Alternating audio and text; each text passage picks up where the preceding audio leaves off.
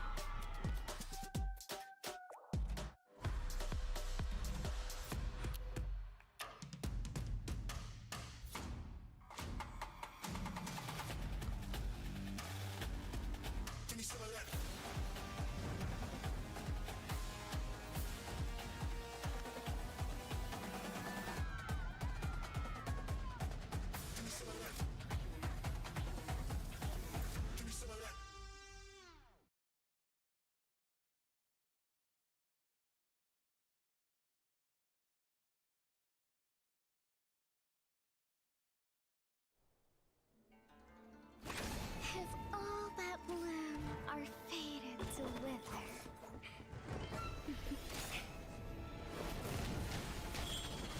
then I'll enshrine your most brilliant moment in crimson splendor. Even so, something so crude can be graced with a splatter of beauty.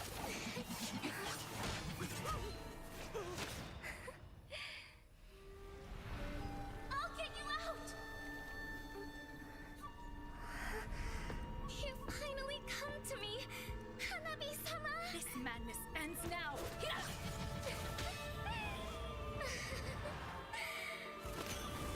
At last, I'm shivering with excitement!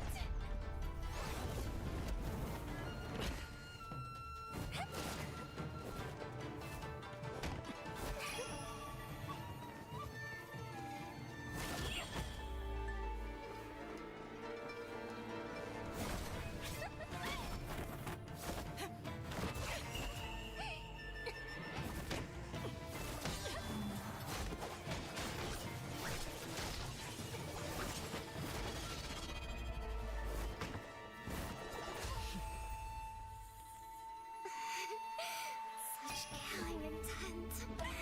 Does this mean Hanabi-sama finally understands Hinata?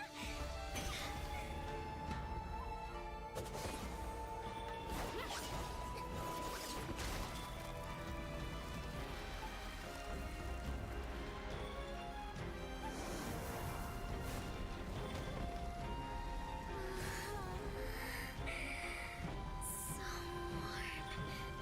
So beautiful. We can finally embrace eternity in hell. Just the two of us. Allow me to release your eternal bloom.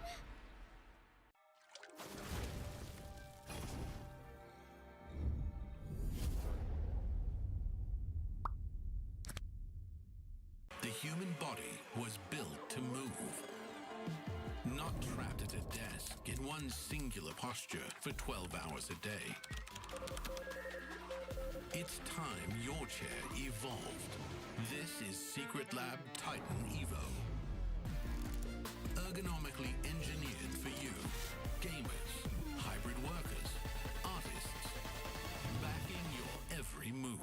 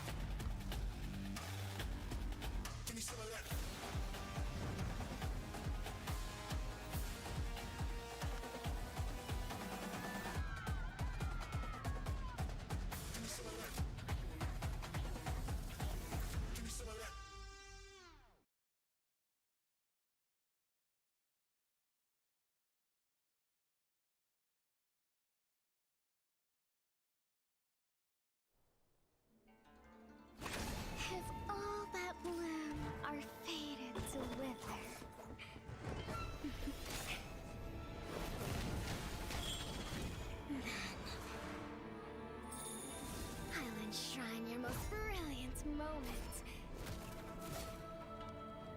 In crimson splendor. Even something so crude can be graced with a splatter of beauty.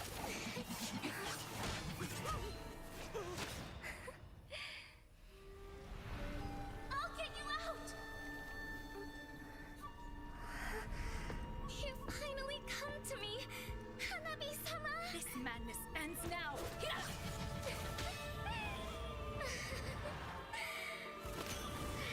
last, I'm shivering with excitement!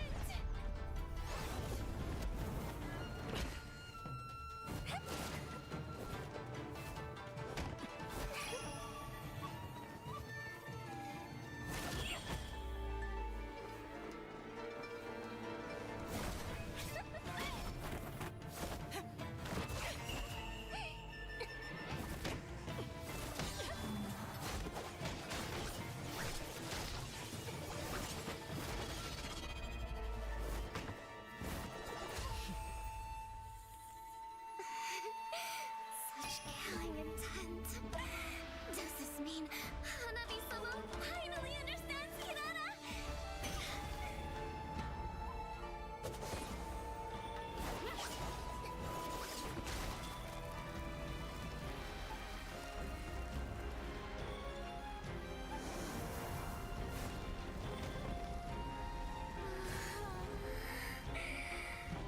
So warm. So beautiful. We can finally embrace eternity in hell. Just the two of us. Allow me to release your eternal bloom.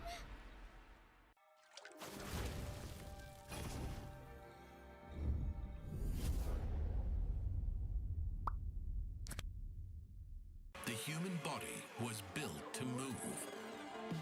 Not trapped at a desk in one singular posture for 12 hours a day. It's time your chair evolved. This is Secret Lab Titan Evo. Ergonomically engineered for you, gamers, hybrid workers, artists, backing your every move.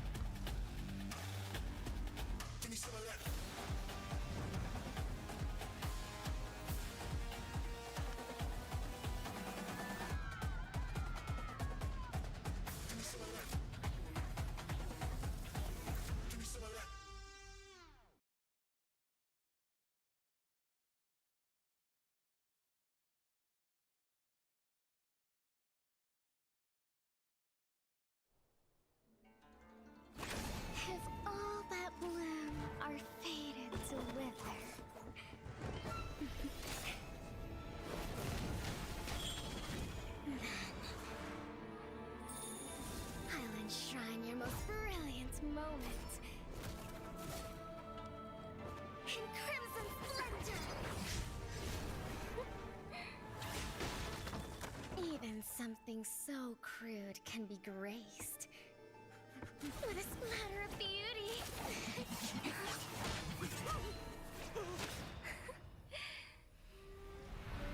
I'll get you out! You finally come to me, Hanabi-sama! This madness ends now! At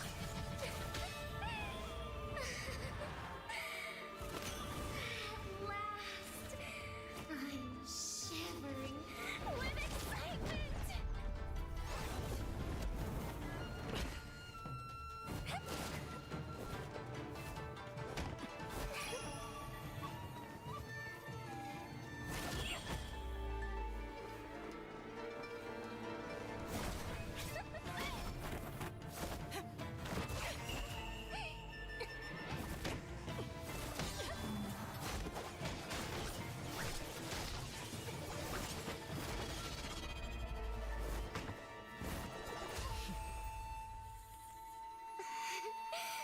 Such killing intent.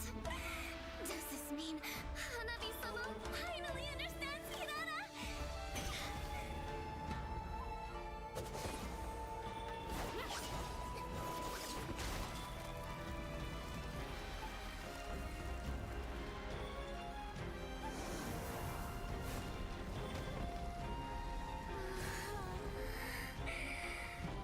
So warm.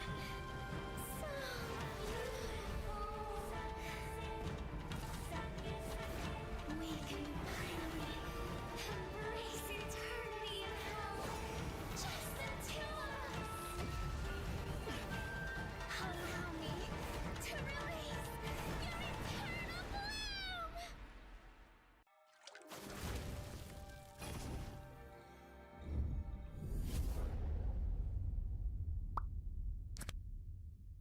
The human body was built to move.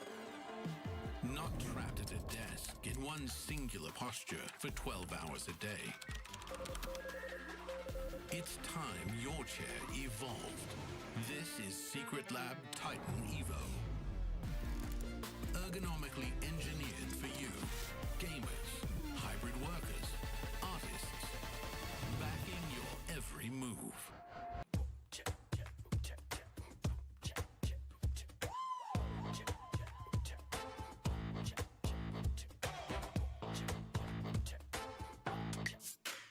Hold up.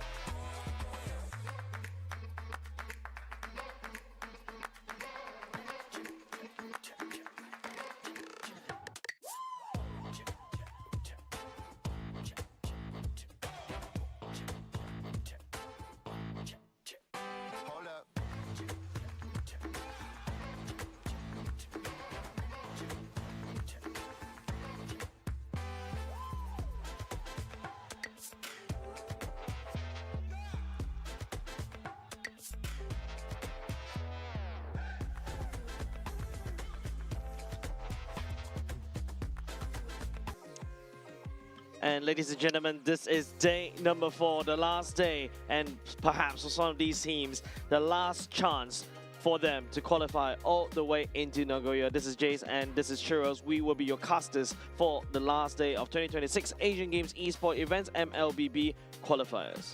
Yeah, Jace, it's great to be here once again. That's right. We had a pretty long day yesterday. Not really a 2-0 sweep all the way. So that really proves and shows. Well, I had to do it. It's because of us. No, right now, when we're together, it's always us. a full-day series. But hey, in all honesty, yesterday was really close matchup for a lot of the teams that we're watching. First game of today will be extremely high stakes, especially like you said, last chance. Yep, I think like today is really where some of the groups has already you kind of see some of the teams have already set in stone. I think Group A is the one that still has a lot of potential for potential shakeups and upsets, especially, you know, Cambodia's performance as well, the Malaysia, the Zorn effect, or, for this context, the Hisham effect. The Hisham effect. That we need to also take note of for Team Malaysia. And of course, you know, there's a lot of things that could potentially go on, especially right here as we go into, for this particular 2 groups, the LCQ. Yeah, and it's quite interesting, especially for, you know, the first game of today, because we've always seen the specific regions in each different groups. In Group A, you have Southeast Asia. Group B, you have West Asia. Group C, Central Asia, we're watching later on. Group D is going to be East and South Asia. So bring us through the schedule, Jace. Yeah, of course, today we'll start off the last chance qualifier, especially for Iran and Nepal, both of them coming from their own respective groups. So technically speaking, if you want to talk about, you know, inter-group, inter-region, well, not say like your, you know, inter-team, right? We're talking about region, different big regions, right, coming together. This is Iran going up against Nepal. But of course, we also start to see at the very least some other new groups coming in. We are also starting to see Group C, finally some form of new flavor, new metas that we'll be witnessing. Kazakhstan going up against Kyrgyzstan. Then after that, Kazakhstan going up against Uzbekistan. Yeah, not only that, we still have a culmination of Group A that's coming up in the second half of the day. We'll start off with Malaysia versus Cambodia. This is a match that you don't want to miss. Cambodia, big upsets, or almost big upsets, to Philippines, which is one of the top seeds. And Malaysia is going to be a huge test for them this time around. Indonesia against Myanmar will come up right after as well. Yep, very well said. Like match 4 onwards, our schedule is most of them Group A's, right? Well, all of them Group A's. Of course, after that particular match that you mentioned earlier, Churros, it will be Team Philippines going up against Team Singapore, and then finally we'll end off the day at match 7 with Team Indonesia and Team Cambodia. Man, this is looking up and shaking up to be a really interesting day. We're starting off with different flavors and integrating these flavors together. We've seen teams from Central Asia, we've seen teams from East and South Asia, just putting the interesting heroes into the meta, especially like Hong Kong, China, and things like that. So Group A, we have Philippines on the top of the board. They are pretty safe, Jace. 5-1. Even if they lose the next match that they're going up against Singapore, they are still pretty safe. They're heading their way into Nagoya in the main stage as well. Cambodia in the second seed, Indonesia, Malaysia, and Myanmar. Looking at score lines, they are pretty tied. Yeah, don't forget, only top 5 of these teams will only qualify to Nagoya, right? So you're talking about the top 2 packs. They're pretty safe. They're pretty stable. It's the middle of the pack. I would say it's the Indonesia, Team Indonesia onwards. That's where it gets really unsafe for them, because there are several games that we'll be able to see on main stage, and some of the key games, I would say, one of the key games that are very critical for this particular group that could potentially shake up the whole group standing. Actually, it's happening in substage, which is Team Vietnam going up against Team Myanmar. Yeah, 2-2, 2-3. If Vietnam wins this one, then it would shake it up, and Vietnam would proceed to the main stage. Myanmar will be shifted down. So we'll see how that plays out in Group A. Unfortunately, though, Laos and Singapore, I would say the chances are pretty slim. Chances are pretty slim. Moving on to Group B, though, this is West Asia that we're talking about. Saudi Arabia at the top of the charts with Jordan. They are really already going into the main stage in Nagoya. It's kind of confirmed already. Yeah. Oman and the Emirates are, well, not going to be proceeding any further. But Iran still has one last chance that we're going to be looking at. Yep, Iran will be going up against Nepal, which is from Group D. So far, I'm really satisfied from the performance from the side of Kingdom Saudi Arabia. I don't really recall watching a Jordan game as of yet, but hey, you know, your second seed, there must be a reason, right? As we take a look at Group C, this is the one that I feel like, if you noticed, it's mostly just Egypt. I think we only saw 2 matches being played all for Group C thus far. So that's why today you start to see a lot more Group Cs from the get-go. And of course, you know, you got Kazakhstan and Uzbekistan is the one that's leading the charge in the first 2 seed. Kyrgyzstan and Tajikistan at the bottom 2 seed. Only top 2 from this current group will go into Nagoya. You know, Group C is one of those smaller groups and smaller emerging regions that are into MLBB thus far. So it will be interesting to see in the second and third match of today that we'll be streaming live right here. And how they really perform. But not to forget, Group D, this is East and South Asia. Mongolia topping the charts with 4 wins, 0 losses. Hong Kong, China will be in the second seed. They are both pretty safe moving on to Nagoya, Japan. They are confirmed, and they're not playing any other games thus far. For Nepal, though, one last chance to prove themselves. And I would say up against Hong Kong, China yesterday, they have had a really good showing. I would think like, hey, they were pretty evenly matched in terms of their gameplay, their execution, maybe a little bit of draft difference. Hong Kong, China was one up of Nepal, playing things that they're familiar with, things that they are more signature with, and Nepal is trying to match up to the speed that Hong Kong, China was bringing to the table. Unfortunately, though, we won't be seeing Pakistan and Sri Lanka anymore. But hey, you know, this is one of the first few chances that they have in an international stage, so they have the experience and hoping to see them again in the next international tournament. I would like to quote Mirko, right? Every time when there is a loss, there is a learning experience, right? That's why there's no losers in the competition. It's mostly learning that you can learn from. Maybe there's something that you better you can get the experience from. And sometimes, unfortunately, yes, being victor, you win, you get that temporary dopamine boost. But I feel like you learn more when you take some losses. Yeah, speaking of that, there will be a loser and there will be a winner in this one. We'll start off with Iran versus Nepal, and Iran's lineup looking really good. We saw them yesterday. Amirali, Ali, Poria, Mahdi, and Abu Fazl. They have shown quite a bit of strategic advances. Their execution was a little bit shaky, especially in the start of the game, but moving on, they have found their groove, and right now, the stakes are high. No room for errors, no room for mistakes. Yeah, I think this is a time where they really have to put their best foot forward. And apart from that, Team Iran, when we have seen this stack has been playing so far, I feel like they're really following something like a tank utility jungle meta, that sort of thing, right? They like the Akai, they prioritize those neutral objective takes. But on the other side, Team Nepal represented Abhishek this time, Nobine, Ankit, Lilim, Mitoya, and Kishore. This stack wants to win by sheer dominance in team fights. You draft the assassin for Mitoya, and then after that you assassinate key damage dealers, and then after that they scale and take objectives. Yeah, I just want to point out the mid lane trio that has been working very, very well for Nepal, especially up against the top dogs in their seed and their group against Hong Kong, China, as well as as well as the top seed as well. This is one of the teams that really plays to their strengths, really plays to them towards their meta, and really understands and learns as they go along as well.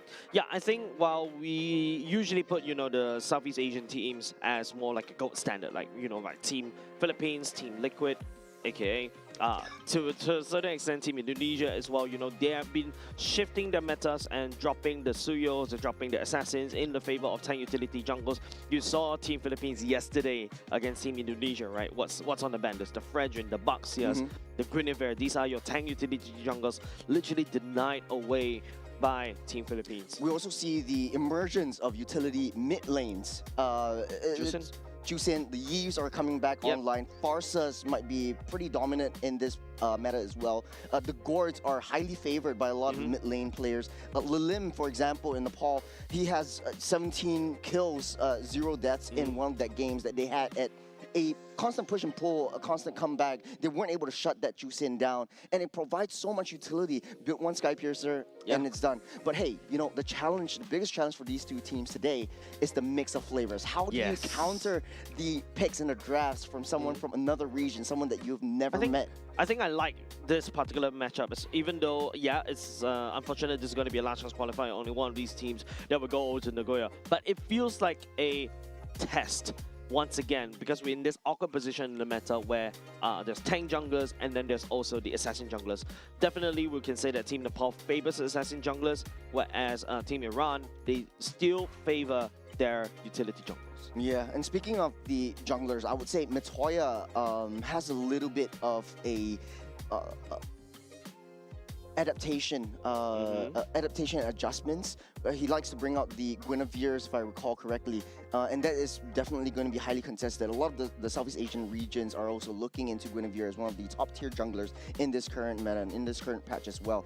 And not to forget, quite a bit of teams are still trying to bring out the assassins, but we'll see as we jump into the draft for the first game, the first series of today. This is the last chance qualifiers for Iran and Nepal, and it's going to be a cross-region series. Yeah, and I feel like Expanding Rivers is fitting of that kind of theme, right? Like how, you know, we need to feel like how Nepal is going to navigate, and usually movement speed around the rivers benefits the assassins a lot more, right? Because like you could just travel from one point to another and then start assassinating your DPSs down in the gold lane, and then after that move on. You're basically all over across the map, but this is where also some utility roams or utility junglers are kind of favored because of the Matilda's movement speed and the Baxia. Unfortunately, from this game number 1, Baxia banned away by Iran. The Juicin, a respect over to Lilim. I love it when, you know, teams starts to do some research. Nepal takes away the Marcel, the Fredrin, and the Ophiophius. You know, this is interesting, and like what you said, a lot of the jungles are right now coming into utility. The Akai definitely top priority, but not to forget the gold lane. Claude wins games, and a lot of teams are siphoning their energy into taking up that Claude, taking up, you know, hey, you know, Freya, Paquitos. We totally forget about the fighters in this meta that, you know, Nepal has kind of brought out yesterday as well. We saw the double fighters coming in from them, which they excelled in so well in the first game against Hong Kong, China. There you go, the Akai by Mahdi as well. And I feel like personally, B1 pick, I feel, yes, the Freya is very strong in this particular patch, but there's an Akai. If you are a Freya, you are afraid of constantly getting CC chain, CC lockdown. Akai's heavy spin constantly pushes you back. You're not able to cast your skills, and that's where, you know, the Freya's pseudo tankiness goes down because she's unable to sustain. Now, Nepal, good reaction. You know, you've got the Hylos to basically counteract against the Gord. That is definitely going to come out because you see Akai, you definitely see a Gord. Then after that, the Valentina to kind of match against the Akai as well. So far, I like what Nepal has drafted so far. Iran, on the other hand, I think these are your 3 solid picks, right? The Akai and the Paquito and even the Gord. Yeah, pretty on the meta this time around. Quite a bit of early game damage, especially once Paquito hits that power spike. If we're looking at early game lane-to-lane matchups, I would say Valentina wins out that Gord hands down, at least until that level 4 mark, before the ultimate actually comes in. The Bauman is actually seeing a lot of resurgence recently because it was used you know, many seasons ago in Southeast Asia as one of the ultimate jungles, technically speaking. Ultimate security objectives with the retribution, and there's no pretty much zero room for error for if you're playing that Balmon, and you have a lot of heal sustain coming along as well with it, and we've been seeing that quite a bit in the games as well. Yeah, and the fact is the Bauman has a little bit tweaked now. He doesn't rely on necessary kills to basically gain the HP. Assists also helps him gain that assist, so it kind of forces him to be not very greedy anymore. You can actually use him more of a utility to secure neutral objectives and move on, and after that become a late game tank. Speaking about tank, here's the Guinevere that we know and love, taken away by Iran, as well as they have already secured their own tank utility jungle, so make sure that Akai has a great game. You know, it is also highly possible that a Hylos still goes into the jungle. It still provides some form of utility. We've seen that many seasons ago. It would take a time machine and travel back maybe 3 years, 4 years ago. That used to be hot on the plate. But hey, Moskov is taken out. Claude is still on the table. If Iran wants to get a solid marksman, especially in the late game, since now they have a lot of early to mid game damage, they need some form of insurance in the late game. Claude might be the best pick right here. I feel like Claude fits what Iran wants to go for because they've already got the early game in terms of Paquito. And God technically scales. You need something more of a scaling composition as well, unless they really want to dive deep into the Harif, something like that. But Harif is already countered by the high loss, so I don't think that's a very good idea. Ranger, technically speaking, means that, you know, Team Iran is really looking at, I want to empower in the early game, I want to bully the gold laner, and I feel like Team Iran is reading into this, right? Yep. The pop, great read actually coming off from Iran. You know, going for the Yuchong and the Yushin as the last few picks. These are threats over to the Gord, but Akai is a threat to Yushin, whereas Freya, on the other hand, may potentially face a bit of problem against the Granger during the laning phase. No, this is smart coming out from Nepal. Yeah. They understand that they need a gap closer. They go for the Yuzhong. They thought that the Freya was going into the EXP lane. If Freya were to go in the EXP lane in the pre-level 4 mark, Freya definitely wins out, but post level 4 mark, Freya is definitely going to suffer a little bit. Put her in the gold lane and you know, run a double fighter composition. Mitoya has played the Yushin yesterday too. And not only just that, right? And we talk about how the Cho is also very annoying to deal with. Oh, yeah. Against, especially in the hands of Hisham, that really provides so much vision and so much annoyance, especially now. Team Nepal has decided to go for a Yushin, who is also vulnerable in the early game. Cho is there to basically kind of act as a disruptor. So high loss, I feel like there's a lot more work cut out for this high loss coming up from Nepal. Yeah, I have to 100% agree. Hylos is not as mobile as a lot of the other roams that we're seeing in this current meta, in this current patch as well. Valentina should have no problem at all. Typically, you want to run a Cho to close the gap and try to disrupt the mid lane that we see yesterday in a lot of the games from the core Southeast Asian teams as well. And I think what's beautiful about this is the other regions are learning from the regions that we know and love. 5 seconds. Yep, going to go into game, ladies and gents. Game number 1 between Iran and Team Nepal as well. This is the last chance qualifier. Only one team were making it into Nagoya. Well, this is quite interesting coming in from Matoya, because typically you want to run, you want to start with the Beetle first before, and then before anything starts, and then take a circle around your own side of the jungle. But starting off with the Bear means that you get easy access into Lethal Wonder, which in turn gain you control early on that mid lane rotation, as well as you have your strong mid lane duos. Well, you can see the clear coming out of Mitoya, right? The Yushin has one of the faster clear as compared to Mahdi on the Sakai. So technically speaking, because of that, Team Nepal definitely has great solid control around the river. Every single creep counts, especially for Mitoya on this Yushin.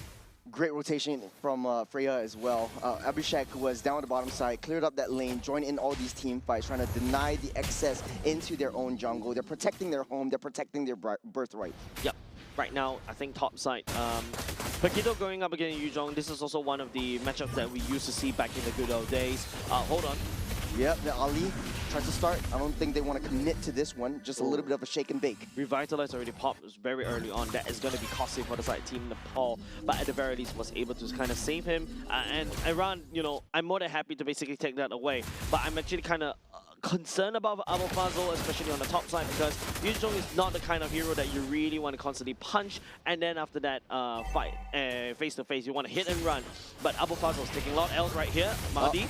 Mahdi tries to go in for the charge. Anki goes down. Poria will pick up that kill. Ali down low will be able to shake his way out of there. Poria, a little bit of a skerfuffle. Lilin doesn't have that dash. Will be pinned to the wall. Poria will not be able to disengage. Mahdi still fighting a little bit, gets out of there safe. Yeah, but still, hold on a second. Abhishek just decided to go and dive. That's going to be the Valkyrie dive as well. And now it's going to be Ali trying to slow down Abhishek right here. Poria. Trapped in the middle. Will be able to escape for now. Buying so much time for the turtle. Abu Fazl went down to the turtle pit too. This is just a massive brawl happening above these two teams looking for blood as well. It's really too early for the side Team Nepal to really fight, especially with Matoya. But if they have Abhishek in tow, I think why not? And they're really looking for blood and hoping that the killing spree helps him with the bonus movement speed and also the bonus damage. Bonus bonus healing as well. Yeah, Kishore did a very good job pushing Abu Fazl away. If Paquito went into the team fights a little bit earlier, that would have turned out so much worse for Nepal. Earlier just now, we take a look at this whole replay right there. I think, you know, the fact that Lilim knows that he's taking over to level 4 very, very soon. Don't forget, he is also able to heal up and also gain a bonus EXP as long as Lilim hits his targets, right? But the problem is, from the side of Madi and also Poria, they don't really have a lot of damage, and Poria's damage kind of comes in big, massive bursts, especially after Mystic Gush was already committed. For now, both teams are still pretty even Stevens. Nepal has a little bit faster clears as well. Matoya at level 7, Madi 2 levels behind. And we're going to see a lot of scaling capabilities coming in from this Yusun Shin. So Amirali really needs to pick up the pace. But it's so hard because he's dealing up with a Freya. But the problem, but I also feel like, you know, for the side team, Nepal, Mitoya, even though, yes, he can scale as an Yishin Shin, I think the main target that he could basically try to find is Amirali, and after that, perhaps Ali, right? And also Poria. But because Madi is an Akai, the whole point of the Akai is to basically secure Lord Fight and objectives. Once Mitoya gets pinned down by Madi, it's over for Mitoya. Whereas if Madi gets stunned up, he's a tank. He's meant to absorb all of this punishment. Abhishek might be punished for now. A little bit too close for comfort. Amirali does have that one. It's a shake and bake down into the turret. Abhishek really wants to go for it. Wow. One more hit. And Amirali outplays it. On the other side of the map, Matoya goes down. Abu Fazl picks up that kill. He was on the wrong position right there. Ron used that heavy spin to disengage, but they're going straight back in. Ali, a little bit of a shake and bake. Here comes the laser, the Mystic Gush. They're going to close that gap. They're going gun for that gourd, and they will take them down. Kishore picks up the kill on the gourd, the turtle down low. No jungle, no problem. Madi doesn't have the retribution. He picks up that turtle though, and then Ron secures that objective. Yeah, but it feels like, you know, the lucky part is Mitoya is not there. That's why, you know, Team Iran was able to secure the turtle for himself. A bit of a gunning down coming up from the side. Amirali earlier just now, that was, I think, Abhishek overextending, overheating, once again, trusted, hoping the talent to keep him safe, but to no avail. Oh, Abhishek, Valkyrie descent. It's straight onto Amirali underneath the turret. Ali next to fall. Abhishek will pick that one up. The aggression coming from Nepal will not stop with Poria. Sent 6 feet under by Mitoya. I feel like Team Iran is not actually anticipating the amount of aggression coming up from Team Nepal, right? Yes, Team Nepal is on the scaling comp. They do have a side lane fighter. I think they should have expected it. And not only just that, Team Nepal cracks open down bot. That means that Amirali was going to have to find farm elsewhere. But you start to see that, you know, Team Iran, I feel like they are not anticipating the aggression coming out from the side of Team Nepal. You can see Lilim activating the heavy spin earlier, forcing the Madi's heavy spin out earlier just now in that turtle fight. Yeah. But luckily, Mitoya's not there, so that's why turtle goes over to the side of Iran. And now I feel like Team Iran, if they really want to really try to ramp up, they need to start securing more objectives, right? The third turtle must go into Team Iran. If not, Team Nepal will take it, run it, scale using the Yushin Shin. I like what you said just now, right? But hold on, the heavy spin will pin Kishore to the wall. That's Abu Fazl, one punch and a jab, and he goes down. Yeah, I need more early game aggression coming up in Team Iran. But the funny thing is, Team Nepal with the scaling comp, with the somewhat mid to late game composition, is the one that's more aggressive as compared to Team Iran. You know, this is interesting because without the dragon, you don't really have that gap closer. Remember, in that previous turtle fight, we saw how once Kishore saw Poria use that laser, that's the dragon, lands on top of him, this gets that petrified and takes Squirt out of the game. So it's essentially just waiting for the bait to come in and then turning into that dragon to chase him down. I think it's also, you know, Team Iran poured all their resources to no avail, right? The turtle's still up, but hold on, this was very important for Iran. Abu Fazl is still finding an angle. The dragon's already popped up. Madi is just right there. Matoya will pick up that turtle from underneath their noses, and it's Abu Fazl a little bit too deep. Poria down low. Kishore will not complete that chase. Ali gets in for that re-engage. Will not be able to shake and bake out. That's the jump and the flicker. Abhishek all the way from deep in the jungle. Man, Abhishek is really looking for blood right here. And of course, Freya, technically speaking, do scale quite hard as well as compared to the Grandeur. The problem about Grandeur is that once you land out the Rhapsody, there's only one lane, right? But the problem is Abhishek can dash and dodge, bob and weave those bullets as well, making hard for Amirali to land down the damage. And also, you can start to see Nepal starting to scale, right? Abhishek, all these gambles that he took in the early game to the mid game, yes, we saw that one sus turret dive, but it's more than worth it. And if you start to see, you know, Abhishek and the fans sense that, you know, everybody from the side of Team Nepal is just looking for blood. Endless battle secured by Mitoya. That's another massive burst that Team Iran has to look out for. And if you notice, Mitoya is not supposed to be able to take that turtle earlier just now, right? Mahdi is the one with the heavy spin. We got heavy spin. Oh, that's the jab. That's the push out, though. Nice offers December. Abhishek. This is the re-engage and the red carpet laid down by Ankit. They will chase them back as the rest of the Goon squad from Iran comes in, trying to defend against this turret. This T1 is critical for them. If not, they'll open up that map for Nepal's taken. A bit awkward of a glorious pathway coming from Ankit. I know what he's trying to do, trying to cut down the pathway, maybe angle it slightly, I would say 20 degrees towards the clockwise. That would be a better choice to kind of slow it down. But at the very least, you know, that fear factor that Team Nepal was able to inflict onto Team Iran allows them to take topside turret. This is also smart coming in from Lilim. He knows that Mahdi is always showing himself. He takes the heavy spin instead of the Mystic Gush. And this creates a lot of opportunities. Yeah, it's a low-hanging fruit. Yeah, Mahdi will definitely show himself up. He's there to basically open up the waves, allowing Lilim to take it. The reason why Valentina came back into meta is because of the Akai, and the Beyblade fight is the one that you kind of neutralize what Akai is doing. But there's also another problem, right? Like Lilim on this Valentina technically still considered squishy. Yes, you've got that heavy spin from Mahdi, but I feel like, you know, Team Iran can basically, you know, walk around that Lilim's heavy spin as well. Back Dragon Form committed. Mountain Shocker already used up as well. He's pushing him back, Mahdi!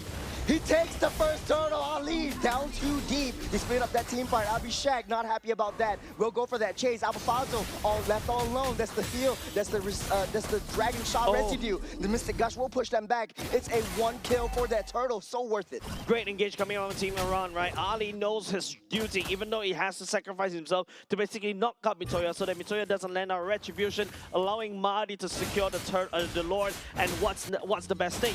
You get 1 kill out of it. That means that, you know, Team Iran will take advantage of this Lord to slow down Team Nepal scaling. And don't forget, Team Iran is the early game, mid game power spike, right?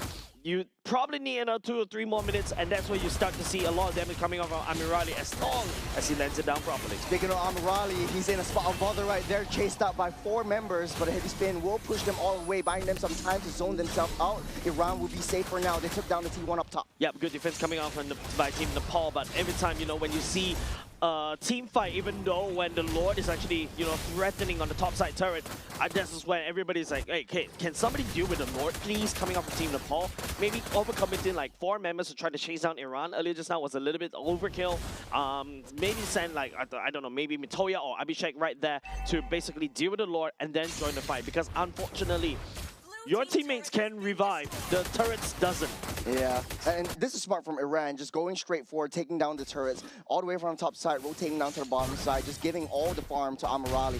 What I like is, what I want to you know, pick your brains off is Nepal does have that Yuzhong, that split fight that we always see in many of these team fights. Yuzhong has so much more better sustain than what Iran can bring with the Paquito or even the Cho. So how does that play out for Iran? I think how Kishore is going to play up against Abu Fazl is that as long as Kishore constantly outputs the damage, lands down a Shah residue, land it across like multiple members, yeah, Abu Fazl all of a sudden is just getting neutralized, right? Abu Fazl relies on hard-hitting, flanking, finding Mitoya, basically punching an down. assassin-ish fighter. Assassin-ish fighter, correct.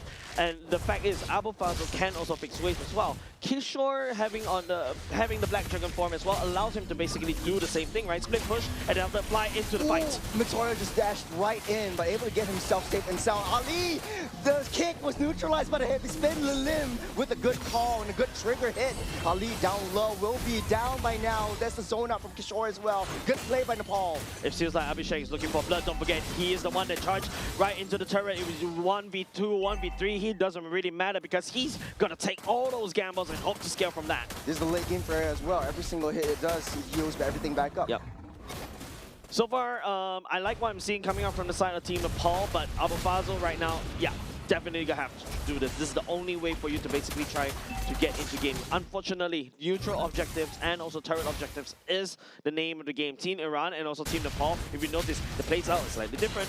It's a one-on-one down the bottom side. Abufazo taking a little bit of hits from Abhishek. He doesn't have the cooldowns coming in here. The combos will not be enough to save him as he gets sent 6 feet under once again. And Nepal are fighting a 5-on-4. Paquito priority has long gone by this rate. You are probably, what, 10 minutes late for Abufazo to do any form of significant damage. I think it's a better choice for Abufazo to really pull Abhishek away to try to pull this fight so that Team Nepal versus Team Iran is this Lord Pit. It's a 4v4. Won't let it rip. He's going to hold on to the heavy spin.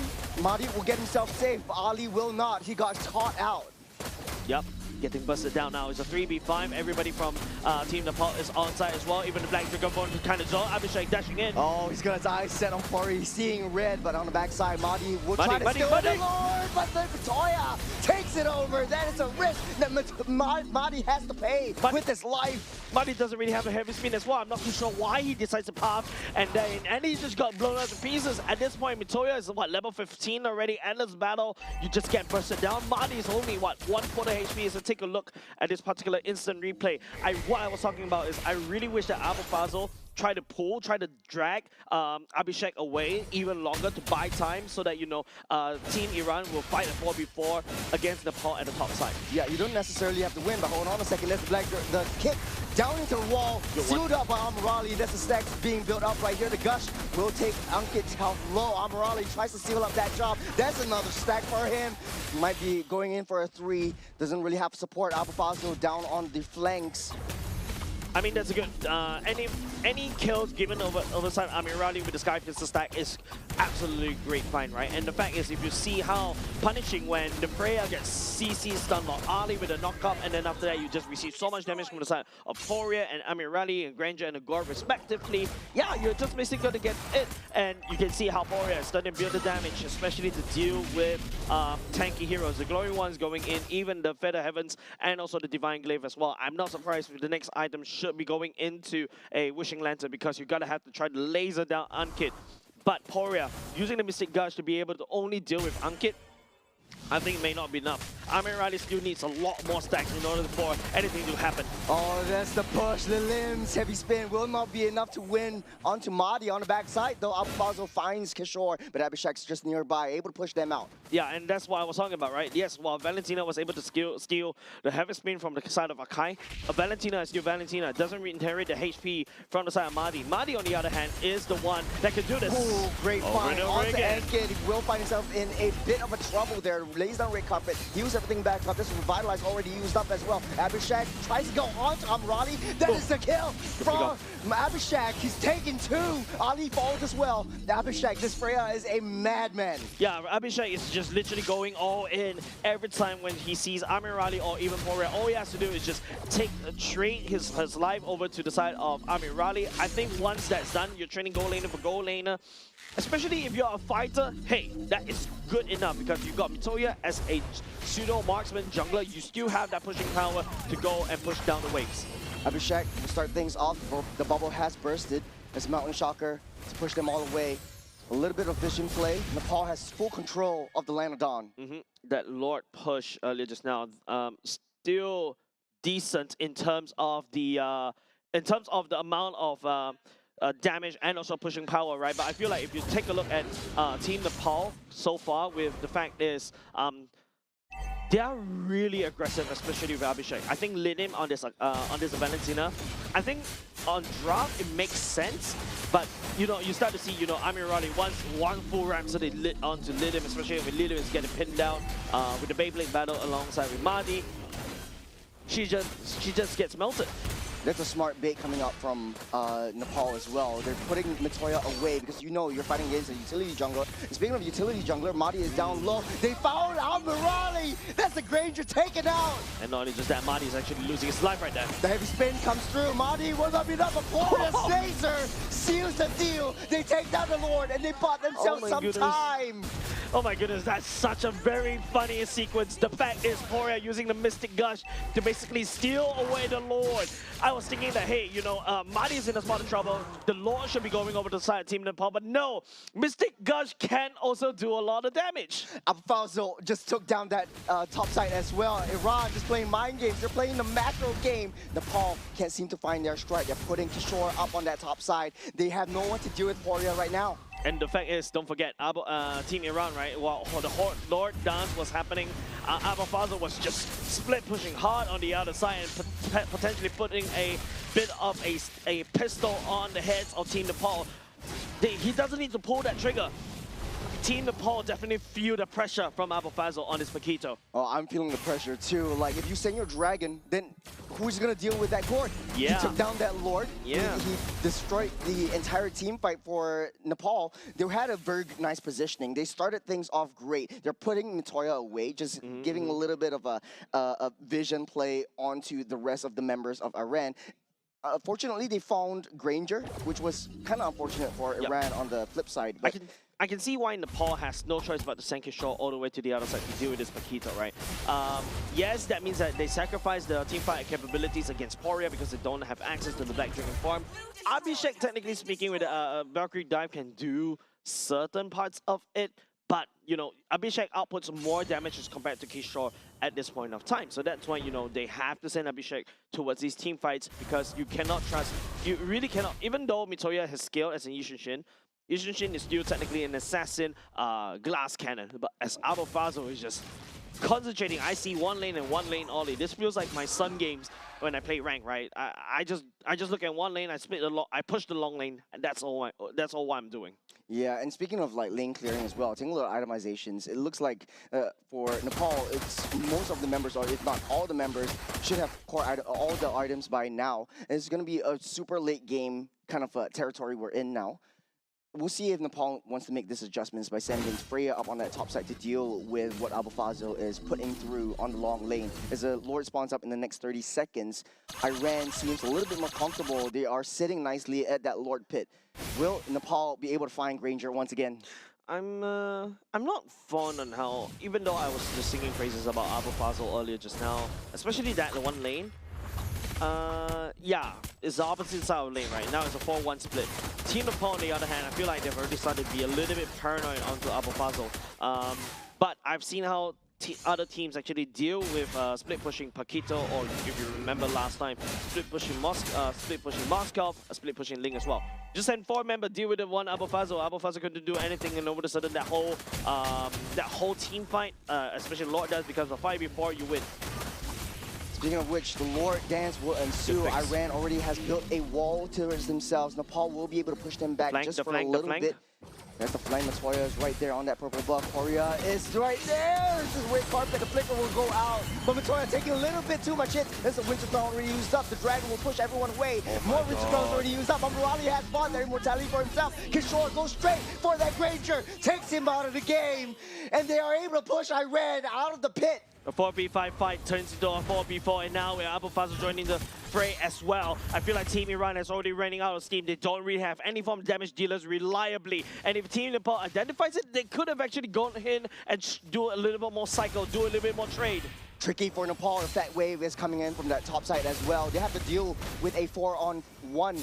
Abafazo right there, trying to push everyone back as well. Mountain Shocker, give it a little bit more vision. They want to blitz this down, but they need to know if Abafazo will be able to split push and maybe a potential backdoor Jace. Yeah, Ali is actually in the vicinity, threatening onto Mitoya, and not only just that, Mahdi does have the heavy spin and the retribution up. There's also Abafazo doing a lot of problem and splitting the attention for the side of Team Nepal on the other side. Mahdi down low. Ali will try to risk his life. They're still waiting. They know where the Akai is. There's the Valkyries descend directly onto this Akai. The Lord goes down low. There's a heavy spin already used up. Mortality pop. Abafazo trying to close them back. They're buying some time. They're buying some space. Amadi will not be able to take this Lord this time. Nice dance around Team Nepal for around the Lord pit earlier just now. That was a critical play from the side of Team Iran. Team Iran is trying their best. they're trying to use the lowest budget for the best efficiency to try to take down that Lord earlier just now. But Team Nepal, the sheer manpower dominates that amount of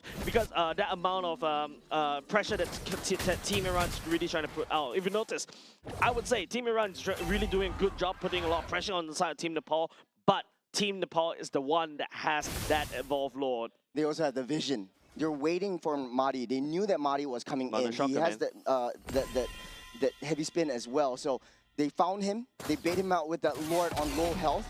Force him to stay underneath that Lord. He came out a little bit too early. Had he wait for just a split second, might change things.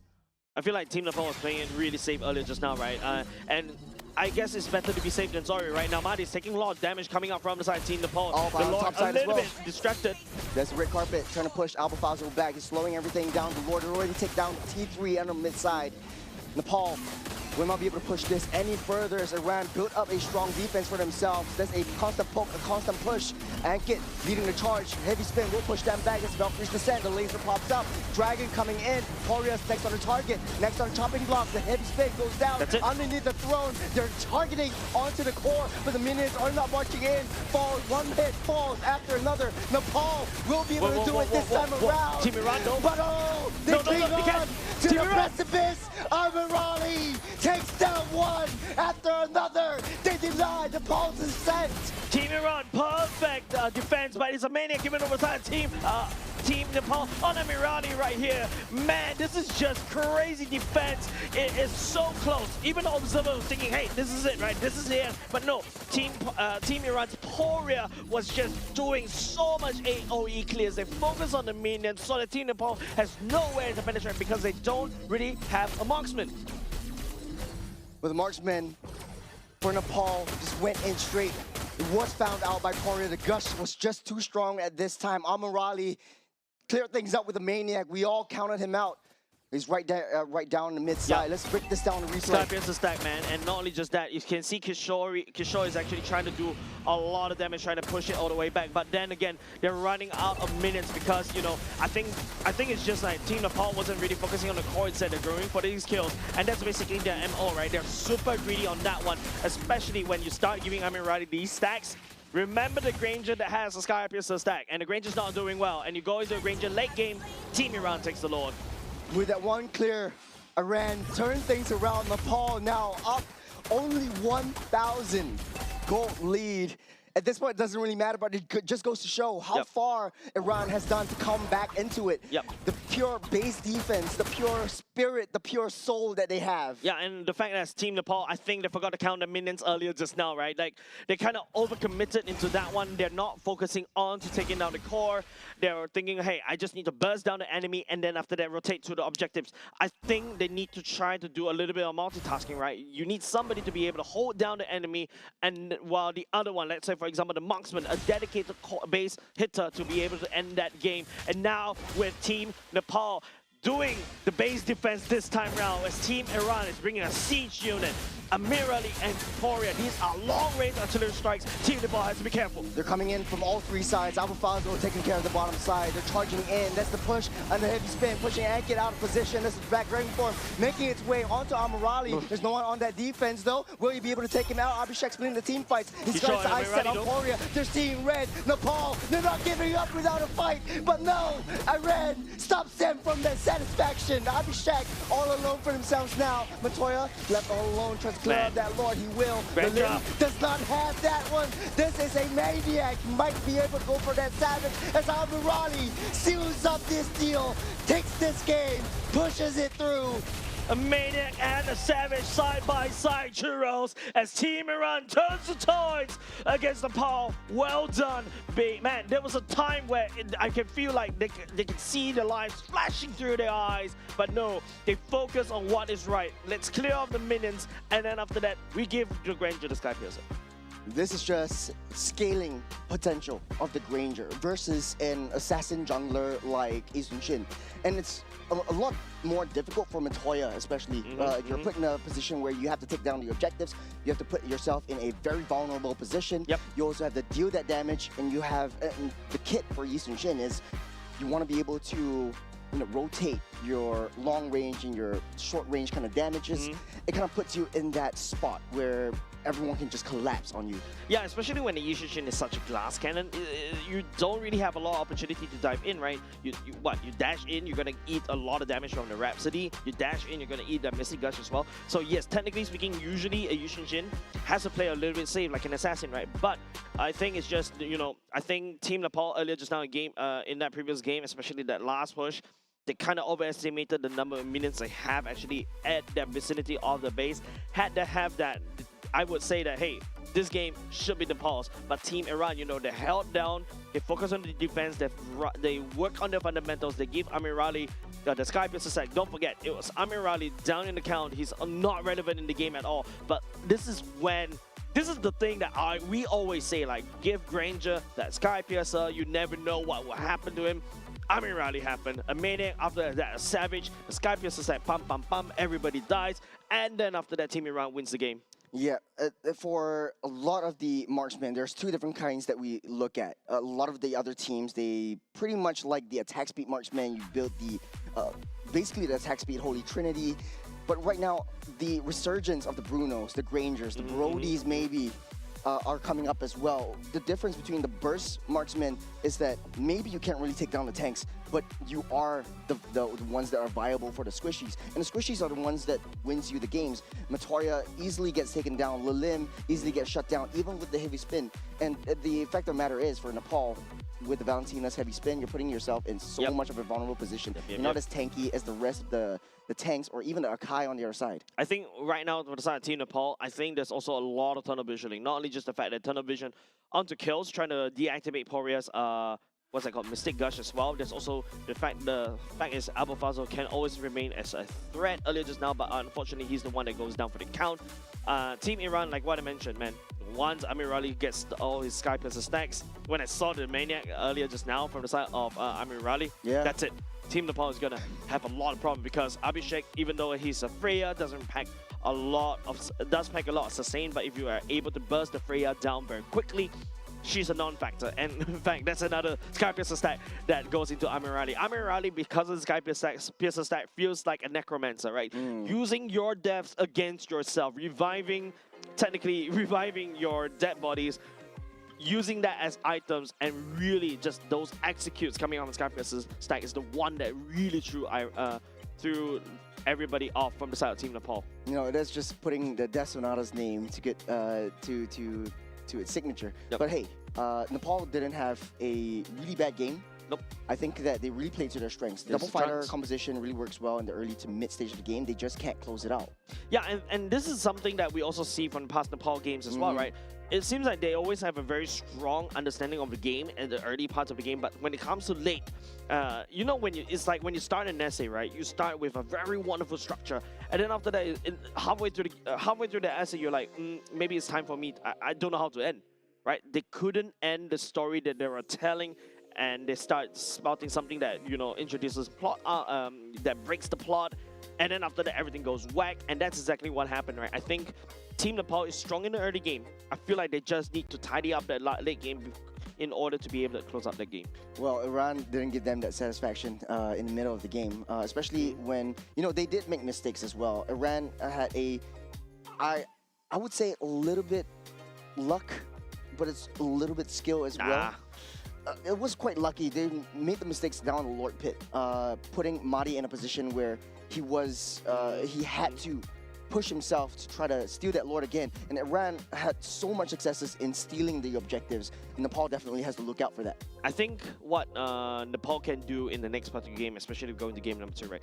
Since you're really strong in the mid-early game, I think you pick heroes that enables that. Like, to a certain extent, they did, right? Double fighter composition is really strong, especially in the early to mid game. You pop off at level 4, and then you just force a massive snowball there, because there are a few times that Team Nepal was really able to do so, right? But after a while, I feel like there's a bit of a hesitation coming up from them as well. I think they got a little bit too scared about the Akai as we go into Flying Clouds. This is where it favors the defenders. So I think this is the map. If you are Team Nepal, you're afraid of it because you want to try to end off the game. But the last thing you need is when you have a dominating push. somebody start dropping you from the top, literally parachuting right at the second tier turret, and you're just gonna face a lot of trouble. Actually, I really echo what you say, especially for side of the fighter, double fighter side lanes. You want to be able to draw your opponents into the jungles instead of fighting in their base. You're so high committal, you're throwing your bodies, you're landing the dragons, you're putting the Valkyries descend, and putting yourself in a pretty open spot where the turret hits you, your opponents are trying to gun you down, and they have a little bit more extra defense. And you want to be able to draw that fight down. So the way that Nepal needs to try to adjust to this situation is maybe they could draw them out. This is going to be the second game's draft. Iran will be in the first pick, first ban. I feel like Nepal, if they really if you really want to get this game, like what I mentioned earlier just now, play early, play too early to mid. Draw Iran out. I agree with you. And also, abuse the mistakes, because you can see sometimes Mahdi, even though as an Akai, he overextends himself a little bit too far. Ali is also punishable as well. Abuse that, especially in the earlier just now. You saw the Cho is so punishable because he overextends. But now, it seems like Team Iran taking away the Kai, Jusin, and also the Eve. Team Nepal, on the other hand, the Freya, the Baxia, and also the Marcel. I think this is like what? Fredrin too. The Fredrin's open. Fredrin's open. Paquito is open. But I feel like Paquito right now, no offense, I feel like if you notice, even if Vinoya decides to go for the Arlot first pick instead of Paquito pick, maybe he knows what's up. The Paquito kind of got nerfed just a little bit in the previous patch. Oh, Phobius slipped through the bands, and it's gonna be picked up first pick. Yep, good one. I think it's a good B1 pick. The Phobius counters almost a lot of things, especially in this particular patch, especially the dashes. To a certain extent, the Paquito dashes, right? And to a certain extent, the Fredrin also dash. These are dashes that refresh the cooldowns for the side of this Phobius. So a good opener. We haven't seen the Phobius in so long because it was slipped. It was mostly permaban, but now it's back on track. What's the play here for the Phobius? Do you go for a little bit of a, okay, they answered my question. I was thinking either the carry or the Claude, but the carry would be the answer. And right now, Nepal really needs a strong front line. The Valentina will be the answer again, in case they pick up something with a really high CC. It's kind of like sussing out that Iran wants to pick up the Atlas once again. I feel like Nepal kind of was a little bit too hasty to pick up the Valentina for the side of Lilim in this R1 pick. I feel like there's better picks here for the side of Team Nepal, right? Even to a certain extent, you can go back to the Leo mod. You can go back into maybe you pick up a Roam, or instead of better other mids apart from Valentina. Because if you go for the Valentina now, Team Iran knows what's up. They can draft.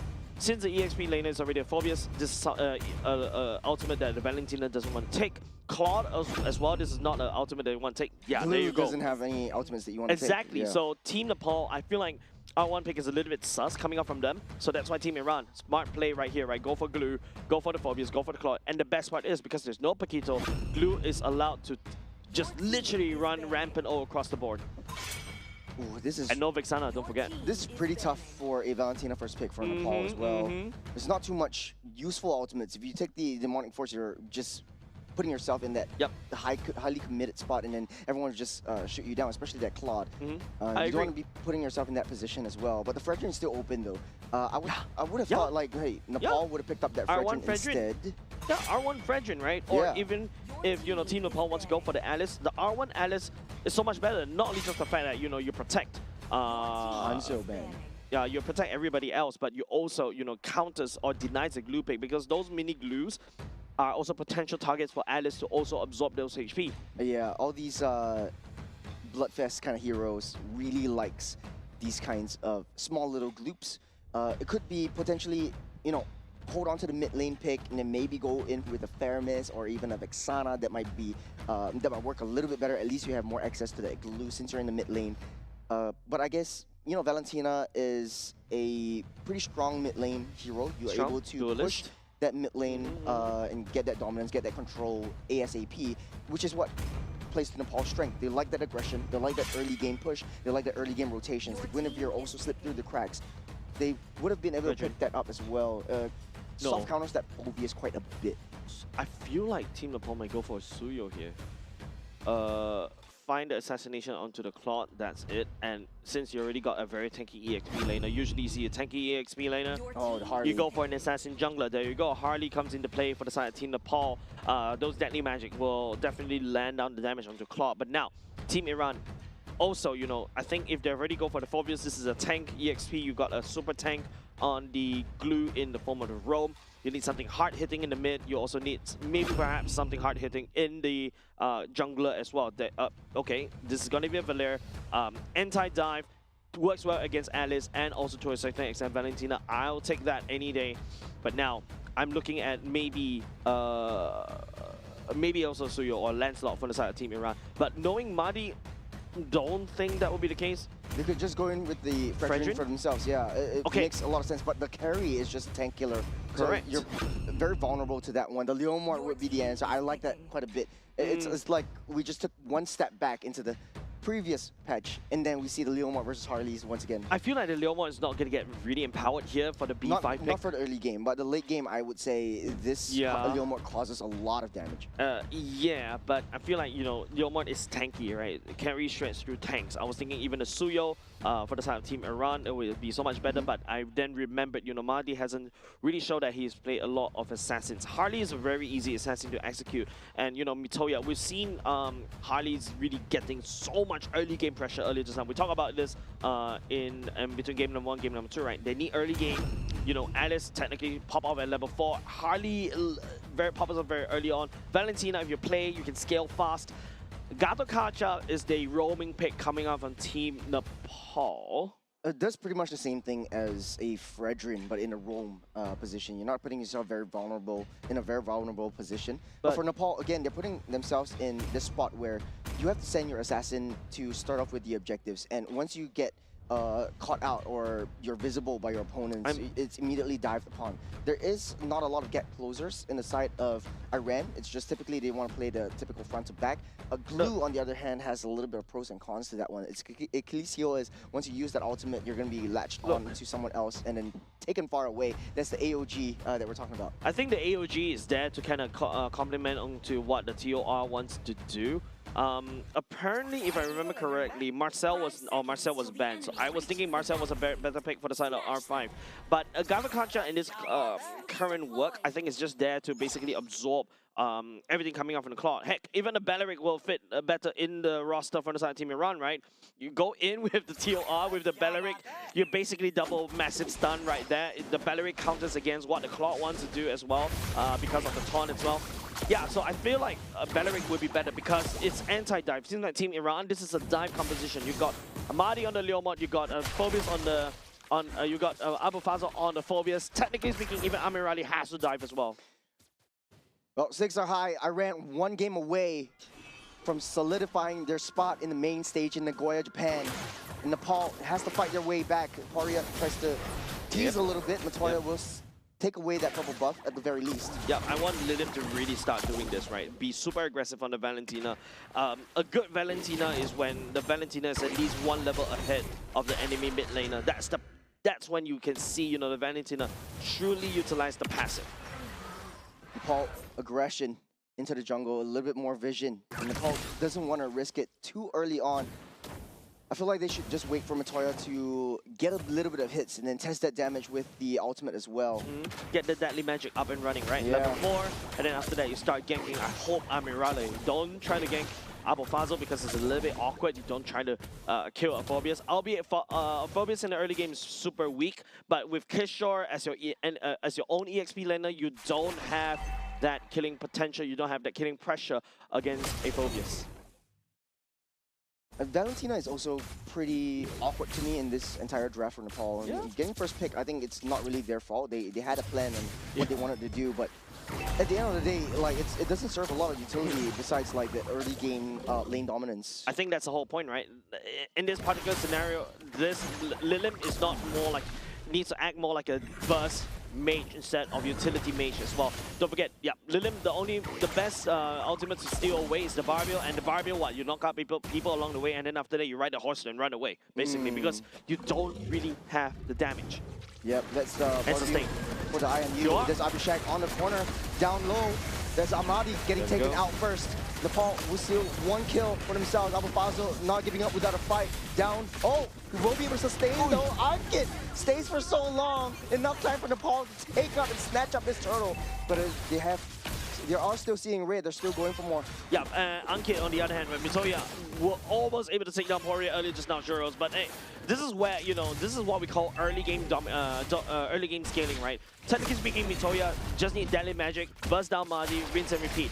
And now, because the fact is Mitoya takes down the turtle, Mardi, even though, yeah, losing his life right there and losing out to turtle, still able to match out in the EXP, so that's, I would say, credits over the side of Mardi, but Team Nepal needs to widen that Gold League gap even more, because that's where they're, right now, in this particular space, they are truly strong. But you can see how it's very annoying, especially to fight a Phobius in the choke point. Abufazo was able to knock out at least 2 to 3 members from the side of Team Nepal earlier just now.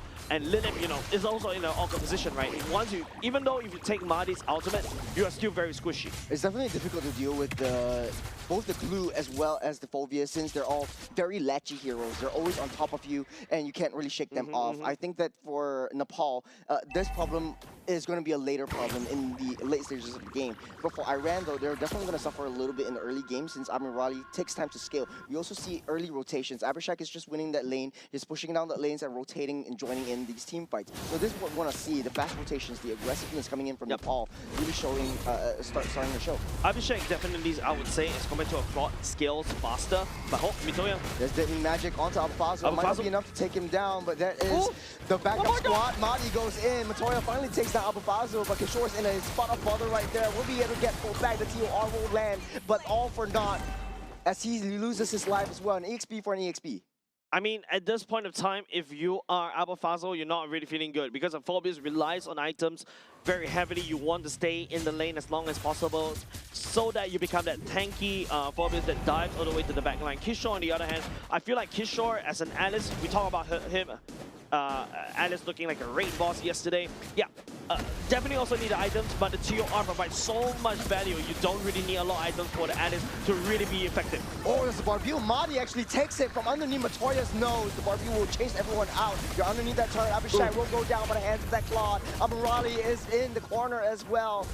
Not Nepal, that was a risky play. Well, if I have a bell right here, I would say ding ding, because Amirali take 1 kill, whereas Abhishek loses his. And that's a massive difference, right? Even though, yes, they're technically, that was a full-on 5v5, but going back into lane for the side Amirali and Abhishek, Amirali definitely has a bit of an advantage already. Every kill that you give over to Amirali, Amirali will be able to return it 2-fold. But Abhishek right here has to rush for that golden star, because that's a massive power spike for the carry. And now if you notice, Ankit knows what's up. He's forced to babysit Abhishek right here. It is also difficult in the mid to late stage of the game when Claude really starts to show some damage, where Nepal doesn't have any reliable lockdown, reliable stuns to keep him at bay. And this will be a very, very huge problem in the later stage of the game. So Abhishek really needs to level up and get his core items ASAP. I second you, the Golden Staff is going to do a lot of real damage, as well as the rotations coming in during these major objectives. And I think the only way to lock down Amirali is just delete him, right? Like, literally, Mitoya's whole job right now, I would say, is to land the Deadly Magic onto Amirali, burst him down, and then after that, I want to see Team Nepal play around Amirali a lot more. Just make that EXP a neutral lane for the side of both Team Iran and Team Nepal as well. And then after that, you know, play around the goat side. And the best part is, this time round, the turtle is spawning on the goat side. Instead, potential 5v5 brawl will happen once again. So Iran is quite a divey kind of composition. So during all these major objective fights, they don't really have a lot of, Nepal doesn't really have a lot of defense. Madi. Speaking of defense, though, Kishore able to get out. Madi already committed that Barbeal, so he's riding on that horse up in time for this the last turret of the game. Victoria all on the other side of that map, but they're changing up their adjustments, they're changing up their rotations. You know what a wonderful skin that Blue has got himself as well, Patrick. Also, you know, one of the... Oh, Ankit. Oh, with the AOG, a little bit too high committal. Ali will lock him down. That is the flicker committed as well. Kishore, do something. Ankit just slowly hitting him from the backside. Horia will seal that kill. Man, Kishore is stuck in at the wrong place. Ankit decides to dive all the way in an AOG. A bit, I would say, slight miscom coming up the side of Team Nepal. I'm not too sure what happened right there, but Turtle given up the side of Team Iran over there. Ankit, I think he's trying to steal the Turtle using AOG. Oh, he's still sustaining, though. Madi will not fall, but the limb. Will change my words. Yep, Lilim, that's why I need thirsty mage time, man. This is the time when the Valentina acts more like a actual damage dealer as compared to your, your regular Valentina that you usually see when there's an enemy team that is wrecking full of like the fatal links and everything. Well, it's still kind of early. Ankit getting pushed back as well.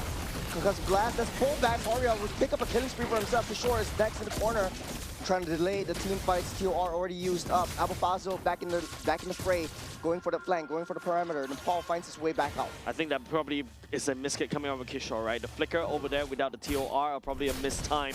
But even if the TOR did land on the side of Team Iran, it's a little bit too safe for the side of Team Iran. I would say for Team Nepal to really die because they already lost Ankit, and yeah, that's the problem, right? I'm not really a big fan of Gacha in this particular patch and also this particular roster as well because I'm not too sure what he's supposed to do, right? Are you diving onto are you trying to dive onto Amirali as an AOG? But Amirali has BMI, you know? Yeah, it's more of a leashing hero. You want to be able to send the Gacha inside the battle first, or get some taunts up, and then buy some time for your team to get in position and then do that damage. So the leashing capabilities is there, but it doesn't really seem like it in the late in this stage of the game because of that Valier always pushing him back. Well, like what I mentioned, we're stepping into a mid-game position right now. Not a lot of assassination. Amirali has not suffered, and that means that Mitoya hasn't been ganking up top. And now, because Team Iran has already unlocked Amirali is already starting to, join these team fights and going to scale even harder. Whereas, Team Nepal right here, this early game potential that they have is slowly losing out. Lilim is on the wrong ultimate. This is the problem when you R1 a Valentina, right? You don't really have if the team is smart and drafting against a Valentina, there's no way that a Valentina will have a great ultimate, a great time. And especially in the early game, Lilim wasn't really, stepping around, poking as much as possible to get that level advantage. And yeah, now Lilim is just making that range penetration. Madi will pick up that Lord, that's AOG to block out the back line, but in the midst of Nepal's jungle though, you're getting pulled back. There's 2 members down for Nepal as Iran just takes 1 hit at a time.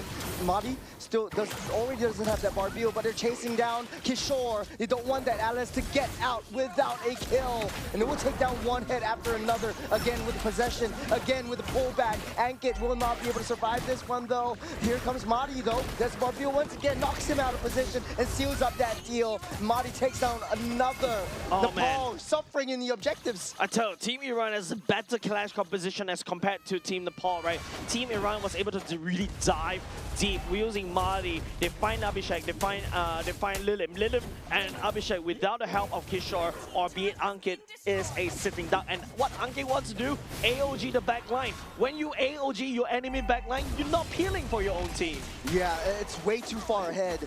Ankit is playing 3 steps, 5 steps ahead of the rest of Nepal, and he doesn't have any backline protection. This causes a lot of disruptions into Abhishek's space, and Iran is just going to capitalize on that. Madi is so mobile. He's able to go straight into the team fights for into the backline of Nepal and also get back to protect Amirali. Yeah. And like we mentioned yesterday, this Claude is not really a backline, it's a pseudo front line. Yeah, anyways. Yeah, fine. I will agree with you for this one. But Team Nepal, on the other hand, I feel like they need to change up the strategy just a little bit more. They shouldn't find these massive clashes. I feel like pick-off potential is the one they have to do. Play 4-1. If you take a look at how this is happening, right? You see how Ankit just forfeits the backline. Ali and also Madi is all the way in the backline. What can Ankit and Kishore do at the front, at the backline? I mean, Raleigh is able to gobble them up because Claude shreds through HP like Kishore, shreds through HP like Ankit. They don't really pack a lot of heat, and that's why the whole composition from the side Team Nepal 4, Team Iran was able to, take full advantage of that.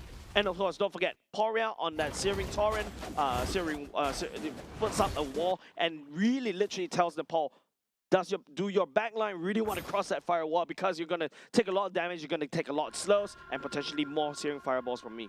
I think huge respect to Abufazo as well. Immediately after AOG was landed, went onto the face of that carry, denying her from getting even remotely close to that Lord Pit. So they don't really have any secondary form of damage. Lilim doesn't have any utility in the form of any useful ultimates to take. So you're playing a 2-skill Valentina. This is really tough if you're the side of Nepal. Hey, I mean, you can work it out.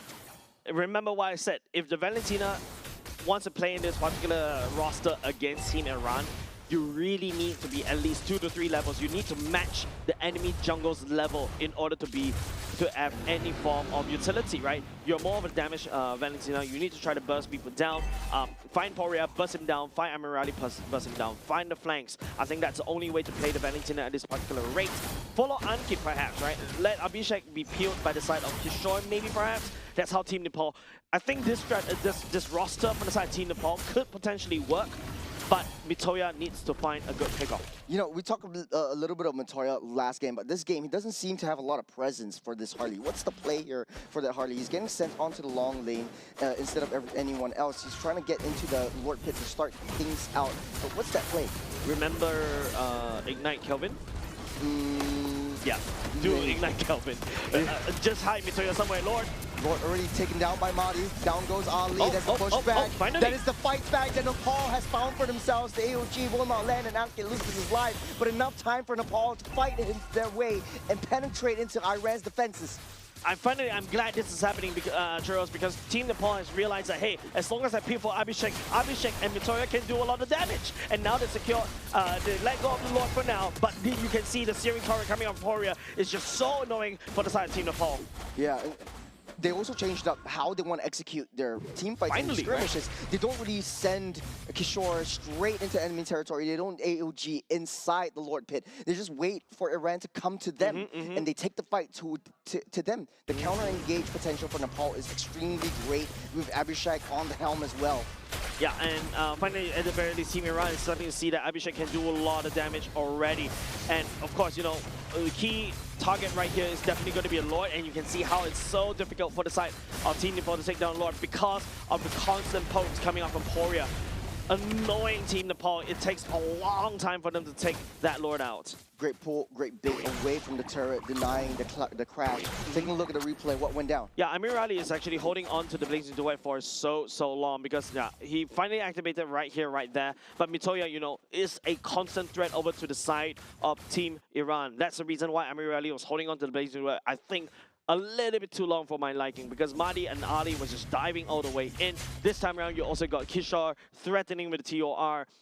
Means that, you know, Amir Ali really don't dare to go in. So it's a traditional death ball kind of strategy, a traditional front to back. Ankit started things off with a taunt to pull them away from Abhishek, creating so much space. And with the Malefic gun, you have a little bit more range to deal with as well. Yeah, slightly more range, but always a little bit more range is better, especially for marksmen, right? It is like the best booster for every single marksman to get a little bit more range.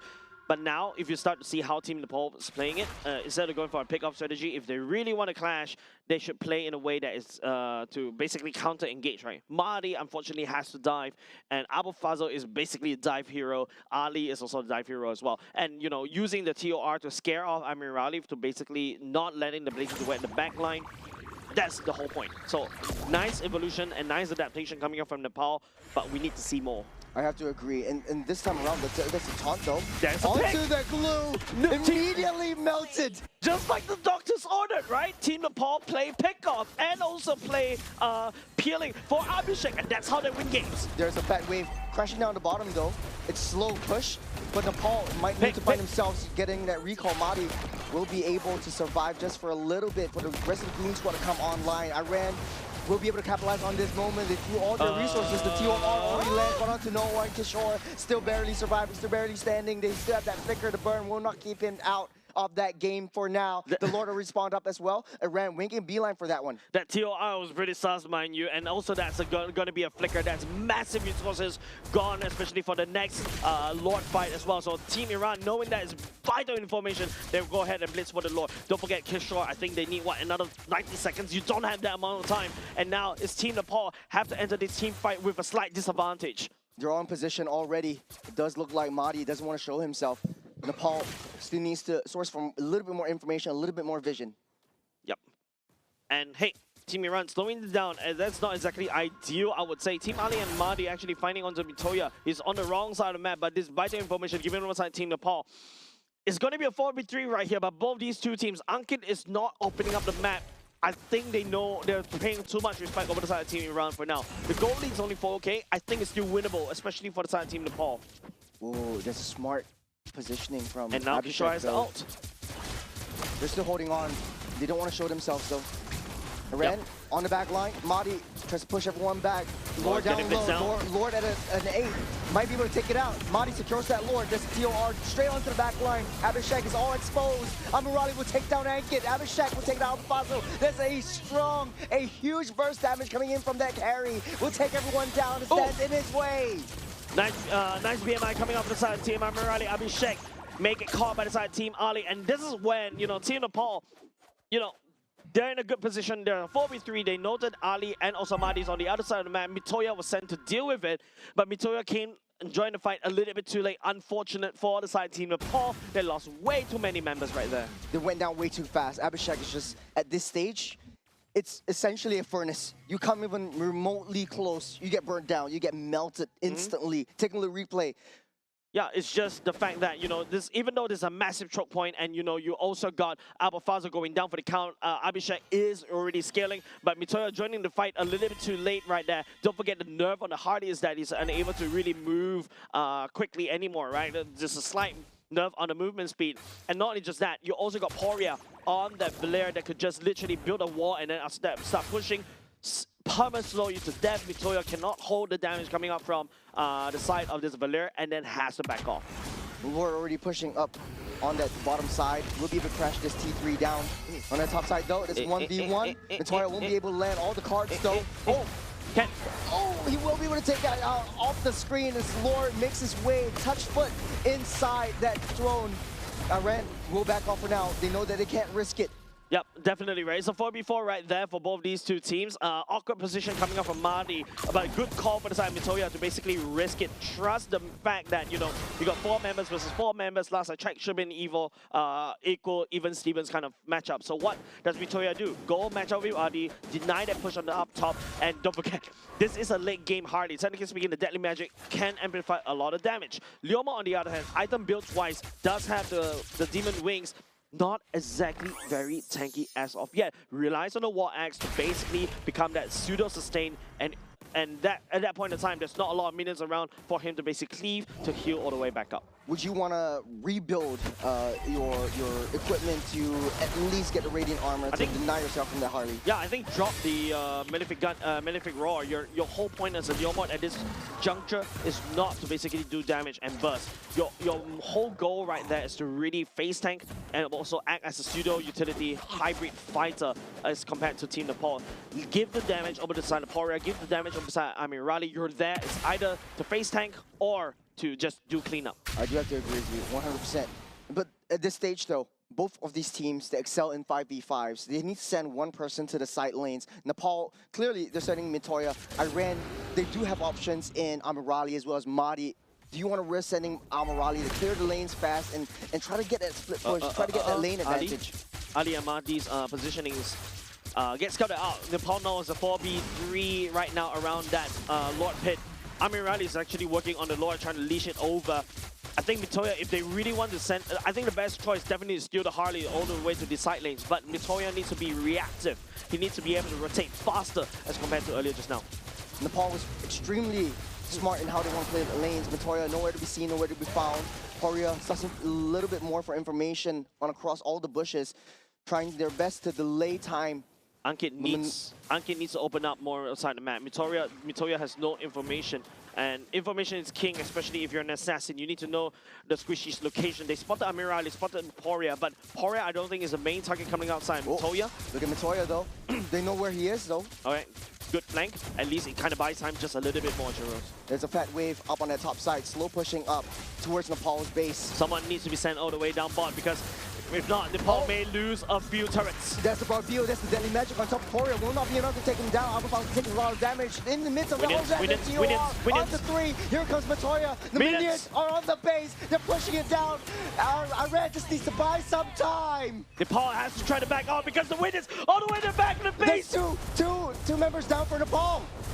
Minions a bit trouble right here. Abhishek limping all the way, but Willie coming a bit in time though. Oh, Abhishek, it's all over. No, Abhishek is right there. Just in time. He oh my God. denies that minion push. Again, they're on the precipice. They're on the brink. Oh my god, that was so close to comfort for the side of Team Nepal. They were just overestimating the amount of time they kind of need to be able to deal with Iran. They tunnel vision once again against Team Iran, and then after that, you know, there's a fast second wave all the way down bot, and they have to send somebody all the way They're back. pushing, they're cycling, it's 1v3. It's 1v3, Abhishek, it's Abhishek against Red. That's it. He will fall. That's it, GG well played for the side of Team Iran. They will be going to Nagoya, Churros. What a play.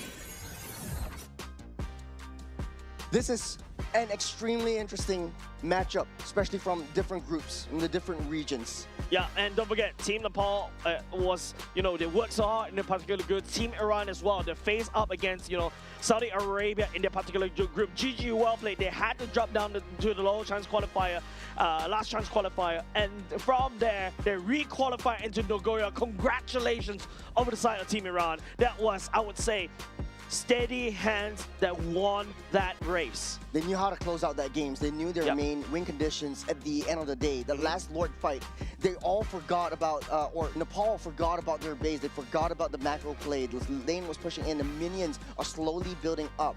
It almost got into a Winions kind of situation. Abhishek wasn't in a nice little spot there. That was an extremely risky play that didn't pay off well for Nepal. Yeah, I think it's just the fact that Iran knows all the timings and the macro timings that actually allow them to win, right?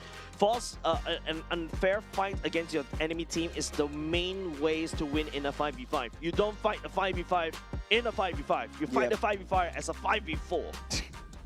Well, in this case, though, Mitoria trying to pull the attention towards him from that back line. He was very easily sussed out. Difficult to catch, but very easily sussed out. I felt like Nepal might have found a way, a strategy, but that deadly magic on top of Poria, if Poria would have gotten down, I think it would turn out so much differently. But I think apart from that, it's just like, you know, you're right.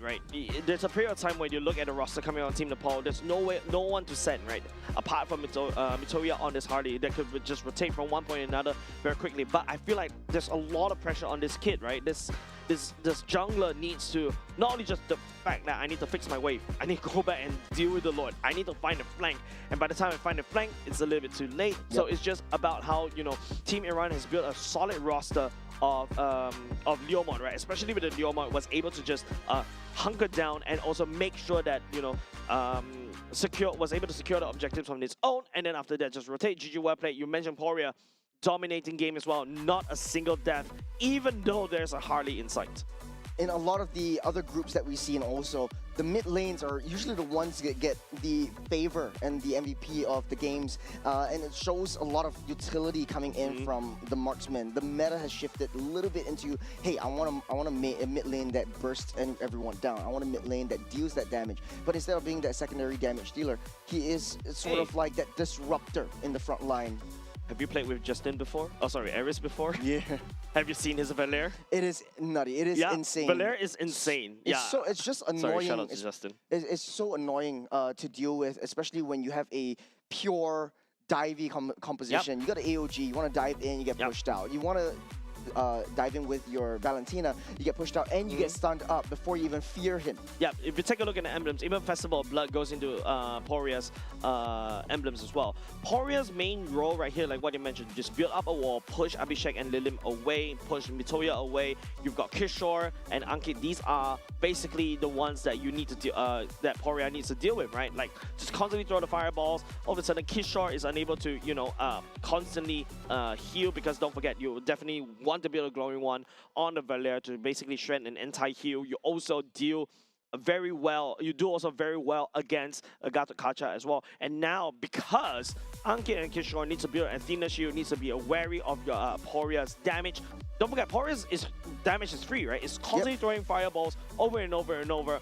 And this kind of helps Amirali as this claw to just become that crazy monster that could just shred through Ankit and Kishore easy. It creates so much space for Amirali to find a better position to be able to take down the front lines of Nepal. And basically the Claude is picked up right here just because it's a tank melter. Nepal likes to split up their team fights. They have so much high committal heroes in the form of that Gatokacha and the Atlas. Kishore and Ankit, they're always too far away from the back line of Nepal. Lilim tries his best to stay in the mid lines, but it's a little bit too fragile. It's like a glass cannon. And once you hit that mid-game or late-game mark, once Claude comes really online, this Valentina, without any useful utility from ultimates taken from their opponents, it just becomes like, hey, I'm gonna try to wait for my first 2 skills. I'm gonna try to fear you a little bit, and I'm gonna get the heck out of there. It's so difficult to execute a Valentina if it doesn't have any other forms of utility. Yeah, and if you take a look at the whole roster, I think Iran in this particular case outdrafted not only just outdrafted, right? They also executed a lot better as compared to Team Nepal, right? Team Nepal is the one is kind of forced to adapt along the way because it's just so many things that they have to do. But if you notice Team Iran, their whole game plan is send Ali to disrupt backline, peel for the enemy, send Mahdi to basically on this Leomord down memory lane or something on the barbell, and then after that just secure the turrets, secure these objectives. You also got a Claude that basically could already do a lot of damage. Poria, just build a wall for us, and then after that just burn anybody who comes in alive. We avoid TOR and we win games, basically. I think you summed up what the entire meta is all about. What we're going to be seeing a lot more in the other games that we're seeing today is the anti-dive compositions, and it's what wins games this time around. A lot of teams are trying to draft like zonal control, playing around a death box, but the main strategy that kind of is difficult to break through is one that is, hey, I want to dive onto you. Let's take advantage of that. Let's counter engage. Let's counter attack. The re-engage potential for some of the drafts are pretty OP, to say the least. I feel like just now it's more on Team Iran drafting a dive composition and also a clash composition. They really want to go in and clash. That's where their strength is. But Team Nepal on the other side is like, I also need to try to anti-dive them at the same time, but also at the same time, I need to do all the dimensional. There's a lot of things that Team Nepal wants to do, but with limited time, limited resources. We talked about the Valentina, we talked about the Hardy earlier just now, so there's a lot of things that, well, Team Nepal wasn't able to do. Team Iran out-executing them, therefore deserving that space, that slot to Nagoya. Yeah, well, for Nepal, their journey ends here, but Iran, congratulations, they're moving on to Nagoya in the main stage. That said, don't go away, ladies and gents. Coming up next, Kazakhstan's going up against Kyrgyzstan. Don't go away. We'll be right back.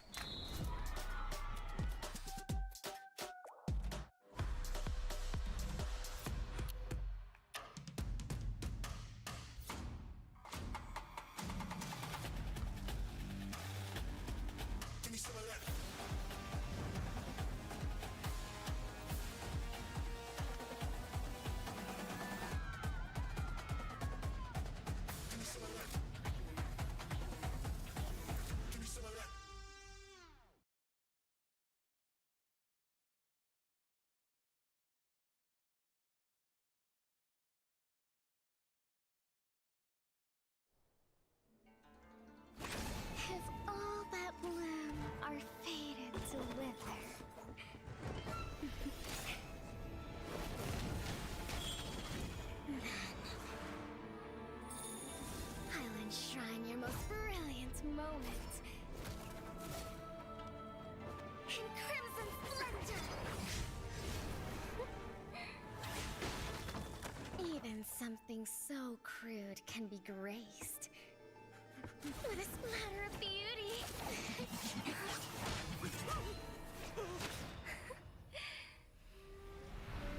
I'll get you out! You finally come to me, Hanabi-sama! This madness ends now!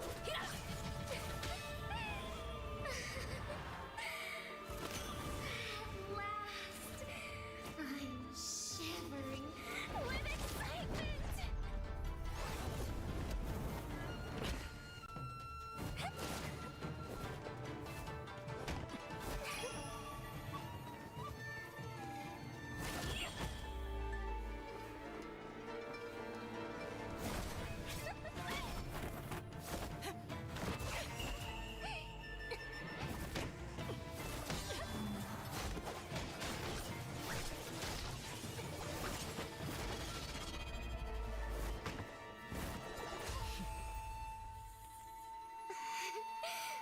Such killing intent.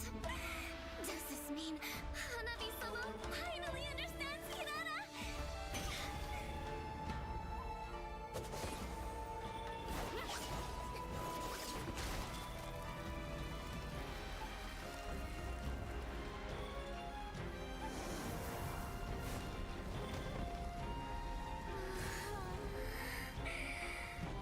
So warm. So beautiful. We can finally embrace eternity in hell. Just the two of us. Allow me to release your eternal bloom.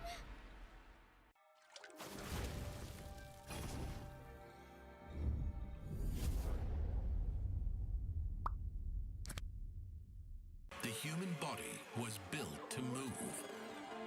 Not trapped at a desk in one singular posture for 12 hours a day. It's time your chair evolved.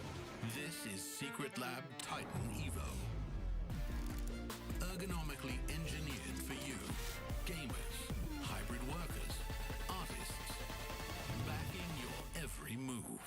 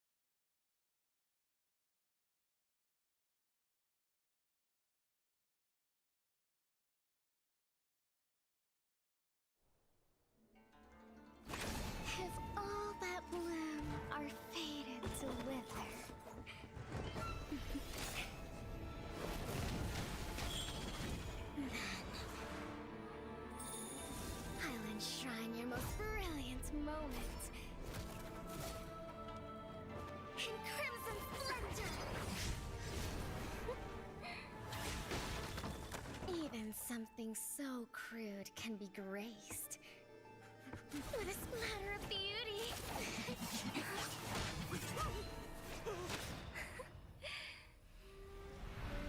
I'll get you out! You finally come to me, Hanabi-sama! This madness ends now. At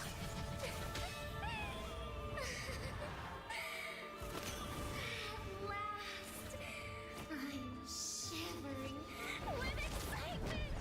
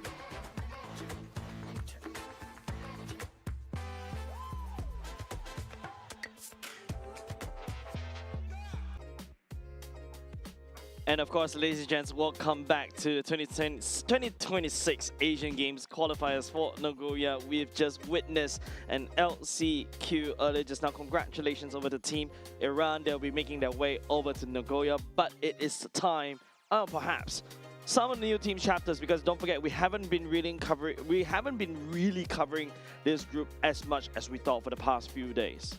Group C is going to be Central Asia. For a lot of these teams, this is their first time in an international stage. A lot of new experiences for them, and also new experiences for us. We want to see how well they do in within themselves, what kind of heroes they pick, what kind of strategies they use. Yeah, and of course, you know, we've been greeted with quite a lot of surprises in terms of the different metas, where you can see that how Team Nepal prefers their assassin junglers as well. Hey, maybe we'll see an Enchanter jungler, a Mathilda jungle.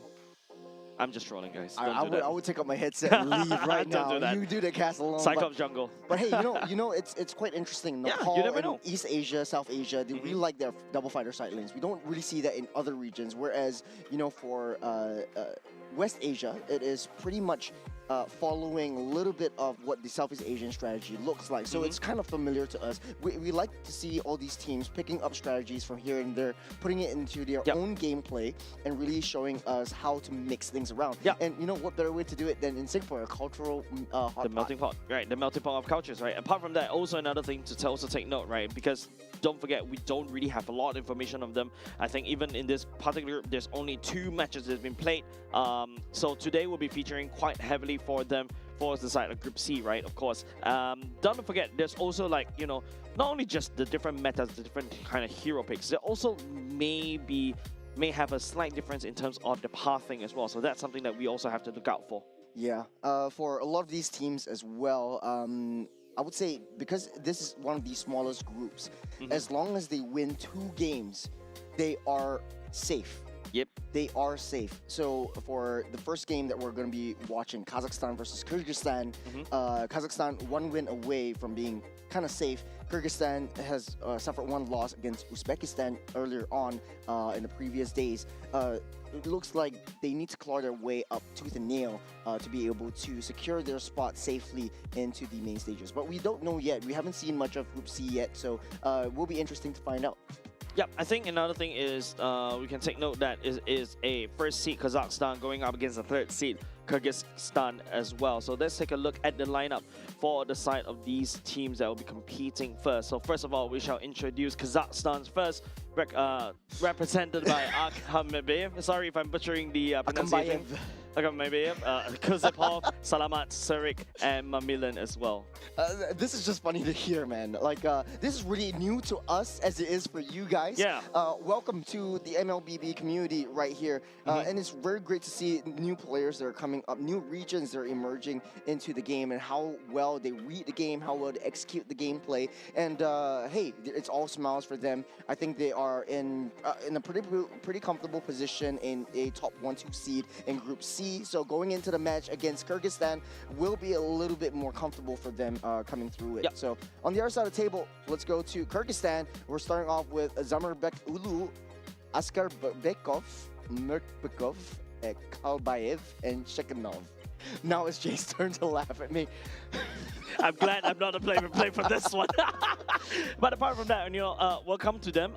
You know, I like to quote one of the second favorite quote in all gaming history is sometimes the famous come to us to find but sometimes people come to us to find fame, right? So yeah, so I think it's all about, you know, this is the first step for them to basically, you know, prove their sub-meta, because you never know. Sometimes you may have a random Cambodia that could do something very totally different. The gameplay is slightly different. It's just that, you know, there's too many different teams out there, and we really cannot put a spotlight onto them. And finally, this is the case where we may finally shine a spotlight on these 2 teams. Yeah, I like what you said, right? Like, Cambodia came in, showed us something magical, showed us that, you know, even gods can be taken down. And hopefully we'll see something pretty similar in Group C, especially when they're against their fellow Central Asians in this group. So going into this one, I would say it's still up in the air for what they want to pick up, what they're kind of using for the gameplay, for the strategy, how they rotate around the map, and how they read the game. And this is especially important in this current state. I really like it when, different regions brings in their own different flavors and you get to see how they draft, right? Yes, I know, we can also take reference, even though we play a lot of people, we've seen a lot of different games, we've seen, maybe even ranked games perhaps, from different countries as well when we're traveling. Yeah, especially when you're traveling over to Malaysia, you play the MLBB there, it's like different. You go to Philippines, man, it feels like you're locked in MLBB in a hardcore mode as well. Yeah, I tried it there, it's difficult.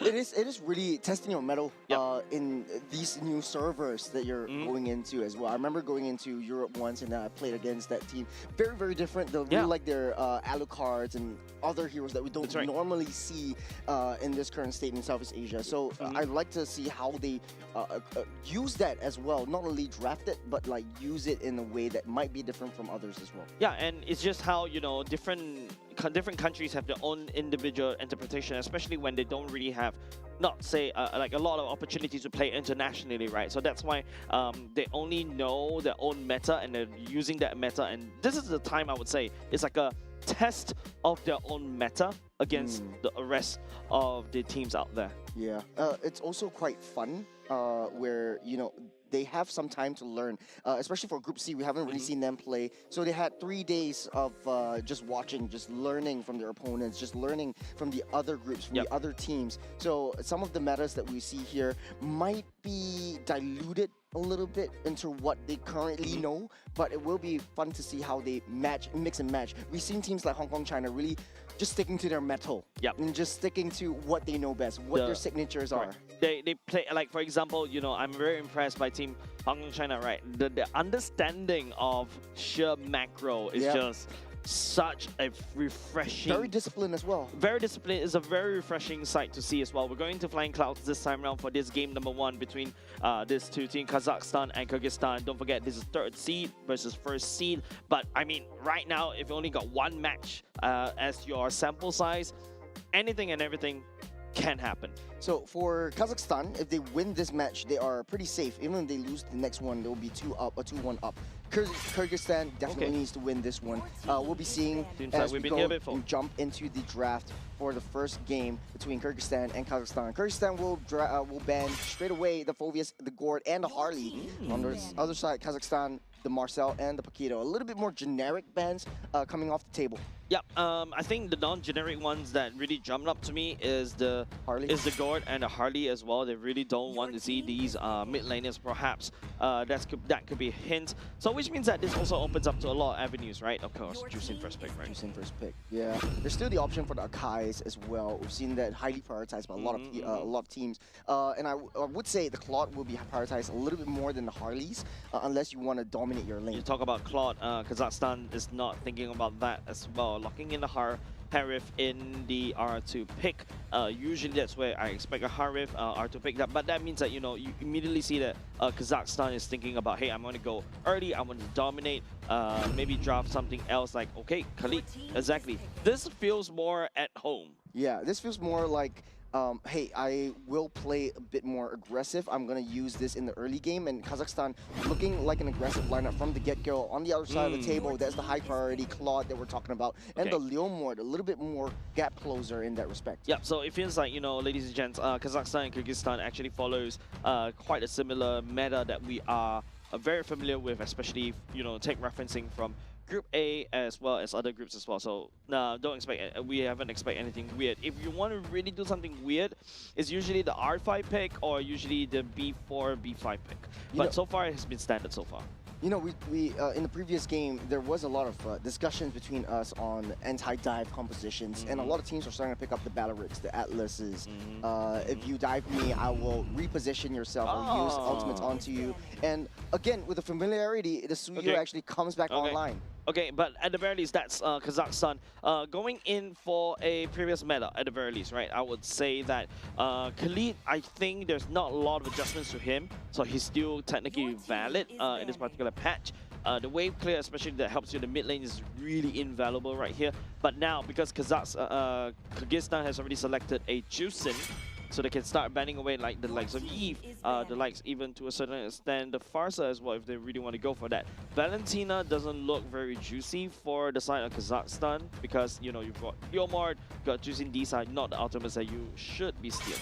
Yeah, for Kazakhstan though, and we talk about the Belarus, it's being banned out by Kazakhstan. You don't want the anti-dive composition coming your way. But for Kazakhstan though, the trend that I'm really seeing is hyper early game. If they really want to throw everything on the early game, then the Lilia would definitely be top of priority for them. At least you are able to win out that juice and push her back and start that aggressive engage. The Zetian as well has a lot of late game potential. The issue is, speaking of late game, Kazakhstan doesn't really have any insurance right now. Yep, definitely. They're going all in the early game, right? Suyo, Harif, and Khalid, these are strong early game, albeit, you know, Suyo falls off heavily towards the later parts of the game, unless you're able to get the Sky Piercer Snowball going as well. So that's something that, you know, Kazakhstan is looking for. Kyrgyzstan, on the other hand, these are scaling comps that you're looking for. Claude, Leomord, and Juicin, expect them to draft something more of a early game EXP laner. And speaking about early game EXP laner, Kazakhstan, man, they're going guns blazing right here. They're going for the Yuchong as well. They're going guns blazing. I just want to bring up as well, Kyrgyzstan actually got one game off of Uzbekistan, which is pretty much the second seed. So consider it a close game for both these two teams. We haven't seen how their execution is for now, but looking at the draft, Kazakhstan going all hams, like you said, on the aggressive, on the early game, but they are on a timer. So if they are unable to secure the early game, take control of the land of Dawn, then the late game definitely going in the hands of Kyrgyzstan, which picked up the Alice for themselves. Dude, Kyrgyzstan is going full on scaling, right? Alice towards the later part, early game does not really have a lot of priority. Leomord as well, Claude. The early game priority only comes in the form of Hilda. So I expect, you know, the first turtle should be leaning towards the side of Kazakhstan, but second and third turtle, that's where, you know, Kyrgyzstan really shines. Kazakhstan, on the other hand, yep, you're right. They really go all in the early to mid game part. Right now, they're looking at a mid. If you're looking to basically have some form of late game insurance, looking at scaling mid, my money is on Kimmy. Fair. Shreds through Alice, shreds through Hilda, repositions, kites the Leomord. At least you have some form of additional magic damage once the Harith falls off of that scale. And you do have some non-committal kind of ultimates that you can use with the Traction Pulse as well. Pseudo-marksman as well, right? So at the very least, there's some pushing power for the side of the mid at the same time. There we go. Like you said, the Kimmy will come into play. The issue is, in the late game, they don't really have a lot of physical damage, which is easier for Kyrgyzstan to build upon. Yep. The Kimmy in the early game definitely does have a lot of pushing power against the Juicin as well, right? Like, I think at this particular patch, you clear faster as compared to a Juicin. Yes. Especially ever since Juicin has the mana thing coming back as well. That's a really sad day for Juicin players. But at the very least, you know, Juicin does have the ability to pick somebody up and then throw them aside. If you look at the side of Kazakhstan, the main target you're definitely going to throw away is definitely going to be the Khalid and Khalid only, because by the time the Yuuzhan start jumping onto the Juicin already, it may be a little bit too late, because the Yuuzhan definitely packs the Petrify. Yep. And also the Black Dragon form. Yeah, Juicin is able to get out. It's highly mobile for Kyrgyzstan, but this is game number 1. Kyrgyzstan versus Kazakhstan. Kazakhstan will be in the red, Kyrgyzstan on the blue. And in the draft, we talked a little bit about Kyrgyzstan having the priority in the early game only on the Hilda. How does that work out against a Khalid, knowing that, hey, you know, most roams like to mirror each other's movements?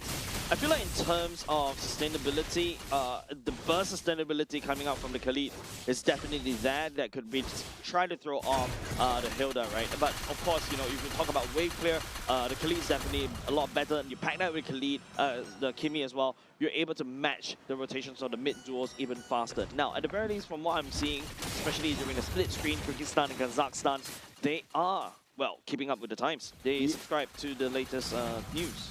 Yeah, for Kyrgyzstan, they are very excellent in buying some time, especially with that Hilda and just annoying giving vision on that top side. But hold on a second, right here, there's a stun over onto that Juicin, able to dash out of there and keep himself safe for now. There's a Petrify already stopped. Down goes that Hilda. There's a 4-man engage on Kazakhstan. The aggression really showing is through. And this is exactly what I was talking about, right? Early game versus late game, right? Early game comp versus scaling comp. Kazakhstan is on that scaling comp. I think they're not expecting, you know, Mamilin to really join the fight earlier just now. And Shikanov at this particular time doesn't really pack a lot of damage. So yeah, I think it's just Kyrgyzstan overextending just a little bit, and Kazakhstan, this is a great start for them. It's really speed run, and the entire roster just shout speed run. They really need to start the early game rotation. Speaking of rotations, that top side, Kyrgyzstan already got his eyes set on that dragon, taking him down. Namalon goes down, and Kyrgyzstan buys themselves some time. Kusupov is around the vicinity, will be able to skirt out, but pulls back by pepper spray. Just one more hit, will not be able to finish it. He lives with a pixel. Yeah, Kusupov right there, just going through. I'm not too sure what happened. Even burned the flicker as well. So which means that, you know, because Kyrgyzstan has a better turtle. In fact, don't forget, I was the one that said Kazakhstan should have this turtle first, but because Kyrgyzstan, because of their hyper aggression earlier just now, was able to push Serving away. They take the turtle, but it feels like a non-stop fight, Churros. Speaking of aggression, they're going straight for the Hilda. The dragon will chase that down. You're not giving the Color Custer any time to really break things down, because it's really just a lot of fights happening over and over again. But Kazakhstan, you know, at the very least, compensated for the turtle by picking up a kill from the side of Kyrgyzstan. Kazakhstan is definitely on a timer. Definitely, you don't want to breathe in early game, because if Kyrgyzstan gets enough time, they will scale. Kalbaev will scale, the Claude will scale as well. So this will be a really interesting way of how Kazakhstan comes back from that first objective loss. Yeah, I like the fact that the whole server is also having a bit of difficulty. So many action happening one after another for the past of at least sub 3 minutes, right? And this is the only time we get to see the emblems just a little bit more. You get that lane proxy from the Alice as well. I mean, Alice is okay to lane proxy, right? There's no point, you know, facing a Yuzhong right there and then. Alice at this point in time is also pretty interesting. It's very hard for her to proxy the wave because, you know, when you go into the jungle, you don't really have a lot of targets to really absorb and be sustainable, right? You got a saving grace with your first skill to be able to just jump away, but that's just about it. But information is still given over the side of Kyrgyzstan. Yeah, I think this Alice is definitely, Shekinov is doing a really good job trying to delay Sarek's farm and trying to push Namalon back so that he doesn't join into these major team fights. This is first Skypiercer already bought by Salamat, which is going to be scary for Kyrgyzstan later on. Definitely feeling a lot thankful for that one, Salamat. But of course, you know, the Skypiercer is a massive boon over the side of Kimi. As long as it constantly lands, it constantly checks whether you're hitting that threshold, and then after that, you know, you're just gonna pop.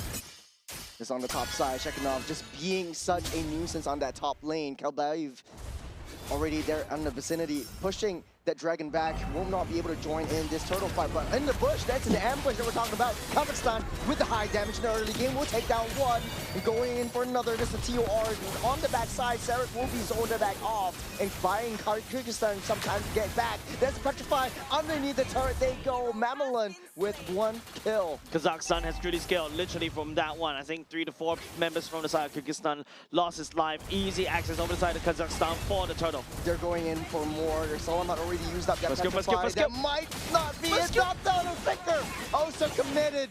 It's not giving up without that kill. Yeah, Flicker for Flicker right now. This is absolutely high-octane gameplay between these two teams. It feels like Kyrgyzstan is already at gear number 5 at the very least, but Kazakhstan, I think they need to go faster. They need to go gear 6.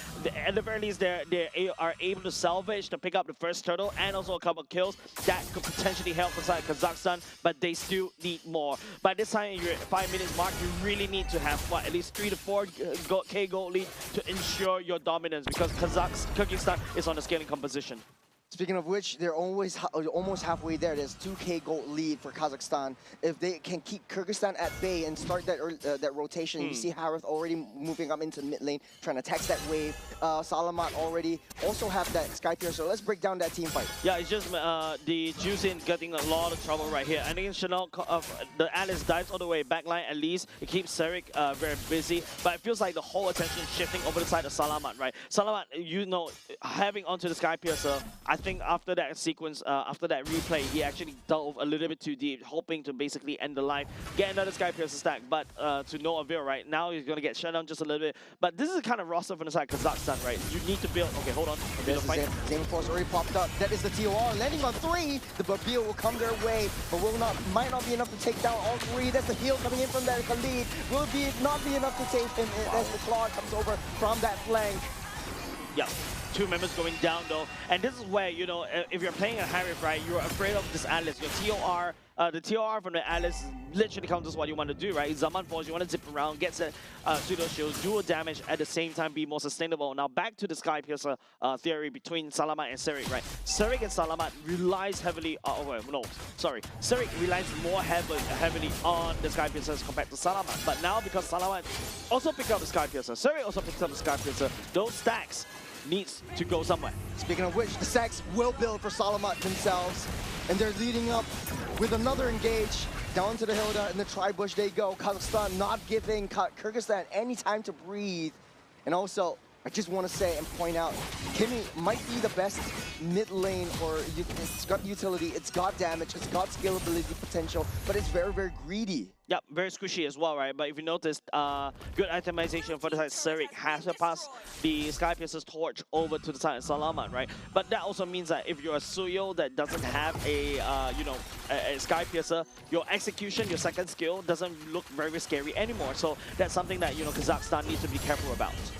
Taking a lot of damage. Kisipov will be able to skirt his way out of there as Kazakhstan tries to switch things up. They're playing as a 3-men now. They do have a lot more damage than Kyrgyzstan. 5k gold lead, which is what you're talking about, Jace. Kazakhstan has that lead. Now it is whether or not they can hold on. T1 on top is already broken through. Serik is trying to split up that wave, he's trying to split the heads of Kyrgyzstan. Yeah, I feel like there's a very good defense coming up from Kyrgyzstan so far, but hold on, Mirkov. Oh, that is going to be the stun, but will not be enough to take down this Juicin.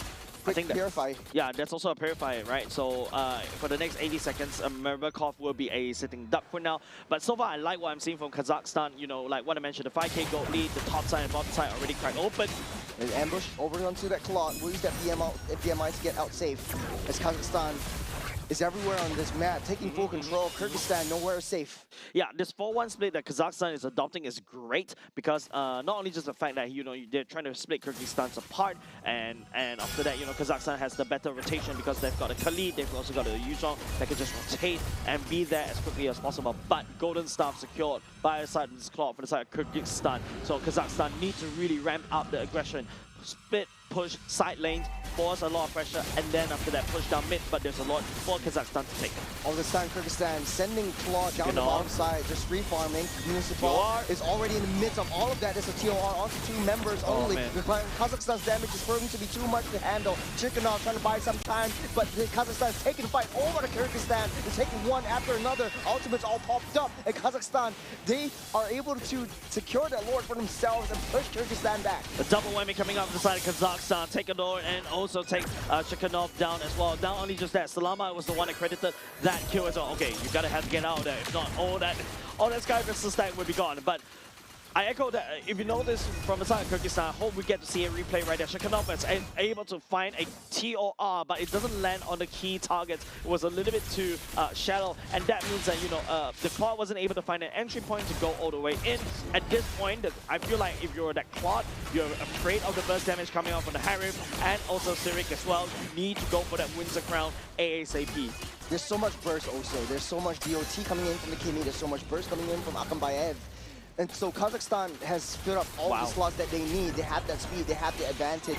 Will they be able to hold on that 7k gold lead that Kazakhstan has? If they commit too much underneath the turret, that's a huge mistake that they don't want to make. Look, the gold lead, that Lord actually gave 2k gold lead more over the side of Kazakhstan. Not only just that, Salamat also has another Sky Piercer stat, but Mirkov will also respond with the same.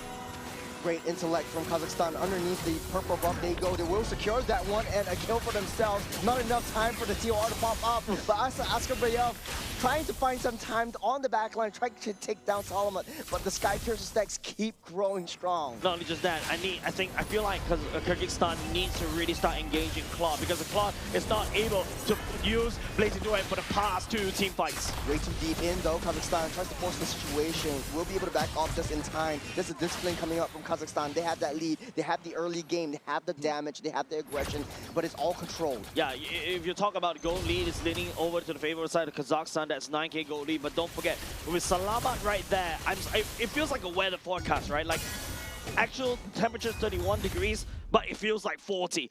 The fact is, because of these team fights as well, and if you notice how Zemi Break wasn't able to find a good BMI, has no choice but to let Askar Barov to back off to go all the way too far, overextend, and then after that just crumbles, right? Now that 9k goal lead from the side of Kazakhstan feels like a 15k goal lead because of Salamat's Sky Piercer stacks. Not only that, they're always grouped together as 5, and they're so mobile around the map. They're playing the macro game, they're playing the micro game, they're playing the best team fight that I've seen for these two teams, and they're still leading and controlling the objectives all around this. Kyrgyzstan has no way to break past through the jungles. Yeah, and it's difficult, right, for the side of Kyrgyzstan, right? I felt like Askar wants to really dive onto.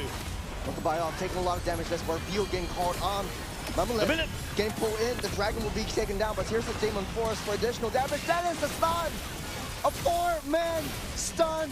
Kazakhstan will take down 2 for themselves. Yeah, the Raging Sandstorm coming in for the side of Kutsepov was amazing. And Salamat follows up with the Traction Pulse as well. 2 men going down, but Babekov is the one that picks up the Sky Piercer stack at the same time, and once again the Claude cannot find an engagement, and so is the Leomord for the side of Kyrgyzstan. This is a big problem against Kazakhstan right now. Look how fast they took down the second lord of the game as well. Kyrgyzstan just playing catch up all the way through. Let's take a look at the replay. This is just amazing coming up from Kazakhstan to turn around that battle. The Leomord was there, activating the ultimate, but if you notice, the Claw was trying to kite backwards, but there's way too much stun from the side of Kusepov, and also the Salamat Traction Pulse. It's making the Claw very difficult to really engage. Once again, I feel like this is a time where Kyrgyzstan, for the Claw, you need to get a Winter Crown. If not, you're just going to get melted down. The amount of the utility that you get from the Winter Crown with the Blazing Duet, perhaps and potentially is the one that could turn around this game. Even though Salamat is a hard hit to Kimi, he's still squishy in the end of the day. All 3 waves, all pushing through. Wow, Lord down in the middle.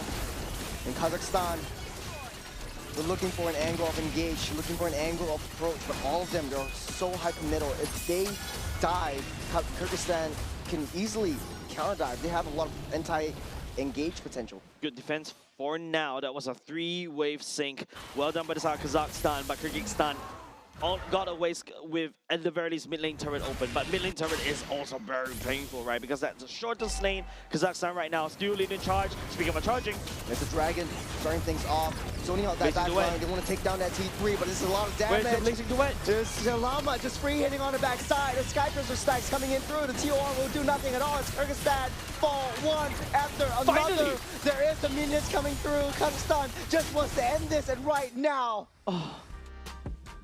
Man, good job coming on the side Kazakhstan. They really exploded out of control. Remember what I said, 5k goalie is what they need, and after that they just take the money bags and just whack it against Kyrgyzstan over and over and over again, because, you know, Salamat on this Kimi has scaled, has maximum stacks, Serik as well on the Suyo, that's what I mentioned, and of course, you know, with the help of the Yuzhong to really push and be that massive threat over to the side of Kyrgyzstan. And I don't remember seeing a lot of Blazing Duets in this particular game because there's no opportunity. I feel like this, the fact is Kyrgyzstan doesn't feel really safe for the Cloud to just jump in and after that just Blazing Duet.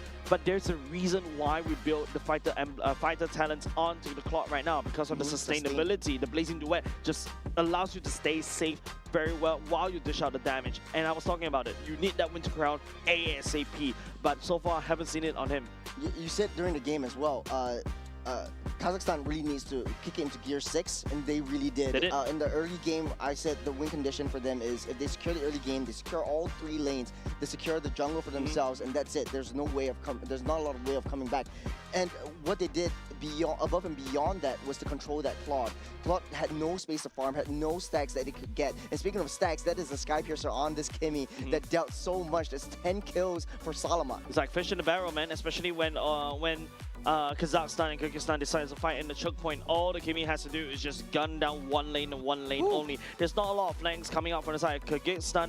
In fact, their roster doesn't allow it. They really want to try to fight front to back, but Kimi is so far behind, so far back in terms of the positioning on the team fights as well. You got to have to peel through the the Yuzhong, you also got to have to peel through the Rome as well. So there's a lot of things that you have to peel through to reach this Kimi. And I haven't even talked about the Henry, right? The Zaman Force being laid down as well. Right now, because the Zaman Force apply a constant slow rate all across the board, it's very hard for you to even walk over to Salamat. Yeah, I was thinking like, hey, you know, we were thinking about the Lilias. The Kimi was actually the choice, and it was a great choice. They needed some form of lockdown when they all clump up together. We always see Shekinov coming in first with the TOR, but there was no follow-up because there is no damage or follow-up. The Rebuke was always used as an escape mechanism instead of an engage mechanism, so that was really a shot in the foot for Kyrgyzstan. I feel like Merbekov makes sense in terms of the Juicin, but after a while you start to realize, hey, the Juicin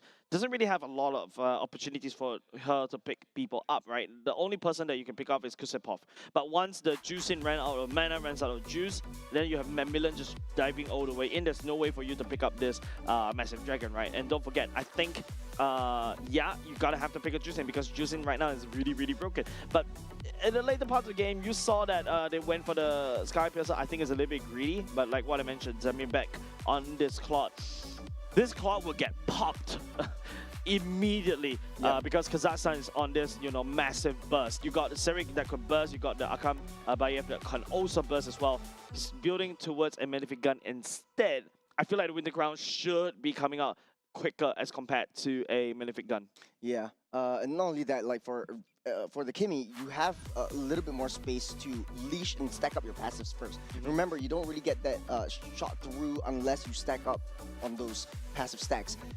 Askarbayov and Shekinov always starting in this team fights gives that Kimi some space and time to stack up that passives, and once you see an open opportunity for Zamivak to actually come in to the team fights from the back line, you immediately get deleted from the game because the damage is shooting through multiple enemies, multiple heroes, and taking a little bit of turret damage. The only one condition that I set for Kazakhstan is win the lanes, take down the turrets. There was no chance at all that Kyrgyzstan was able to touch any one of Kazakhstan's turrets, so that was a huge dubs for Kazakhstan. No turret damage at all, right? And because, you know, Harif is so strong in the early game, especially pre like level 4, and then after that it becomes skill matchup, especially how Claude is so kind of broken in this particular patch. But the fact is, you gotta have to give credit over to the Harif, right? Making sure that the Claude doesn't go crazy in terms of later parts of the game. And if you're starting to see it, personally, I'm not liking the Harif pick recently because of how the damage is get dropped down significantly. There's a better marksman out there. Zaman Force is only like instant dopamine hit, and it's what Abstract likes to say, the instant gratification. Put on Zaman Force, beam, zap, zip, zap, and that's it. That's all you do. But what a Clock can offer to the table is to shred through utility jungles, can shred through tanks, and also with Blazing Duet as well. That's just providing so much AoE. And yeah, but at the very least, I'm glad to see what Kazakhstan did. They made it work, and also because of the Kimi, right? The Kimi is just outputting so much punishment, and it forces, especially in these tight corners, your roam, the enemy roams, and also EXP lane is forced to literally tank through Kimi's firepower in order to get through him. Yeah. For the Harith though, there are a couple of different kinds of gold laners that we want to see in this current patch. The Harith is usually just picked up first and prioritized just because it's a lane bully. You want to be able to win that lane. Correct. You use the Synchro Fission just to clear the waves and then start the early game rotation. We see that quite a bit from the side of Kazakhstan to be able to start and join in the team fights for the turtle pits and everything else. But then again, we have seen a resurgence of bursty marksmen as well. We've seen Leslie being banned out once, the Grangers coming back, the Brody kinda in the surface, a little bit iffy. The Brunos are actually pretty good in this matchup as well, which also provides some layer of options for Kazakhstan to pick up as well. The reason why the bursty marksman, in my opinion, coming in terms of research is because you are constantly facing the threat of a scaling marksman, right? Like the fact right now there is a lot of marksmen that's really that are in the meta right here is mostly scaling. Like for example, your carries, your Claude. Maybe to a certain extent, if you want to say Moskov, technically speaking, Obsidia, if that's also a option if you want to go a little bit anti non-meta, because we all don't like. I don't like to conform to meta. If you notice, Flying Clouds will be the game number 2 coming up from these two teams. You know, Kazakhstan and Match Point currently one more game, and they literally solidify themselves all the way to Nagoya. Yeah, this is interesting for now because we do have some information for Kazakhstan, right, from the previous game. They do like that early game aggression. They do like that speed. So starting things off, Kyrgyzstan again in the blue side, will ban out the Phobias and the Gord. Kazakhstan again will ban out the Paquito and the Marcel. No changes right here. What are the chances where Kazakhstan goes back to the exact same draft? Highly possible. Highly possible, Highly right? probable as well. Unless Kyrgyzstan knows what's up, bans away something that enables Kazakhstan. I don't believe it's the I don't believe Kimi is a very good ban coming off aside Kyrgyzstan right there. I feel like it's just how Kazakhstan plays in terms of their micro and macro movements, right? So Harry will be on the chopping block right here for the side of Kyrgyzstan, so that it allows the potential first pick clock coming out from the side of Kyrgyzstan. Yeah, giving their gold laner a little bit more, comfortability down the gold lane, especially when Kazakhstan is forcing a lot of fights away from this gold lane because they know that the Harith was able to win and dominate that lane, push the Claude back. So I think, as we discussed, there are other burst marksman options out there that would be able to handle something like the Claude. The late game marksman are much better in the early game. So if they do want to go for that aggressive approach, that early game speed run tactic that they always use, then maybe a bursty marksman would work.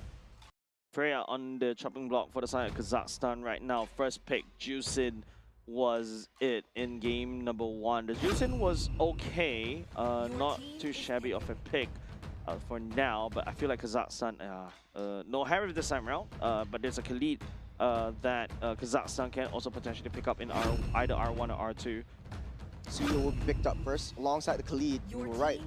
For Kyrgyzstan though, the biggest problem wasn't the Harith though. I would say it is the Khalid because the Khalid was giving so much information towards the rest of Kazakhstan, and the early game damage onto Leomord, onto the jungle, onto the side laners, it just proves a lot of issues to Kyrgyzstan. Yeah, I feel like the Akai was ultimately forgotten by both these two teams. I feel like Kyrgyzstan can potentially go for the Akai instead. Akai, a massive threat over to Suyo as well. You're able to tank, and in fact, Suyo versus Akai in a 1v1, if it's Akai, it's very far ahead, very tanky. He also do damage based on his HP as well. That's amazing. Now Bruno coming up from the side of Kyrgyzstan, looking to try to counter the high octane gameplay coming out from Kazakhstan, and to slow Kazakhstan even lower. There's a Cho coming out from Kyrgyzstan as well. If you want to play high tempo, Kyrgyzstan is playing fire, fight fire. With the Cho and the Bruno picked up, they have a winning roam for now, or not really winning roamer, but a little bit of a mano-a-mano matchup between Cho and Khalid, but Bruno is still quite dominant in the gold lane, so at least they have a chance to control the gold lane. I feel like this is the time where Kazakhstan may not go for the Claude. I feel like going for the Yuzhong still works as well because Bruno is still diveable as well, right? Find the Bruno, dive him, and then after that proceed. Cho, even as a roamer, can kick. There's also the burst potential, pickup potential coming up. Ooh, Kazakhstan. Prioritizing the Kimi so early on. I think they're afraid of Kimi getting banned or out. Yeah, I do have to agree with you, especially in the lane-to-lane matchup against the Juicin. The biggest difference here is at least Cho has the potential to disrupt that back line, but it is very difficult for Cho to escape if it gets locked down by the Kimi. Notice that Kimi does have several lockdown capabilities and the skills as well. So you want to draw the attention towards that Kimi, draw the attention towards the back line, and then Kazakhstan target prioritization into the main damage dealers right after the Cho gets eliminated. Guinevere ban from the side of Kazakhstan. There is a way to outplay the Kimi though. Your traction pulse actually takes a long time to really charge up, and then your second skill as well can be easily shun-pulled away. Besides Kyrgyzstan, you're right, like they're starting to take down most of the marksmen right here. Claude on the chopping block as well. Other marksmen coming out from the side of Moskov is also, yeah, there's something that, is still particularly strong in meta, but Kyrgyzstan is spending like, what, 3 ban slots on the marksman right here. Kazakhstan bans away the Bucks, yeah. Kyrgyzstan definitely wants the gold lane to be the hyper carry at the end of the day. So I would say it's still possible for him to pick up the Akai still. You know what Kazakhstan can go for? Oh yeah, there's also the carry. Granger, yeah. Granger Kimi used to be a very strong duo in the last patch as well. And knowing that Kazakhstan is playing a similar play style as compared to the Southeast Asian last patch, right? Yep. I'm not surprised if Kazakhstan go for the grandeur. Kyrgyzstan though, I think carry is a good ban all the time. Yep, definitely. Then there's also a potential Fredrin they may appear from the side of Kyrgyzstan this time. Yeah, I was thinking either the Akai or the Fredrin, but they're pulling something up their sleeves. They might go for double fighter side lane if you know, it goes to that. I doubt that. I doubt so from the side of Kazakhstan, since you know the identity that they've got is more like following the last patch. I mean, like, well, technically speaking, Yuzhong is not from last patch, but Yuzhong's Brick get closer onto the Chusin. correct. But they're splitting the team fights quite a bit because the Cho is picked up for Kyrgyzstan, so they need some form of like backline protection. I think Leomord is good because it attracts the attention on him. And also, I think right now, more pure, right? Okay. Yep. Pretty same matchup. Almost the only the same. difference is the Claude and the Hilda coming in from Kyrgyzstan. So Kazakhstan missing a gold laner. Might be a fighter. Might be, if you want to stick to your MO of a faster marksman, you go for the Clint. I like the Clint though.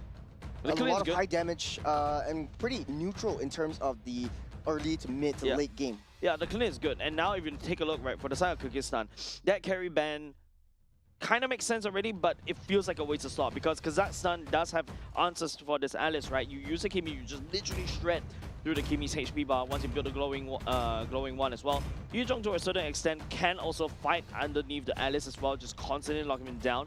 But at the very least, that's still a massive remove, right? Yeah. I like the gold laner pick coming up from the side Kazakhstan. I love it. I love Use Clint to kind here. of match the lane bully of the Bruno, and now, you know, Kazakhstan once again playing to the same MO. They pop off early and then they look to snowball. Kazakhstan on the other hand, this is a slightly earlier composition, so hopefully they can match the tempo coming up from the side of Kazakhstan. It all boils down to the gold lane. The biggest difference is in the gold lane. Will that Cho be able to assist the Bruno in terms of disrupting the Clint's farm? Clint does have a little bit of range as well. You have a lot of hits and damage from the passive that you bring as well. So difficult to deal with, especially in the later stages. So, man, this is a lot of work cut out for Kyrgyzstan to be able to adjust to the gameplay and execution for them. Yeah, but of course, you know, Clint is an open book, right? How to play against a Clint, you force the Clint to use the first skill, and then after that, you just jump onto him because unfortunately, the passive, as of now, is not his main source of damage. That's just bonus damage before he gets this endless battle, and that's when, you know, the Clint truly shines, right? Yeah, I'm so glad you're a gold laner right here. You definitely know all the heroes. But that being said, though, this is the early game aggression that we're looking out for. That's Petrifier already used up first blood. On to the Cho. Worth it, right? Now the Cho is going to be slightly behind. Only barely hits level 2. Macmillan also picks up a kill, and that's also, you know, scaling Yuzhong, right? The Yuzhong needs this kill to be aggressive, and after that, just scale, right? But Macmillan, using the Petrify, I mean, currently it's 50 seconds. 41 seconds, yeah, plus minus 10 seconds, right? If Kazakhstan is able to buy at the very least 10 more seconds, so that they have, you know, not only just the Black Dragon form, they also have the Petrify. Turtle priority. They have a lot better turtle priority as compared to Kyrgyzstan. But I like what Macmillan is doing. He doesn't really care about the Alice. You don't really shut that down. You just need to clear that waves and join in the team fights because that's where Kazakhstan is going to be at. You want to be aggressive, hyper-aggressive towards that jungle. This is a little bit of a different passive kind of Cho that Kyrgyzstan is playing as well. Typically, you will see Cho in the Southeast Asia or Group A regions being hyper annoying towards the opponent's side of the jungle, giving that information, using Shrimpo as a defensive measure to get out of there. Yeah, I think this is a River Cho for now, coming up for side Kyrgyzstan. At the very least, we'll be able to spot Cyric, but it seems like, you know, Kazakhstan is not going to let go of that tempo. Just a couple more seconds, the Petrify will come up, and Macmillan activates the Black Dragon form. Going straight to the back line, the Scorpio also utilized. Cyric will take up that dragon, that's a 3-man taunt up, will heal everything back up. Kusapov just doing so much work. That's the Raging Sandstorm lands on top of Qualifiers. There's 2 members down the side of Kyrgyzstan. I mean, they're not giving up just yet. But no, Kyrgyzstan taking one after another, though. There's a counter re-engage coming in from Kyrgyzstan. There is some fight left in them. Yeah, and the best part is, you know, Merbekov is using that juicing that's super annoying. The members from the side of Kazakhstan overextended. They take the turtle and they're hoping to basically find a punishment, but they lost a couple of people as well, right? Not only just the fact that Cyric went down, Salamat as well, so they're going to have a bit slowed down just a little bit, but Suyo found very quickly in the jungle. Just the aggression that we like to see. Salaman already used up that Purify as well, just to get out of harm's way. As Kyrgyzstan starting to ramp up that tempo, they know that they cannot give any control over Kazakhstan at all. Yeah, if you take a look, Macmillan is in the middle of everybody, but this is where Mebekov is just free hitting from afar. Don't forget though, Juzin doesn't have level 3. That level 4 coming in, timing really coming in clutch, and that's why it jumps in, and that's why alongside with the Troll was able to just help to peel for the Juzin and then just wreak havoc. And don't forget, everybody from side Kazakhstan is down low. The damage is there coming out from, I believe, Bayev and also Mebekov, especially of the Juzin as well. But Askar was caught in a very awkward position earlier just now. He's forced to burn off a Shinpo, and that's why, you know, Askar, Mebekov, and Mebekov wasn't able to find even more. Murbakov, definitely a very, very scary juice in this game around. A little bit of a different gameplay, positioning just a little bit to how Kazakhstan likes to play. The entire team of Kazakhstan during the first turtle fight almost forgot about the existence of this Juicin, but when it hits hard. The Sky Piercer is already built up for both natures on both sides. Yeah, I think in terms of both of these two majors, yeah, Mebekov on this Sky Piercer is definitely going to be very helpful. Had Mebekov had that, oh, hold on. Raises Sandstorm to start things off. There's a two-man stun up. The Barbio will buy him some time to get that escape. But the aggression from Kazakhstan will be proving to be too much to handle for Kyrgyzstan as they re-engage back into the fight. That's a death ball. It's all red on the map of Lanodon, and they go straight for the turtle once again. Macmillan is really acting at this massive dragon, right? And you know, with the jungler already gone for the side of Kyrgyzstan, Kazakhstan has a free turtle for themselves. They're gonna escalate even harder, and now they're also looking down at the bottom lane. Bruno looking unsafe right now. You've got the troll that's providing some form of information. Macmillan is using this Petrified almost immediately after the cooldown, man. Yep, that's the ambush right there. It's a 3v3.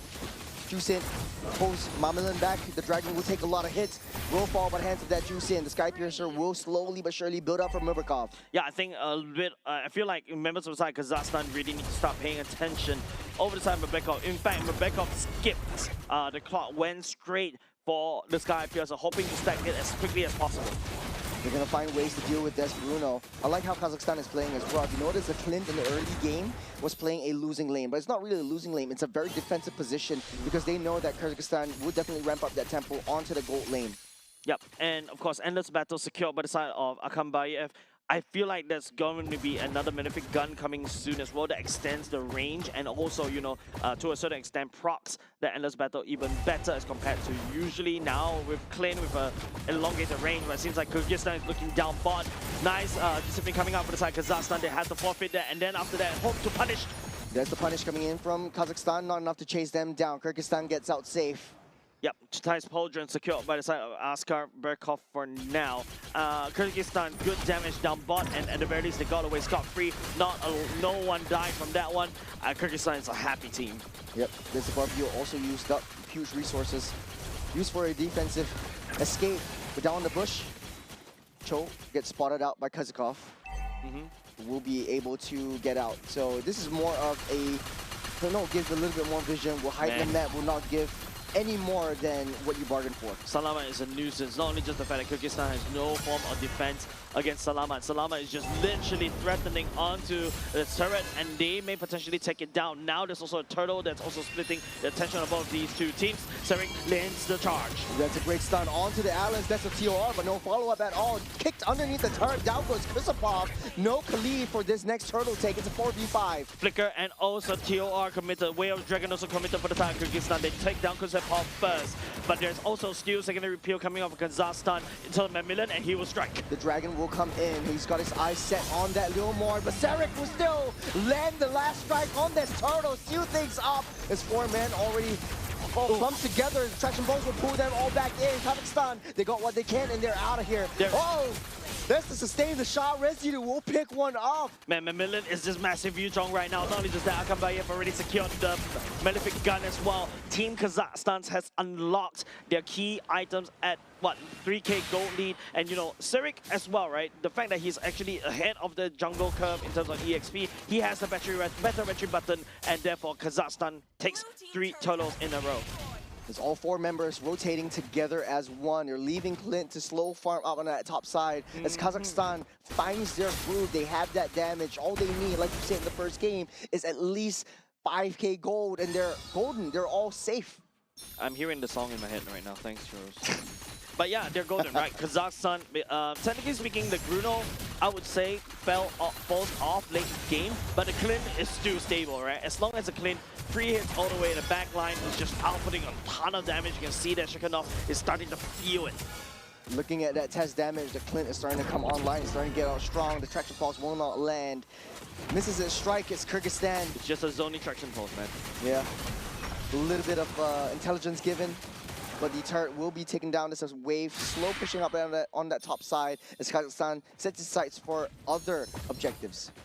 I think it's a lot more pressure for the side troll. Need to find either the Clint or Salamat right there, but Salamat is proven very slippery. There's also a certain field. There you go. And speaking of Salamat, forcing the Barbil right off the bat. That's the Goon Squad for Kazakhstan coming in from the back line. The Dragon will not let that horse leave. It's a 5-man TOR, but will not be enough though. No damage for Kyrgyzstan at all. As Kazakhstan raises the tempo, pushes into Gear 6.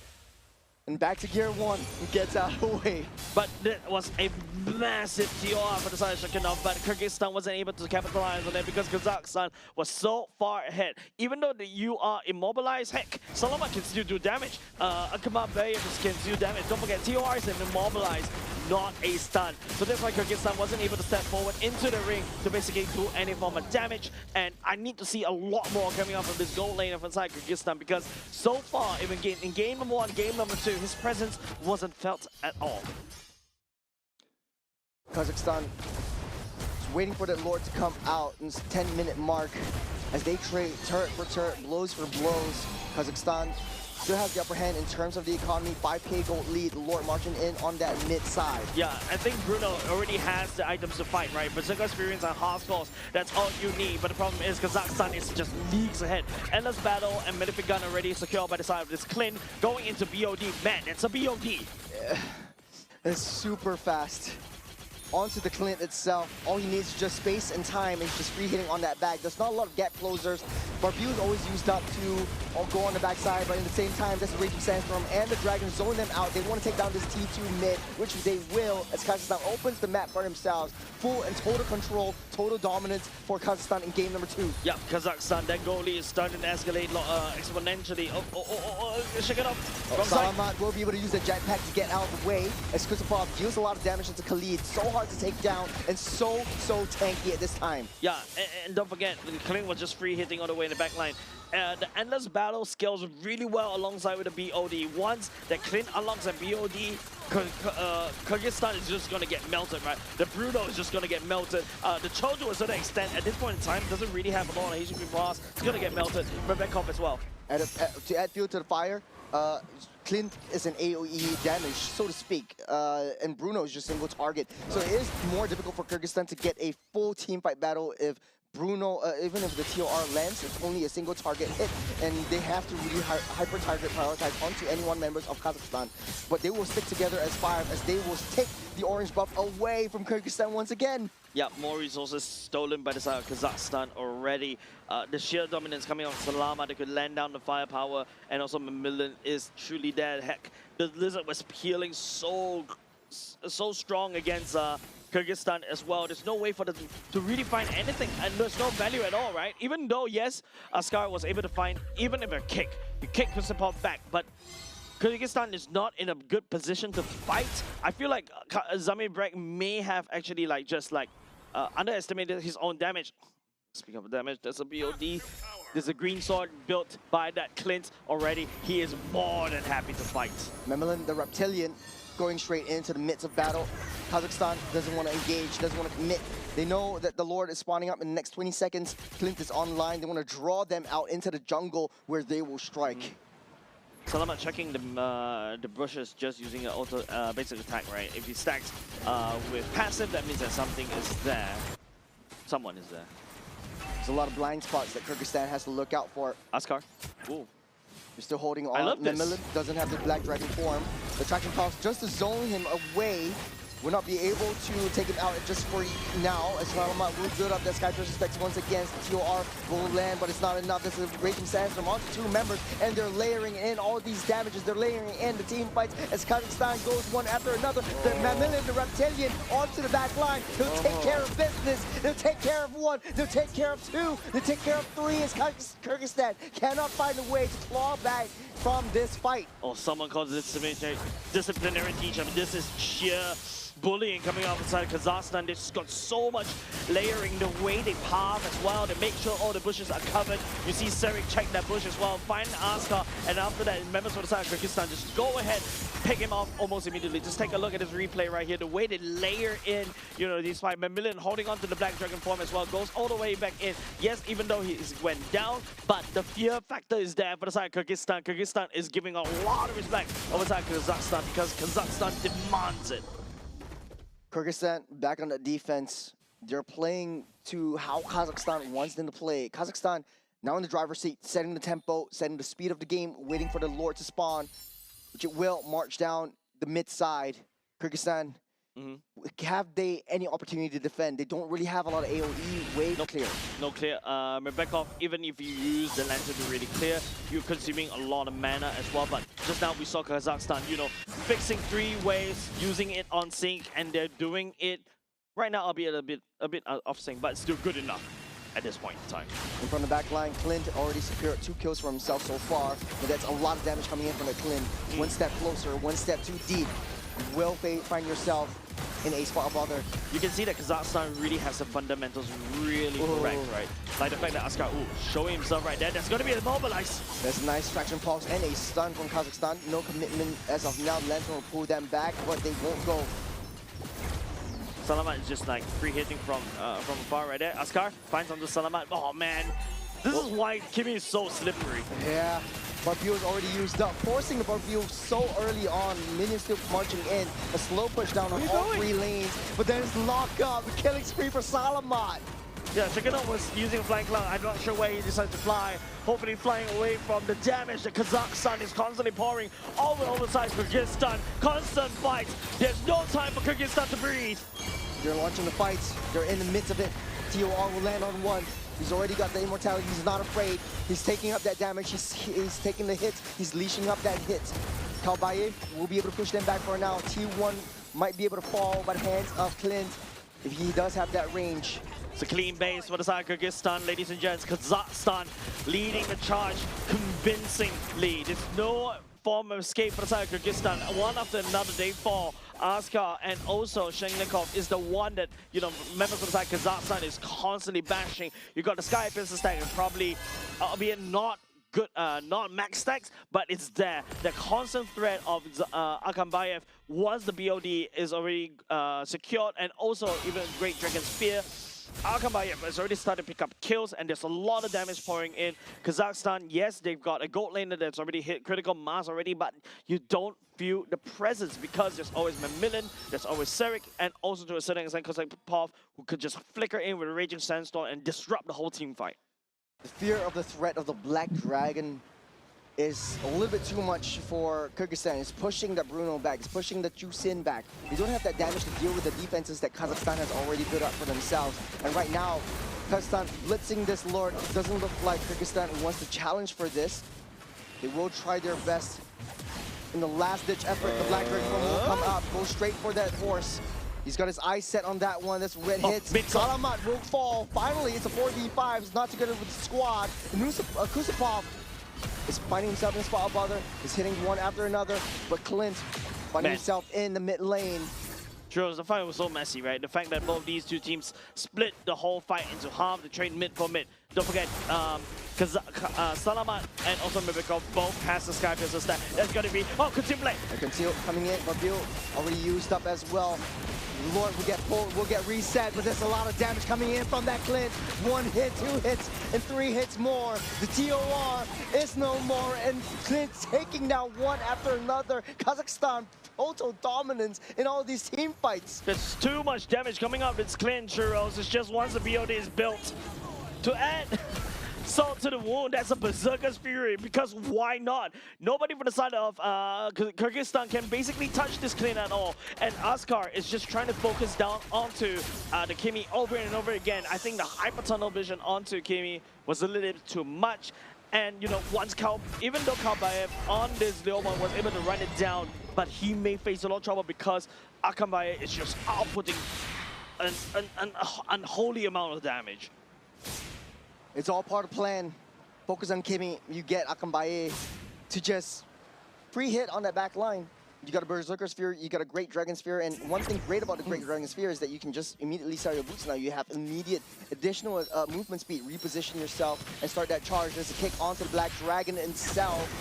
As Mamillet, the Reptilian, trying to find his way in to disrupt that team fight. The Valkyrie will get used up, TOR will land, but not enough damage for Kyrgyzstan to fall in. You got the Lord charging onto the throne. That's the backline hit. That's the hit from the Kimi as well.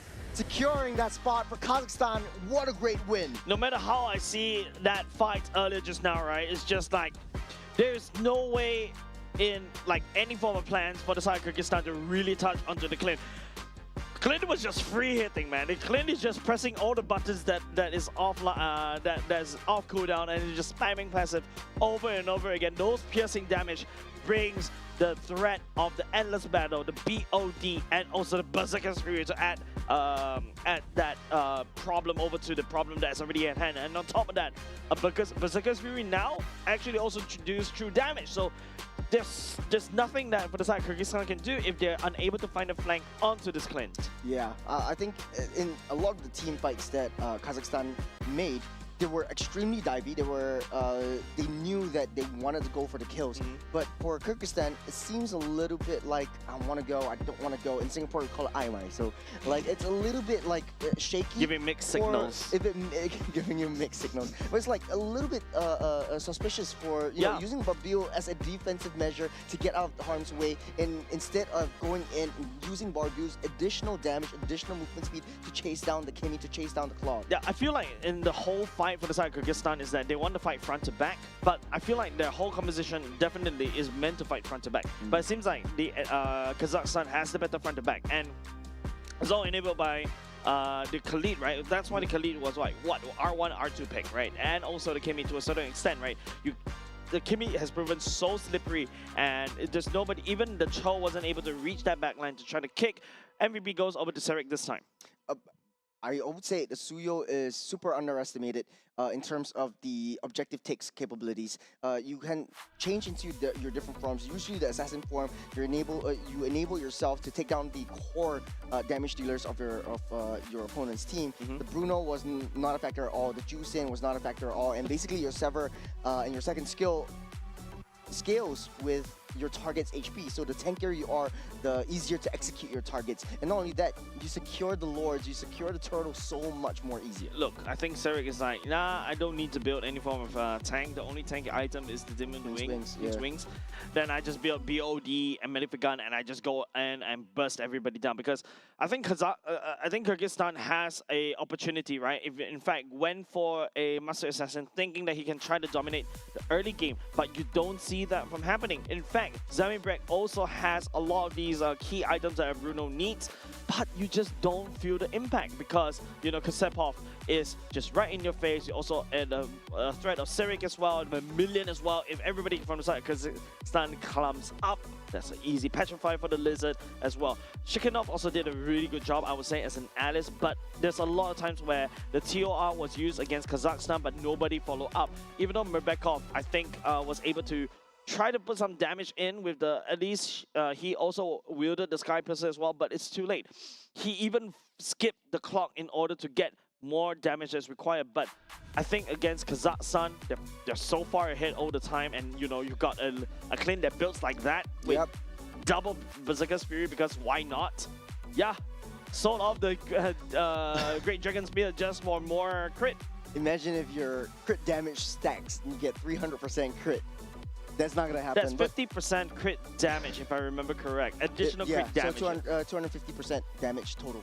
Man. You have like a crit basically grants you 200%. You get 250 with the Berserker's Fury. But at the end of the day, it's so hard to get even remotely close to the back line. And you get two members of the back line dealing so much damage for Kazakhstan. You have a sort of like a mid-range protection in the form of a Khalid, because in the late stages of the game, Mammalian is the one that is going into your opponent's back line, buying you that range and space for that free hits for Kazakhstan. Kyrgyzstan had a little bit of a silver lining in the early game in the turtle fights because, you know, Murbekov was finding great positions to be able to counter disengage the fights. But at the end of the day, Askar Bekov and Shekhanov using all these setup heroes, they're not able to chase up to that. There's not a lot of support. There's not a lot of, at the end of the day, damage coming in from Kyrgyzstan. Yeah, it's just immediately lacking, right? In fact, that Murbekov is kind of forced to ditch that clock.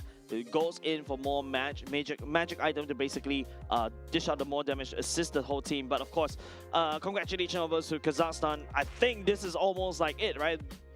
Once you win like at least two series convincingly, I think you're already kind of locked in to Nagoya already. So I would say congratulations over to Kazakhstan. They did a very good showing. I also like what I'm seeing, right? The fundamentals are there.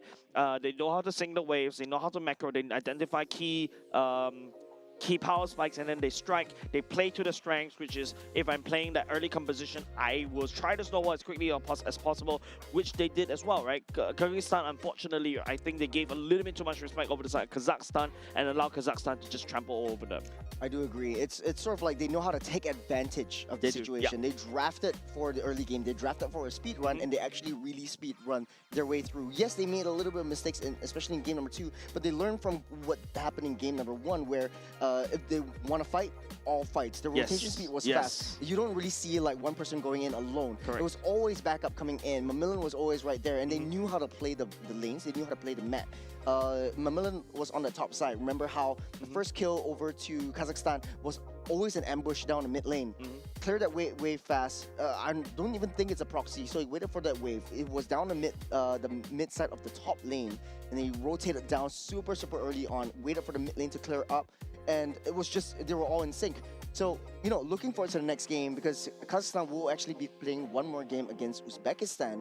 Kazakhstan is in a safe spot. Even if they lose the next one, it still is going to be a secured position into the main stage in Nagoya, Japan. Yeah, but I mean, who likes to lose? Who likes to lose? But Winning is fun. I say that as I contradicted what I said earlier just now, right? Like, you know, you actually learn more as you lose, right? You don't lose, you win or you learn. Yeah, you win or you learn. But of course, you know, Kazakhstan will be going up against Uzbekistan later on. We are still dealing with Group C as well. Sorry, correct. Apologies on that. So we're still doing Group C. As what I mentioned earlier just now, there's a lot of games we haven't seen from the side of Group C. Finally, we get some spotlight already on them as well. In terms of Uzbekistan, I feel like right now, based on the standings that I saw, they were able to take Kyrgyzstan as in a 2-1 fashion. Correct. So I think they're not too shabby either. This is going to be a first seed versus a second seed. So it's all about like who gets the better seed, I guess. It's really just seeding at this point, and definitely you want to stay at top of the charts. Because I think in these kinds of tournament formats, in the main stage, it's still yet to be seen. But typically you have the top seed of one group going up against the bottom seed of the group that will go into the main stage on another group. So if that makes sense. So you always want to stay ahead of the competition. Statistics wise, Uzbekistan taking one game loss over Kyrgyzstan is still, you know, saying to us that Kazakhstan has what it takes to snowball and rampage their way through over Uzbekistan, but we'll wait and see. Yeah, I think Uzbekistan, technically speaking, they got 3 points, right? That one match win against, I believe that was Kyrgyzstan in day number 2, kind of definitely works in their favor, as well as we take a look at the standings just in case. If I'm more of a graphic person, I like to show graphics in order for people to understand what I'm talking about. Here you go, Kazakhstan. I say with that 2-match win, solidifies their position in Nagoya already. Uzbekistan as well. I would say, technically speaking, yes, already. Yes, there's no way that Kyrgyzstan or Tajikistan is able to climb their way up. I think you win 2, you're immediately qualified. Now it's just fight for seeding. Yeah, the fact is the game depth between Kyrgyzstan and also Uzbekistan is so far apart, but hey, it makes it feels like show match later, I guess. It's just a show match to see what kind of strategies that Uzbekistan has brought to the table. We haven't seen it in the main in the qualifying main stage yet, so we are pretty excited to see what Uzbekistan brings to the table. Will they be able to disrupt and tear apart the aggressive strategy, the early game strategy that Kazakhstan brings into the plate? Yeah, and with that said, ladies and gents, this is just a interesting gameplay. I'm glad to see what Kazakhstan has offered itself, albeit slightly slow in terms of the meta. But hey, at the very least, I hope they win and learn, especially when they go over to Nagoya, when they start facing metas from other regions as well. So, ladies and gents, with that said, don't go away, because coming up next will be another game from Group C. It will be between Kazakhstan going against Uzbekistan. Don't go away. We'll be right back.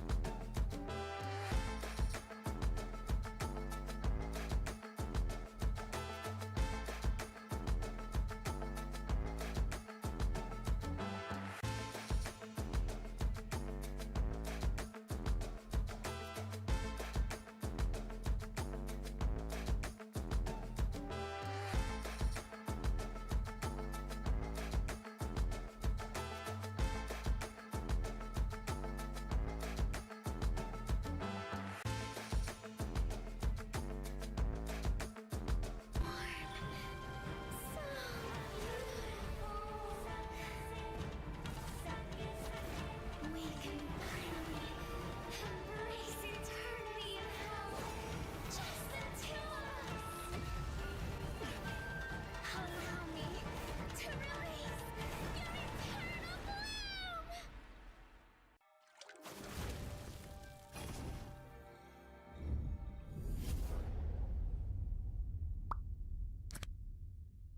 The human body was built to move, not trapped at a desk in one singular posture for 12 hours a day. It's time your chair evolved. This is Secret Lab Titan Evo. Ergonomically engineered for you, gamers, hybrid workers, artists, backing your every move.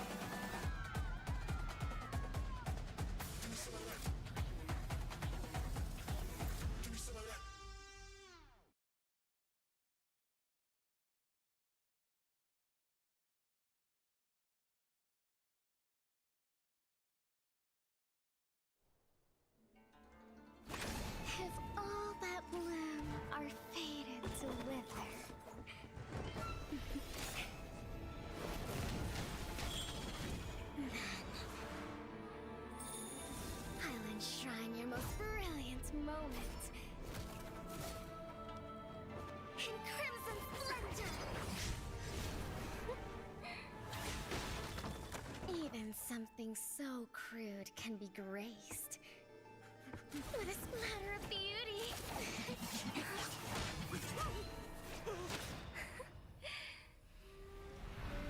I'll get you out! You finally come to me, Hanabi-sama! This madness ends now.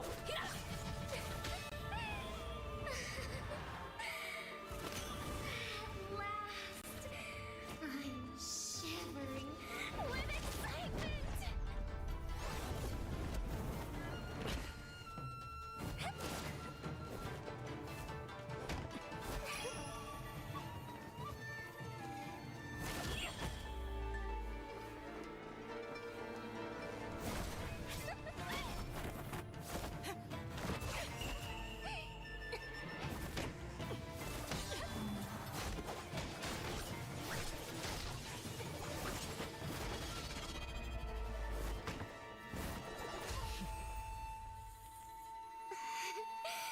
Such killing intent. Does this mean Hanabi-sama finally understands Kirara?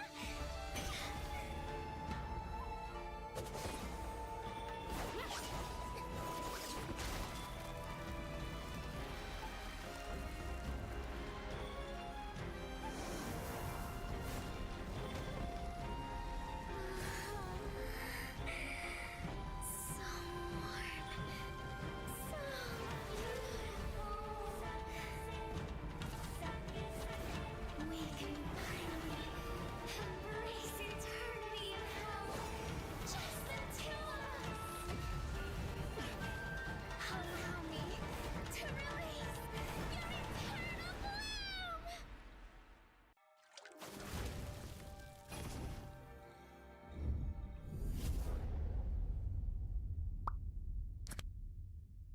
The human body was built to move.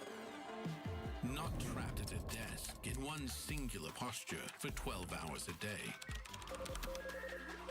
It's time your chair evolved. This is Secret Lab Titan Evo. Ergonomically engineered for you, gamers, hybrid workers, artists, backing your every move.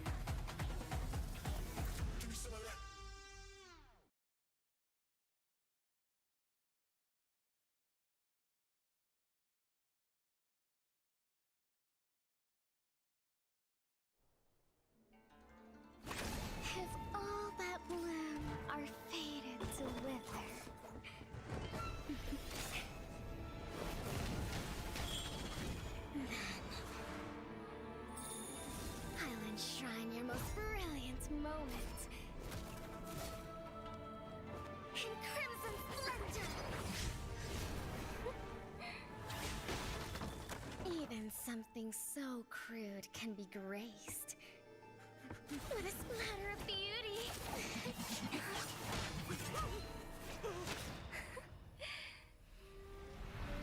I'll get you out! You finally come to me, Hanabi-sama! This madness ends now!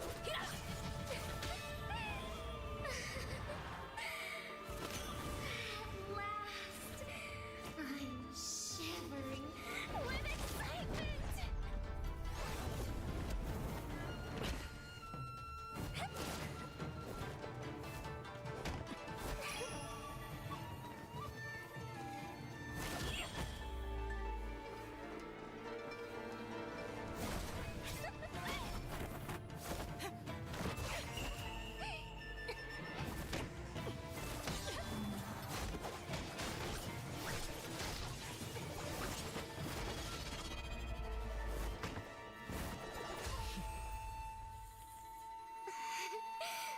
Such killing intent. Does this mean Hanabi-sama finally understands Hinata?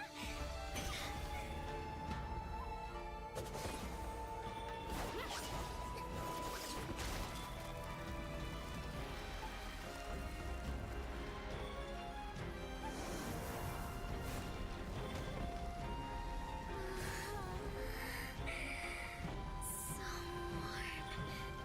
So beautiful. We can finally embrace eternity in hell. Just the two of us.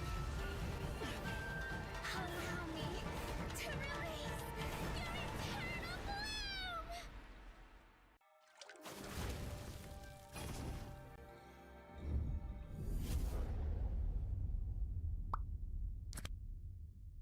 The human body was built to move. Not trapped at a desk in one singular posture for 12 hours a day. It's time your chair evolved.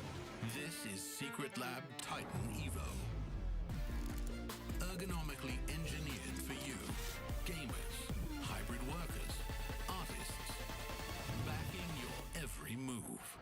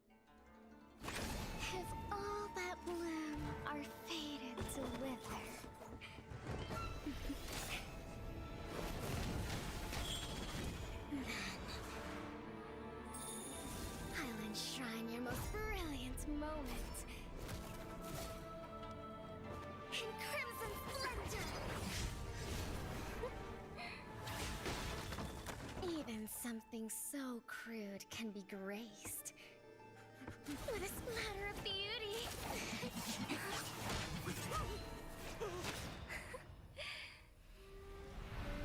I'll get you out! You finally come to me, Hanabi-sama! This madness ends now!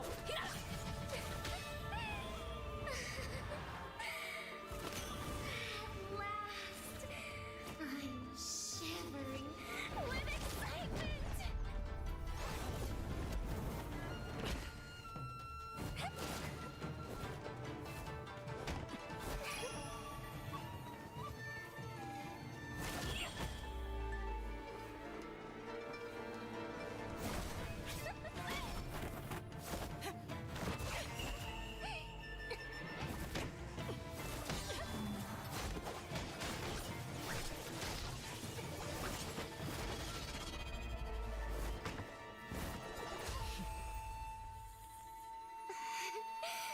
Such killing intent. Does this mean Hanabi-sama finally understands Hinata?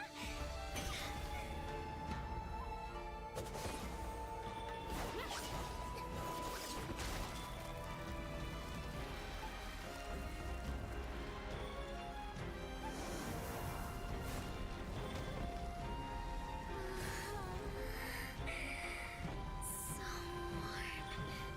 So beautiful. We can finally embrace eternity in hell. Just the two of us. Allow me to release your eternal bloom.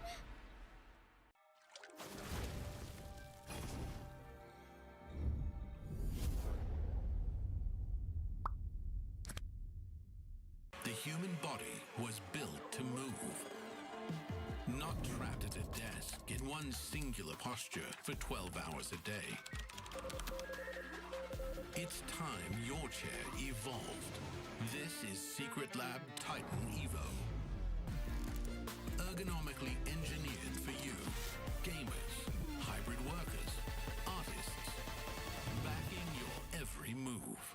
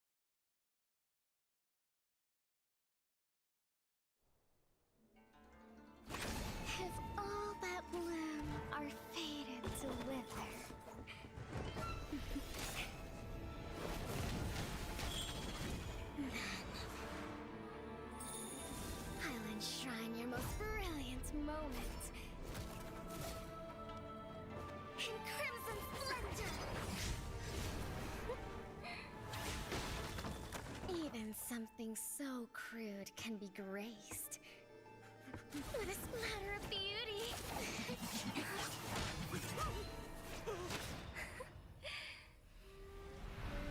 I'll get you out! You finally come to me, Hanabi-sama! This madness ends now!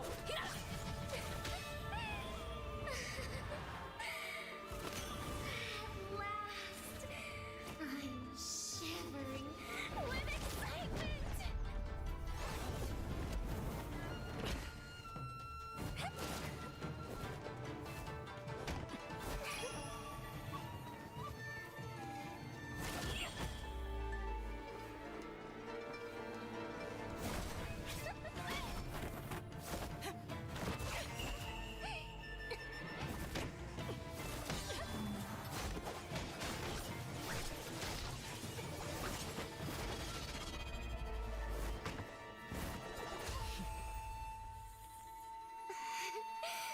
Such killing intent. Does this mean Hanabi-sama finally understands Hirara?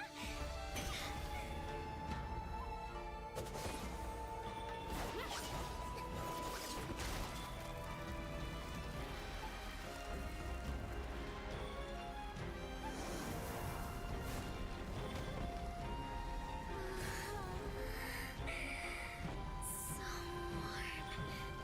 So beautiful.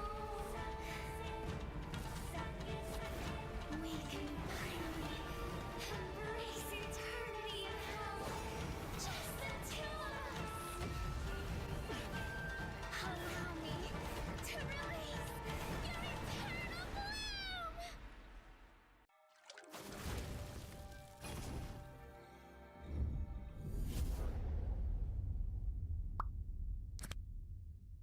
The human body was built to move.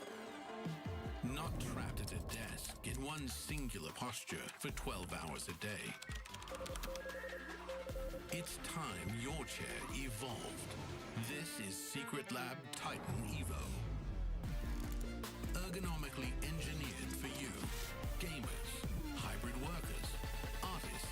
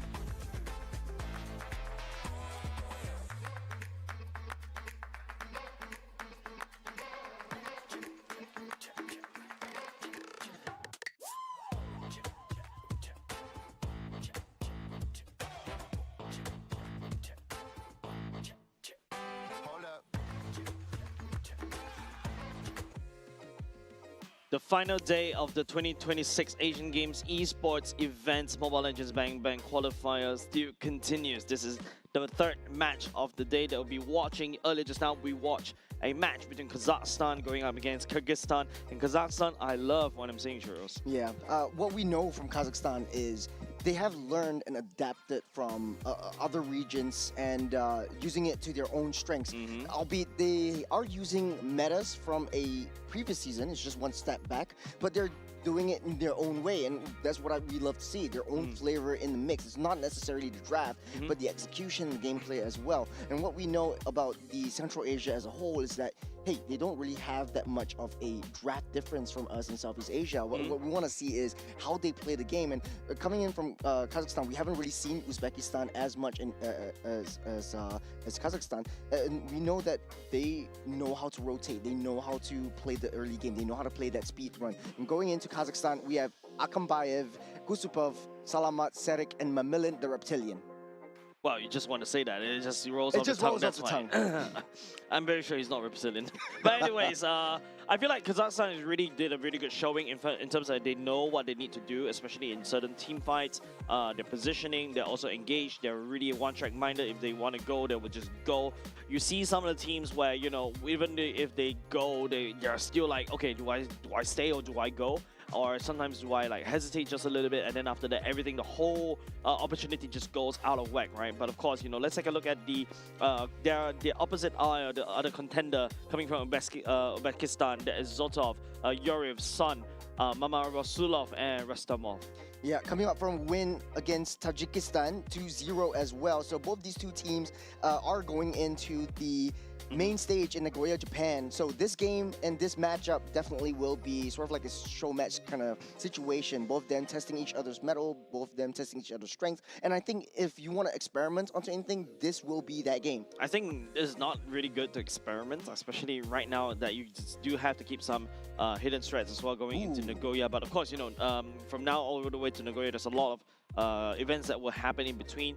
Many patches could also potentially happen as well, so that's why new heroes are coming up. So this Hirara is going to get unlocked, right? Specifically for this AGQ. Unfortunately, this is Hirara's global ban, so we won't get to see that as much. But you know, going into other stages, definitely things are going to be shaking up.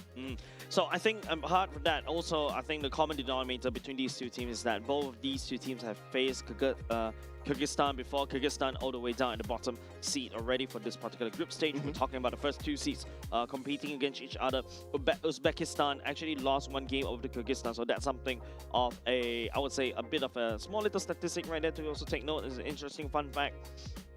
But of course, you know, Kazakhstan is the one that's clean sweep Kyrgyzstan 2-0. It's not only a clean sweep. Clean sleep. It is basically they put Kyrgyzstan to sleep. It's super dominant, super convincing. The max goal difference was basically hitting around the 10 to 12K, finishing up both games right there around the 14-minute mark. Second game was sub 14. It was just 1 second shy of a 14-minute game. And this was a really interesting kind of gameplay that Kazakhstan has brought out. So really dominant. We haven't really seen Uzbekistan as much. Maybe they played it in the first half of the AGQ, maybe the first couple of days. So they're still getting into their stride, getting to their groove. So this will be the real test. If you want to show anything, if you want to prove anything, the last day will be that chance. I think also as well, right? You talk about the momentum as well. Kazakhstan actually got a bit of a two-game sweep at the very least, so they've got their warm-ups done already. But now, you know, Uzbekistan, they haven't played a single game ever since day number 2. Day 2 is the day where they face against Kyrgyzstan as well. So yeah, of course, you know, this is their first game of the first match of the day for them in day 4. Later on, they'll be going up against Tajikistan later on at the other substage. So in this order of manner, we kind of know what Kazakhstan wants to do. Will Uzbekistan identify that Kazakhstan wants to go on the aggressive, wants to go on the offensive and try to draft around that, try to draft a fight fire by fire kind of situation that Kyrgyzstan actually did, but play it in a albeit different kind of manner to try to stop the approach that Kazakhstan wants to bring? Yep, Kazakhstan and also Uzbekistan, this is their first game for them. We're going to Flying Clouds as well. Phobius getting banned away by the time Kazakhstan's right off the bat.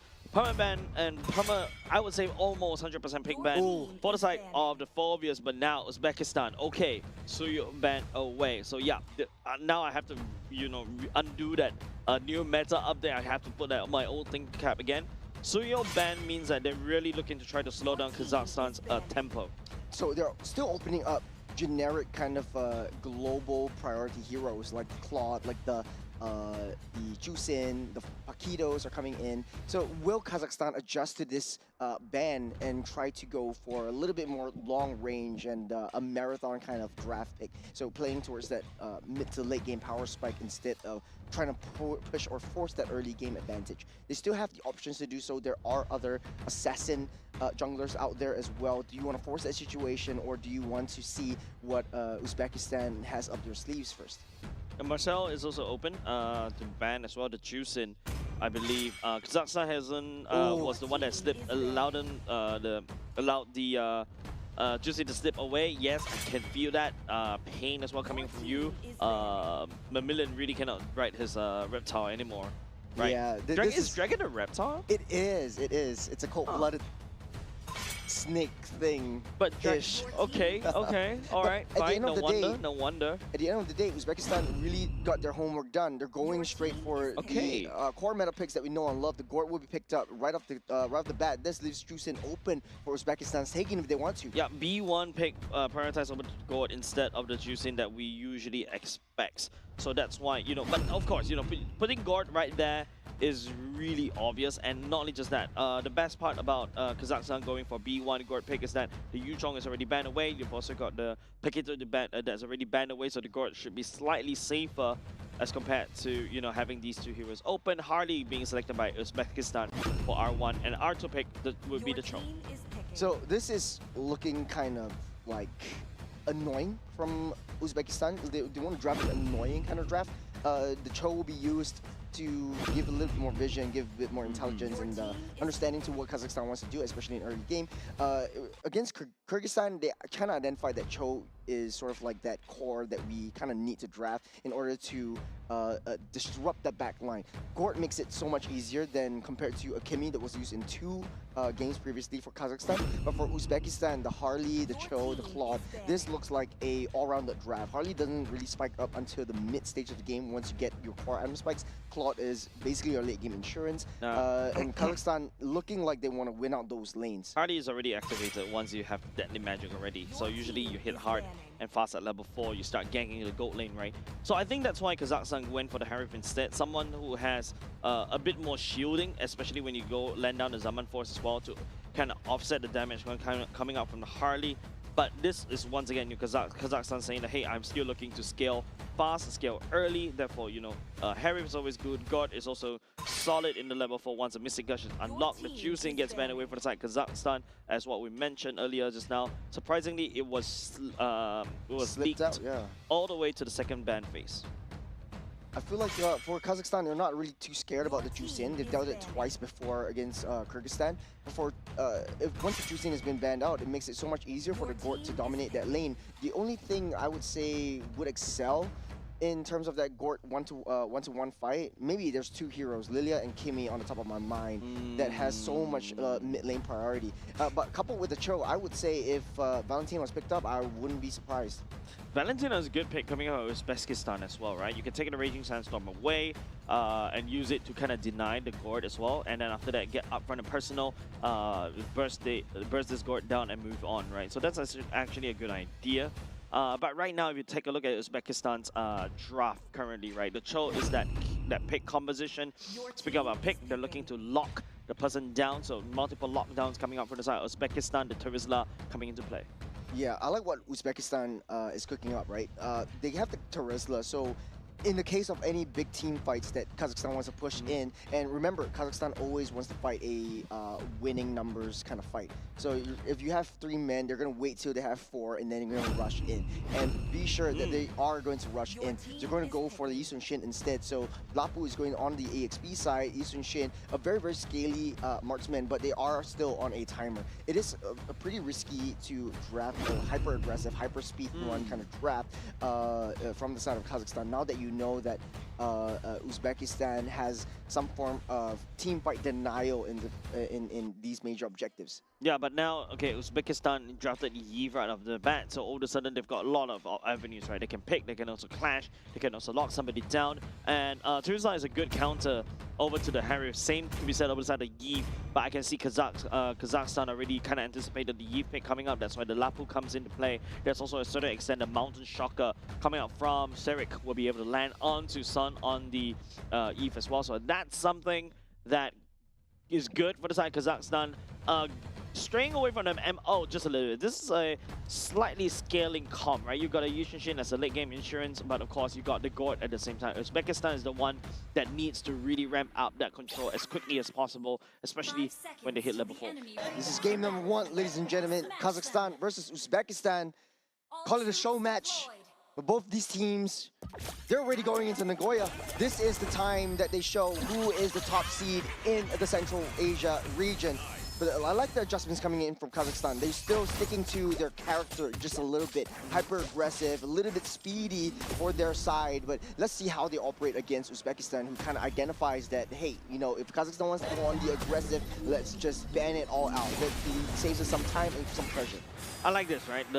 I think the Yushin makes sense. If you take a look at Uzbekistan, if you minus off the Terizla, everybody from the side of Uzbekistan can be dealt with by Serik on this Yushin, right? Apart from that, you also got the dash away that allows you to get away from Rustamov penalty zone. So that's something that you could potentially work against, especially in early game before Yoriv actually start racking up the items. The Cho is still kind of squishy. Yeah, this is just judging from the previous matchup, this is not where Kazakhstan wants to be. Typically, in the first minute mark, Kazakhstan would typically send Kusupov over to the enemy jungle, but Cho, Yuriev is just denying that entry. Yeah, and it's a lot easier and faster for the side of Uzbekistan to really clear this one, right? Like the Yuriev on the Concussive Blast and also Son on the Void Crystals, you can just wave clear, shove it, and then after that rotate. Harley is already on that level 4. He's looking for targets right now. Starting the rotations on the bottom side. Mamilin is going to be the one with the deadly magic. There's a onto his face and a hit from Yuriev to seal the deal.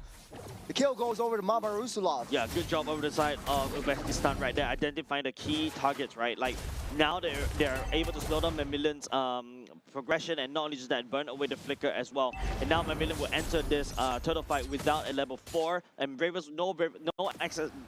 Kazakhstan doesn't have access to Mamilin's Bravest Warrior, means that, you know, this is going to be a bit more easier for Uzbekistan to really secure this turtle.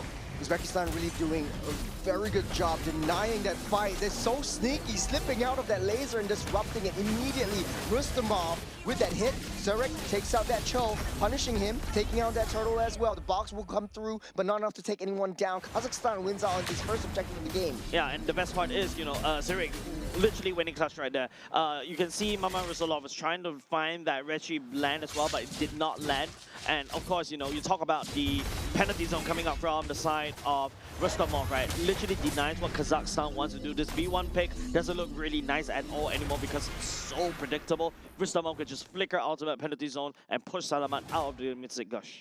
Quick rotations coming in from Harith as well, down into the mid lane. But before we go into that, the turtle, what went down? Yeah, I think it's just all eyes on Mustamov right there, right? Just literally looking at Salama and try to hold down that position. But unfortunately, I feel that real-world manipulation from Sun came out a little bit late. That instant replay, I think that was the second sequence of the whole team fight earlier just now. Yeah, he just got that level 4, just popped the Druid of RWM just in the nick of time, but unfortunately unable to seal the deal on that turtle. But in this case, I think Kazakhstan, they're still being on the aggressive. They are held back just a little bit on the bottom side with that first blood over to Mama Rusolov, but I think they're still in the game. Still okay. It's still not too shabby either, right? Don't forget, Kazakhstan does have Yushin looking to scale, but Zoltov as well. So far, if you take a look at the gold lane priority, it's really even Stevens right here. There's not a lot of movement as well, albeit level 6 for the side of Akamabe means that he's, you know, hard shoving, was able to push Zoltov away. I think there's a couple of minions that Zoltov missed. That's why he's slightly behind in terms of level. But of course, you know, a lot more work cut out for the side of Yoriv to find the pickoff. Not only that, right? Akambayev actually rotated down to the mid side.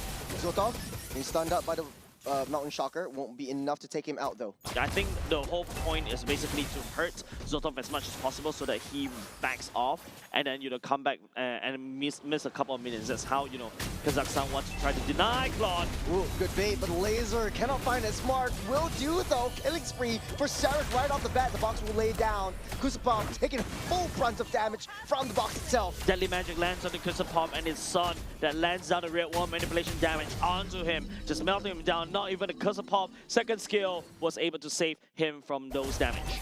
Turtle popping up. It's just macro game all over the map. Zotov knows that the early game is not his fight. He's going to be farming. He's going to be staying safe up on that top side. Don't want to risk anything at all. I think right now it's just that was a good engage, and that's the power of Deadly Magic, right? Deadly Magic, not only just the fact that you need to sometimes you don't need to rely on yourself to land down the damage. Your teammates can actually do it. To stack up the damage from the magic, Deadly Magic right there. You can see Mama Rusalov taking the initiatives over and over again. But the target was not landed on Salamat at all.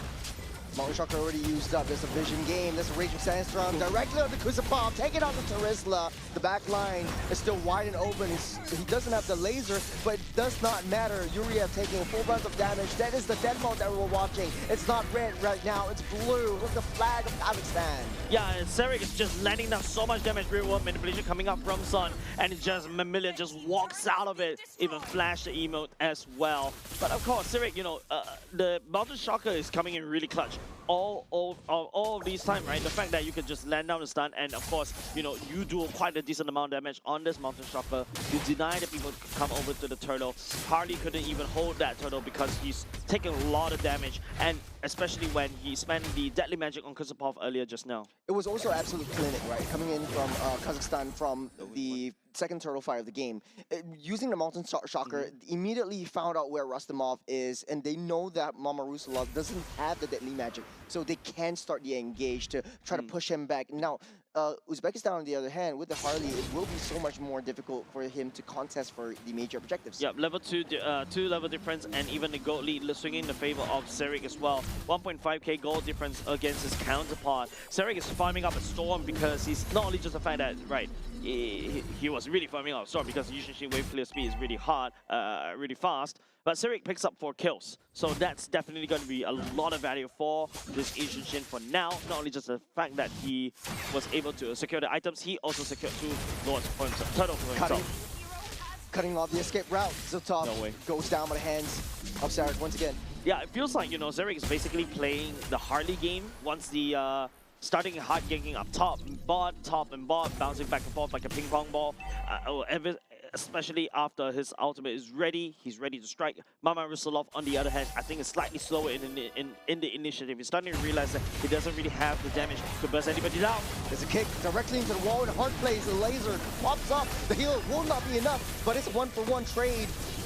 Neat speed for a roam. They took what they can and they're out of there. The turtle still open up though. Yeah, big set is already denied as well. Don't forget there's also another Mountain Shocker coming off, and Sarek is just literally begging Uzbekistan, if you want to handshake a team fight right here, right now, no matter even if we don't have the hard engages as well. But Sarek, ooh, that's a shot. Sarek picks that one up as well. Man, so many damage coming out of Civic already. He knows that he's far ahead. 2 levels ahead is more than enough, especially as an assassin. Oh, well, technically speaking, marksman in this case, right? And now the marksman is hunting down the assassin. And it feels good, right? Like, usually as a gold laner or a marksman, you are at the mercy of these assassins. And Mama Rusalov actually went down with the Deadly Magic as well. In this mid-stage, I would say, kind of mid to late stage of the game, if you are a Harley and you're getting one-shotted by Sarek and Sarek is immediately finding you out, this is not looking so good because you're not having that snowball potential. You don't really have that momentum driving you through to pick up any kills, and having the Harith on the other end of the table, it makes it so much harder to siphon and focus your fire onto him. Yeah, I think it's just Mama Rusalov. I think the early game was a little bit iffy right there, and now they're starting to pay for it. Mountain Shocker. Mamillion, the Red Tailor will start things out. The box will lay down to block everyone off. But Rustamov will still find its way down to 6 feet underground. And Zotov will keep himself safe for now. It's 2 members down for both sides. The fights are still happening. It's a brawl. Kazakhstan is not giving Uzbekistan time to breathe. We've been here before, Jace. Kazakhstan 5k goal lead already. Lots of damage that Kazakhstan can easily poke. And then after that, they cleared off the mid. And now it's just the problem is, you saw how Zotov was a little bit slow with the Blazing Duet. Trying to find the Blazing Duet target on and play around a real one manipulation. That's the key. But it feels like Kazakhstan knows what's up, especially, you know, when they're facing an Eve. They're not handshaking team fights inside the real one manipulation. Serik's looking for targets. Serik is just a one-man army on his own right now. Kazakhstan reverting back to a 4-1 composition. They're just letting Serik do his thing. His 13 levels up. Still 2 more levels, and then we'll see peak Lee Seung-shin form as of now. Yeah, level 15 power spike, right? Yeah, Serik is like literally 2 levels ahead of Mama Rusalov right now. If the heart is right behind levels as well, he's not able to assassinate anybody. Take a look. Starting things up, Uria drawing the team by his Great Mountain Shocker will block up the escape routes for Rastamov. In the penalty zone as well. Uria has nowhere to run, nowhere to hide. And then again, the Kazakhstan death ball. This is a great kick coming out from Yuri, but nobody from the side of Uzbekistan was able to follow on. Kazakhstan right there. You know, it's like, yeah, like, you can kick me, but hey, if you don't have anybody to follow up with the damage, that's it. Because if you notice, Mama Rusalov is really far behind in terms of levels. Mama Rusalov is only level 12. Salama is already level 12. You need to have a level advantage in order for you to burst down anybody from the side of Kazakhstan. You take a look at the replay right here, right? The laser being landed down, the caught onto Rustamov, and then it's just a pick-up composition over and over again. And then all of a sudden, the whole wombo combo composition from the side of Uzbekistan, I want to fight everyone inside the box. The whole idea is gone. Yeah, when the laser popped up, it was kind of like another sense of like, you know, you want to try to save Rustamov, but you know that you're not going to be able to save him at all because the rest of the members are already there. He's also utilized his flicker. And speaking of which, this penalty zone directly in the midst of battle. Kazakhstan is still sitting happy and healthy. Laser drops down alongside the box, almost down. So dumb.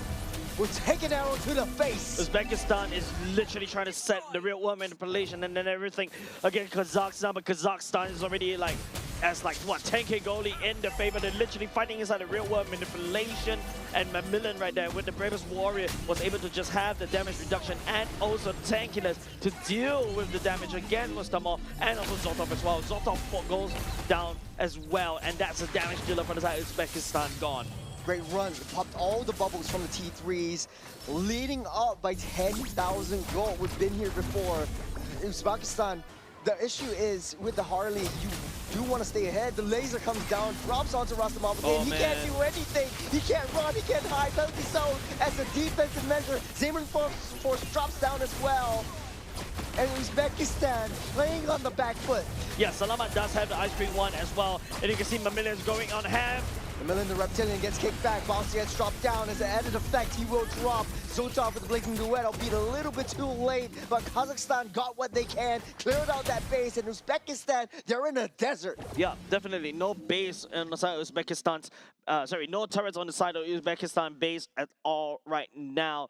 It's just, you know, there's a lot of times where, you know, Rustamov was trying to make a play right there with the penalty zone, but he eats so much laser. Salamat was so safe, literally Salamat right there. Man, there's no way that Uzbekistan was able to find Salamat at all, because if Rustamov wasn't able to find him, I think apart from that, there's nobody from the side Uzbekistan can do. You cannot deactivate the laser, you gotta eat a face full of laser from Kazakhstan.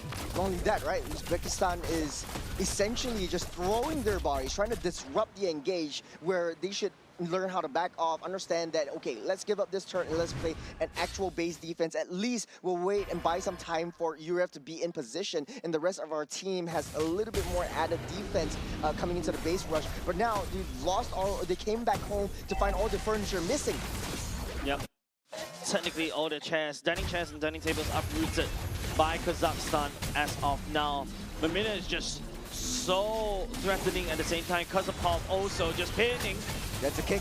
Into the wall they go. This laser getting shot down. Rustamov first to fall. Zotov using the blazing duet, but will not be enough. Taking a full face. Mamila the reptilian is still there, and he's still hunting. Everyone down. A cold-blooded monster. Yeah, Kazakhstan is giving no mercy over Uzbekistan. There's only 30 minutes, and we already rack up 12k gold lead in the favor. And not only just that, Uzbekistan needs to defend against the Lord. 3v5, they might not be able to do it. Nice dodge by Sarek on the face of Deadly Magic. Will get that hat out of the way. Kazakhstan will seal the deal. The first game goes to Kazakhstan. Dominant showing from the side of Kazakhstan as well. It's just pure chaos, especially in the earlier parts of the game. And also, you know, the fact is, you know, for the side of Uzbekistan, they're trying their best and hardest in order to be able to turn things around. And of course, you know, there's so many things that Uzbekistan is trying to do. Like the fact that you've got the God was literally uncontested at all. It was a very easy game, and Kazakhstan really did know how to peel for the side of his team, right? Salama is very safe. You've got the Lapu to deal with. You also got the Khalid to deal with. There's a wall of bodies to go through before you even get to the goal. And even if you got the goal, we saw that a couple times with the Cho. He kicked him up, disrupted the laser, but it doesn't do anything because the rest of the members are already there. We know from Kazakhstan they like to fight as five. The Terizla was built specifically or drafted specifically to deal with a five-man team fight composition. But every single time there's a five-man team fight, the Terizla goes in first. The Cho comes in as sort of a reactionary measure to disrupt that Mystic Laser, but it doesn't really do too much. The rest of the members are way too far behind. Harley wasn't really the right draft at this moment. I feel that Hardy was a great draft in the early game. I want to see a lot more active movements around this Hardy earlier just now, but then, you know, you allow Zerek and the Yushin to just farm up a Storm, and it's just, once the Mountain Shocker is ready, he just uses it, it pushes, you know, the Hardy away. You also deny, not saying deny the vision, you deny the advantage of an assassin, right? You don't know where he is. Suddenly one Mountain Shocker, you know where he is already, and you know what you do is, like, if you're a gold laner, you see, because of the Mountain Shocker, you see the Harley around, you play safe. So these are information that was already given away over the side of Kazakhstan, and that's why the Harley is finding a lot of difficulties to try to land down these ganks. Well, for Uzbekistan though, I would say in the early game, they kind of played to their strengths. They know that if they sent Cho down into the mid side to try to mirror where the Khalid wanted to go, that would be sort of like their saving grace. But hey, Sarek had a great game so far. Legendary status at 8-0-7 for their KDA, 88% kill participation. Don't forget, he's such a monster, this guy. Yeah, don't forget, Yushin is a glass cannon, but it seems like, you know, he's really unfazed because he's so far ahead in this danger, in this roster. And like what I mentioned during the start of the game, right? Like, look, if I would say pre 5 minutes, pre 8 minutes, the Cho doesn't really have a lot of HP bars. It's a lot easier for Ishin to just hack and slash all across the board, and nobody from the side of Uzbekistan has that kind of roster to deal with it except for Rustamov on the Terizla, right? But the problem is Rustamov always constantly getting shredded by the side of Salamat because, you know, Kusepov and also Mamilian is just absorbing so much of this attention. Akam Bayev as well on this Harif. I would say he also racked up a ton of damage as well, just being able to be absorbing most of the pressure coming up from Sun on the Yeep and also from the Hardy. Uzbekistan really is, they need to adjust to the tempo that Kazakhstan wants to bring to the games, and I think in the draft they sort of understood that, hey, let's just take out the signature heroes for Sarek as well as Mamilian, but at the very end of the day, this looks like a repeat of what Kazakhstan did to Kyrgyzstan. Yeah, I think it's down to the gold laners, right? I feel like the gold laner wasn't able to get an opportunity to shine because, you know, even though Zotov on this card was already going to the later parts again, he was able to secure all the 3 items, but it's a little bit too late because, you know, the sheer amount of bullying coming up from the side of Kazakhstan, especially on the guard, especially on Yishin Shin, the last thing you want is to BMI right into the middle of the fight, open up Blazing Duet, and all the Yishin Shin do is just auto attack combo, and then second skill combo, and then dash around, you know, back and forth. You're instantly melted, right? Even though you got that Blazing Duet that's absorbing so much life steal around your enemies. And the way that Kazakhstan likes to layer in the team fights works exceptionally well for really punishing SS. Mamillan was also very punishing. He didn't have any kills this game, but he was able to zone everyone back out of the way. So what he does is very, very present in zoning out that back line. The back line had no presence. The back line of Uzbekistan had no presence at all in the matter of any of these team fights. And they're just building like this blue death ball, throwing in the lasers, throwing in any one of these hits. You have Yi Sun-shin who's dashing back and forth. And once you hit that physical strike, you go back with that range. And the rest of the members all come in to try and soak up some more damage before you take too much yourself. At the very end of the game, I remember one of the team fights with the penalty zone. I thought that would be it. They're fighting underneath the turret, or Uzbekistan's fighting underneath the turret. But because of the lack of the follow-up, you have the crowd control, you don't have the damage, you're just throwing your bodies. There's no way to escape if you're Rustamov. At the end of the day, that's 8 kills onto the Terizla itself. Yeah, and it's just unfortunate, right? Terizla is a very good setter, especially with the penalty zone as well, but I think the penalty zone was landing it mostly onto the front line as well as Kazakhstan, and Salama is more than happy to take it, right? You see the penalty zone coming in, I'm like, oh, you want to come, you want to get close into me, and you don't hit me with it, I'm just gonna send a laser down, and after that, it just melt you to pieces, right? And once the Mystic Gush come in, there's nobody from the enemy side of Uzbekistan to really turn off that Mystic Gush, and that's how, you know, how the whole structure for the side of Uzbekistan just crumbles from there. The whole keys to victory right there is to really just find a way to turn off that laser, but they couldn't find the switch. This will be the second draft coming underway. Expanding Rivers will work exceptionally well for the side of Kazakhstan. That's They love their rotations, they love their mobility, they love that versatility across the lanes. You see in the 4 to 5 minute mark, Harith is already ditching his own lane, taking in the mid-side gold and speeding it onto himself. Now, Kazakhstan really loves that red side pick. Yeah, they were playing red side in the previous series earlier just now. This previous game they're playing in the blue side, I think they who did their first pick? Gord, right? The first pick to Gord as well. So this time around, Gord is a prized possession for both these two teams. Uzbekistan already banned away the Yuchong, the Phobias, and the Harith. Kazakhstan bans away the Paquito, Marcel, and also the Freya. The Juicin is open if Uzbekistan wants to go for that, but Harley, first pick, I would say, maybe it's not a roster, it is the execution. Yeah, maybe if it ain't broke, don't fix it. If you're comfortable with it, just play it. It kind of is broke facing up against a Khalid. You can't really use your deadly magic on the Khalid. You can't really find your way or any access points into the Gord. There wasn't any cracks in the window or any chips in the armor that Harley was able to utilize, and you're sort of like lose out on the utility that you need when it comes to the objectives. Typically, in this case, if you know that you're fighting an early game, maybe pick up something a little bit more tanky. The Fredrin is still on the table. The Zetian is open, so the vision game will be strong. But how much that will change is still up to the execution of this one. Kazakhstan still sticking to their metal. The Gordon Khalid, that will be the Yi Sun-shin once again. Suyo is left unbanned. Yeah, I think right now, I really agree for both Uzbekistan, especially their third picks, and also Kazakhstan third pick as well, right? You got a Zetian, you got a global ultimate, Gord goes into laser, Zetian just responded with an ultimate of her own as well. Also has quite a decent range against the Gord as well. And global ultimate means that you can see everybody. Yi Sun-shin, it needs to be picked right here for the side of Kazakhstan, because you don't want to give that global ultimate over to the side of Uzbekistan already. Kazakhstan wants some piece of that pie, and now they'll also ban away the Claude. It's vision play against vision play. Now, without the Harith, previously, Kazakhstan actually picked up a Bruno for themselves. So will they play that Bruno in the picture? I think it might be pretty good, considering that, hey, you still have a little bit of damage, and no, it was the Clint for Kazakhstan. Yes, it was the Clint. It was the Clint for Kazakhstan, so pretty neutral in that front.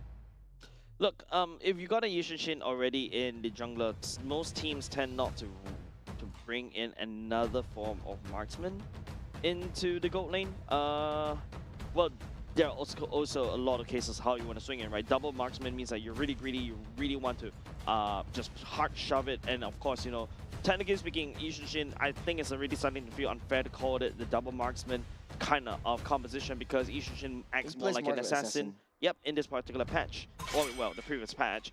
Bruno banned away, Uzbekistan knows what's up. At the very least, seems like they did the homework. Kazakhstan Macmillan goes back into the Lapu Lapu. I can see Uzbekistan is like, nope, I don't even want to deal with Macmillan's Dragon. Takes that away. Kazakhstan going straight for the hyper-aggressive early game kind of composition that they are so used to by this point. Uzbekistan doesn't know what kind of marksman they will pick, but the gold lane kind of shove for Kazakhstan is definitely crucial for Uzbekistan. They really need to try to find a way to win Sora. one of the lanes. The Sora might be the answer. Yep. A little bit of excess towards that back line. At least now you have Harley Cho, Sora as a gap closer to Tien from using the Fury of the Phoenix as a sort of vision play. Carry? And carry would be good. But a bit So short. susceptible to Yeah, but a bit short Mystic range. Laser. But at the very least, you are able to deal with Lapu Lapu. Okay, using the Clint instead, counter-picking that away from the side of Kazakhstan. How do you deal with Clint as a lane bully? It's just you bully the lane yourself, number one. Number two, Leslie. you can go, well, Obsidian, okay. scaling, right? You can just outscale your Clint, right? Obsidian is something that I was kind of excited about. We'll be able to see it in this particular game. It's a very scary scaling composition coming up from the side of Kazakhstan, especially on the Obsidia and the Yishin Shin. These are scaly, or to a certain extent, Gord as well. I apologize. 3 scalable heroes. Uzbekistan, on the other hand, you've got the Zetian, you've got the Sora, and also Clint, that's 3. But Sora, technically speaking, could add on even more damage. Over to the side of Kazakhstan, if Kazakhstan get caught off guard, especially when the guard is stationary. Well, it is sort of a new debut for the gold laners. It's going to be Clint versus Obsidia. I like the fact that Obsidia was picked up. There is quite a bit of dives coming in, and it's kind of like a pseudo anti-assassin marksman. You mitigate the dash, you mitigate the mobility from the assassins or anyone that comes your way. But this is game number 2. Kazakhstan already 1 game ahead. Uzbekistan really needs to find a way to break through the death ball that Kazakhstan will build for themselves. Look, I think there's also the range coming up on the side of Obsidia that could also match with the Clint, right? Like, you could also poke the Clint to Oblivion as well because of the range of your first skill. You're also able to dodge using the second skill as well. But, of course, you know, every time when you hit onto something using your first skill or your basic attack, you gain stacks. These stacks are so dangerous, especially towards the later parts of the game. Flicker already utilized by Kusupov, but I don't think that is too much of a matter now. Kazakhstan will find himself in a spot of bother in the mid lane, fighting the range that Uzbekistan has adjusted to. Yep. So far, good, I would say good fights, but Flicker already burned out by the side Kusupov. Technically speaking, into the first turtle fight, you don't really need that Flicker, especially when you don't have the Raging Sandstorm as well. So yeah, that's still a-okay. Clint, actually, interesting build coming out from the side of Zoltov, right? Goes for the Fighter Emblem. I was expecting more of an Assassin Emblem because your main goal is to really just output a lot of damage from far. Your range is crazy. I don't really feel like, you know, using the Fighter Emblem to get some bonus spellband for your first skill is worth it. But you never know, man. Like, especially when, you know, you go for, like, a piercing bullet that just penetrates through a lot of people and then you just easily regain those health back. That could also be the case as well. Yeah, I do like the fact that actually the Fighter Emblem is my emblem of choice right now. Sustain the lane, sustain the team fights. Difficult to get through because you have decent range, especially once you build that Malefic gun. Right now, a little bit of a deadly magic, a little bit of a deadly premonition that falls upon Kusupov.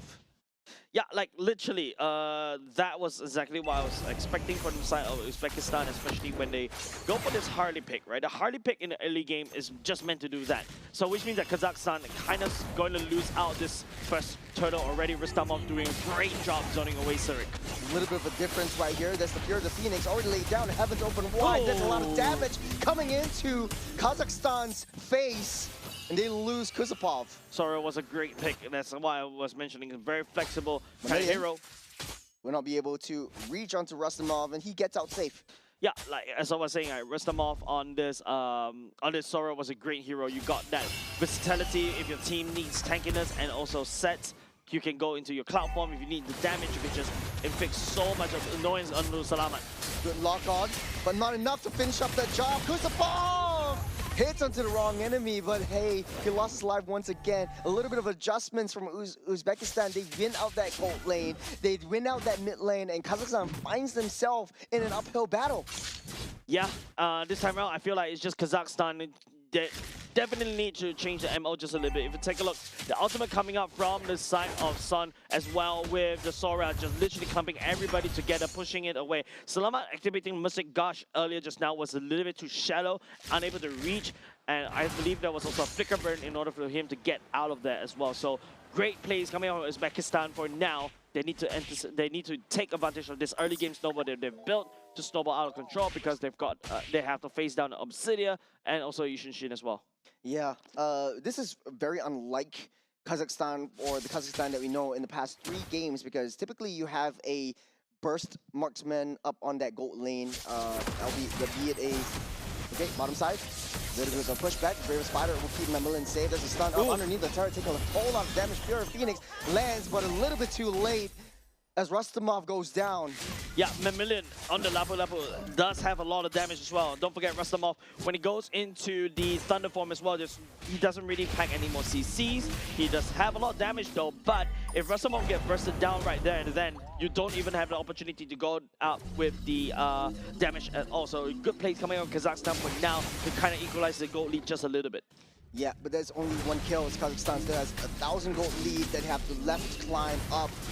Here comes the 5v5. First 5v5 of the fight. The Raging Sandstorm down the bottom side to start things off. At the delayed time for Kazakhstan to get that turtle, but it will not be enough, as the Sora will be proving to be too much of a distraction for Kazakhstan, and they're being ripped apart by Uzbekistan. Yeah, Uzbekistan, you know, tearing down Salamat as well as Kuzapov. Kuzapov using a lot, even Uzbekistan using a couple of flickers to reposition to get into a better position to land down the damage onto Salamat, and also Kuzapov is really, really well done. And of course, you know, Zotov, I believe that's already an endless battle being built for him already. He's on the way to go into the Malefic Gun. These are your 2 core items, whereas for the side of Akam Bayev, he's going for a more crit damage of ZW instead of the attack speed of ZW. Coming into this, Uzbekistan raising the tempo, keeping it into high gear as they start to engage the aggression onto Kazakhstan, bottom side as well. You see Harley getting the aggression in. They're taking everything that Kazakhstan holds dear, taking a little replay. What really went down? Kuzapov actually, I think, went a little bit too far with the Raging Sandstorm. Members from the side of Kazakhstan wasn't able to kind of step forward to secure, right, and get caught off guard. And I believe that was also could be also Yorif that actually jumps in to basically kick and isolate Kuzapov. For now, they know that. Oh, that's a nice kick on that Massive. core. Down goes Salamat. Kuzapov will survive for now. Just a little bit more. He gets that regen. Yuriev walks a little bit too close to the sun, but not enough damage to take him down. He will be able to slide out safe. As Obsidia also missing the ultimate, won't be able to re-engage. Yeah. Bad news coming out of Kazakhstan already, because, you know, this is Uzbekistan time to shine. Mamilin take a lot of damage. Oh, that's a lot of damage. Brave Spider already used. Down goes Kuzapov. Zotov is online, and Kazakhstan falling like flies. Yeah, Zotov, right. This is exactly what we want to see, especially from the previous game, where there's a lot more presence being felt by Zotov. Both of those passive damage starting to hurt because of the endless battle. Not only just that, Sun on the Zetian can also melt through a lot of tanks. So Mamilin, I think, also, not only just Mamilin, also Kuzapov as well, has to be a bit careful, has to pay respect to the damage coming out from these 2 damage dealers. Uzbekistan in a very comfortable position, 3,000 gold ahead. Kazakhstan finds himself in the losing end for now. You do have a scaling assassin jungler, but they need to find ways to break past Uzbekistan's defenses right now. Another deadly magic to seal the deal. Won't be enough. And he gets taken down. Kuzapov finding himself in so much trouble. 0-6-0 for this Khalid. Kuzapov is the sand in the sandbag, man. Uzbekistan has been constantly pounding sand and just pounding down Kuzapov before he could do anything at all. Kazakhstan need to find another way, because now the problem is, Zurich. Zurich with Metal Shocker might not be enough damage. The laser goes down. Down goes the Heavens hit as well. The Fury of the Phoenix will be enough to stun them out. They know where everyone Kazakhstan is. Uzbekistan back on that defense. There's 2 up ahead. They are very thick. They are very tanky. And they're coming in. Sora with the hit, with the cloud form. Man, Kuzapov just got back into the game, and down goes him again. Once again, he's been really selfless in making sure that at the very least Kazakhstan doesn't lose a lot of these HP bars. He's the sacrificial lamb for the side of Kazakhstan, but Uzbekistan, right, man, Rustamov, really well played there, was able to isolate potentially even more. Had, Kazakhstan actually not make that move, Salamat could have been caught, Akabayev may also be caught as well. Flicker was also committed by the side of Salamat. Do you think Kazakhstan is a little bit uncomfortable with this late game pace that they're building up onto? I think it's not the fact that Kazakhstan is not comfortable. I think it's Uzbekistan, finding the opportunity, finding a lot of picks. Like what I mentioned, now with the lightning trinket being secured by Mama Rusalov already, you also got Rustamov on the Chetai's Pauldron as well. This is also a big counter item against Akabayev, especially when Akabayev is going for the crit damage route as well, going into the Berserker's Fury. This means that, Rustamov is not going to get shredded by that. Akabayev is building as if, this is the kind of build that you built for squishies. Yeah. For Akambayev, though, a little bit later than she'll come online, there's going to be the first Lord that will spawn in the next 20 seconds. As down the bottom side, Harley finds himself in a bit of trouble. Sarek picks that one up. Big kill, big find for the Eastern Shin, but they're not happy about that. Uzbekistan back on the charge. They want to go in without, want to go out without a fight. As Harley is down, Lord is open up. Kazakhstan making a beeline towards that. Yeah, 4v4 right here, no jungler for the side of Uzbekistan. But don't forget, there's no marksman. Oh, Salama getting kicked back, taking a lot of damage. Yuriv takes down the kill on that Cho. Cho, 3-0-7 is a score. He's on the killing spree right there. There's a potential shutdown goal that could potentially be given over the side of Kazakhstan, but the fact that Salamat goes down as well kind of slows down the Lord push coming off inside Kazakhstan. Uzbekistan could look to blitz this Lord. The advantage was lost right now. They lost that Gord. Harley's back in position. Yuriev being such a nuisance. Sarek, a little bit of an arrow, just a tickle. Uzbekistan tries to back off. There's a reset. There's a lot of damage onto Yuriev. The Deadly Magic used up as well. And they start that fight. Heavens open up. And that's the charge onto three members. The kickback onto the Eastern Shin. Sarek falls. No damage coming over Kazakhstan already. It's just Kuzempov giving way too much leeway over side of Uzbekistan. 3 flickers used as well just to make sure that they secure the kill onto Sarek as well as Kuzempov. Massive damage coming out from the side of Uzbekistan. Now they're trying to look for the Lord push as well, but he's just leaving clean right there. That's not a good idea. They need a little bit more. Mamila is also in the vicinity providing the information, but I don't think they're going to come into this because Akambayev is all the way down bot, trying to quickly farm up as quickly as possible. No jungle. Uzbekistan immediately blitz down that Lord, takes possession of the first charge. Might be able to clear at least all T3s for the side of Kazakhstan. Taking a look back, a little bit dicey, don't you think, Jace? I think it's just about the Deadly Magic just used to just push down Kuzempov over and over. Once Kuzempov is down, there's not a lot of peel coming off inside Kazakhstan anymore, right? Mamilin, yes, he's a fighter. He's also can be slightly tanky, but there's so much punishment coming off of Zotov, so much burst, and also the shred coming off of Son as well. That's it, right? Rustamov, man. This is a very different one. Those Cloud ultimates to reposition, to catch and confirm the kill for the side. Kazakhstan has been working, but Akambayev does have a Berserker's Fury right now. Maybe this is the time for him to shine. Uzbekistan may have found the secret. Rustamov with the Sora is doing the Lord's work, taking control of all these team fights. Kazakhstan won't have to give up. No, they were able to take down that Lord, so they save that T2 up on the top side. Now, the issue is, will Uzbekistan be able to... No, that's the big back! The kickback onto that Heavens open up to stun everyone else, to try to save that Harley, but it loses life. Kazakhstan finds themselves some breathing space. Flicker for a jungler. I mean, right now, any form pickoff is great, especially when the Harley is this far ahead. Those AXP points is definitely going to be very, very beneficial for those who assisted that kill. But Kazakhstan is not out of woods just yet. Salamat is not having a great time because of the sheer amount of ultimates that are being traded, right? Once you see the ultimate coming out from Salamat, San just press one button, denies the Mystic Gush, and that's basically the keys to victory for the side of Uzbekistan, right? That's the win condition for the past few games, especially when you see a god on the other side. You just have to find a way, and finally Uzbekistan find the easiest way to deny that god. It's just to click a button.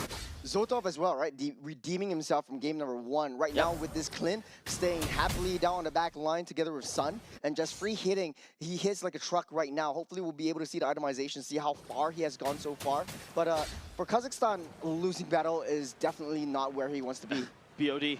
That's it. There's a BOD. That's Berserker's Fury is up next. And then maybe even a Great Dragon Spirit taking the book out of. Oh, that's a kick. Yuria down to the under the top side. Zolta picks up 1 kill for himself as well. The Spider is not so great anymore. Oh. That's a 2-man stun from the Sora. Open up the clouds and shift the skies. Man, 2 members down for absolutely nothing for the side of Uzbekistan. Yes, there's 2 flickers already committed by them. That is a-okay. Right now, Uzbekistan is looking to cycle, looking to pick, and now the Lord Pit coming in. Lord coming up in the next 15 seconds. It's going to be a little bit awkward for Kazakhstan to come back into this, especially when Mamilian is down for the count. But Obsidia is slowly farming up. Still not long enough yet in terms of that passive.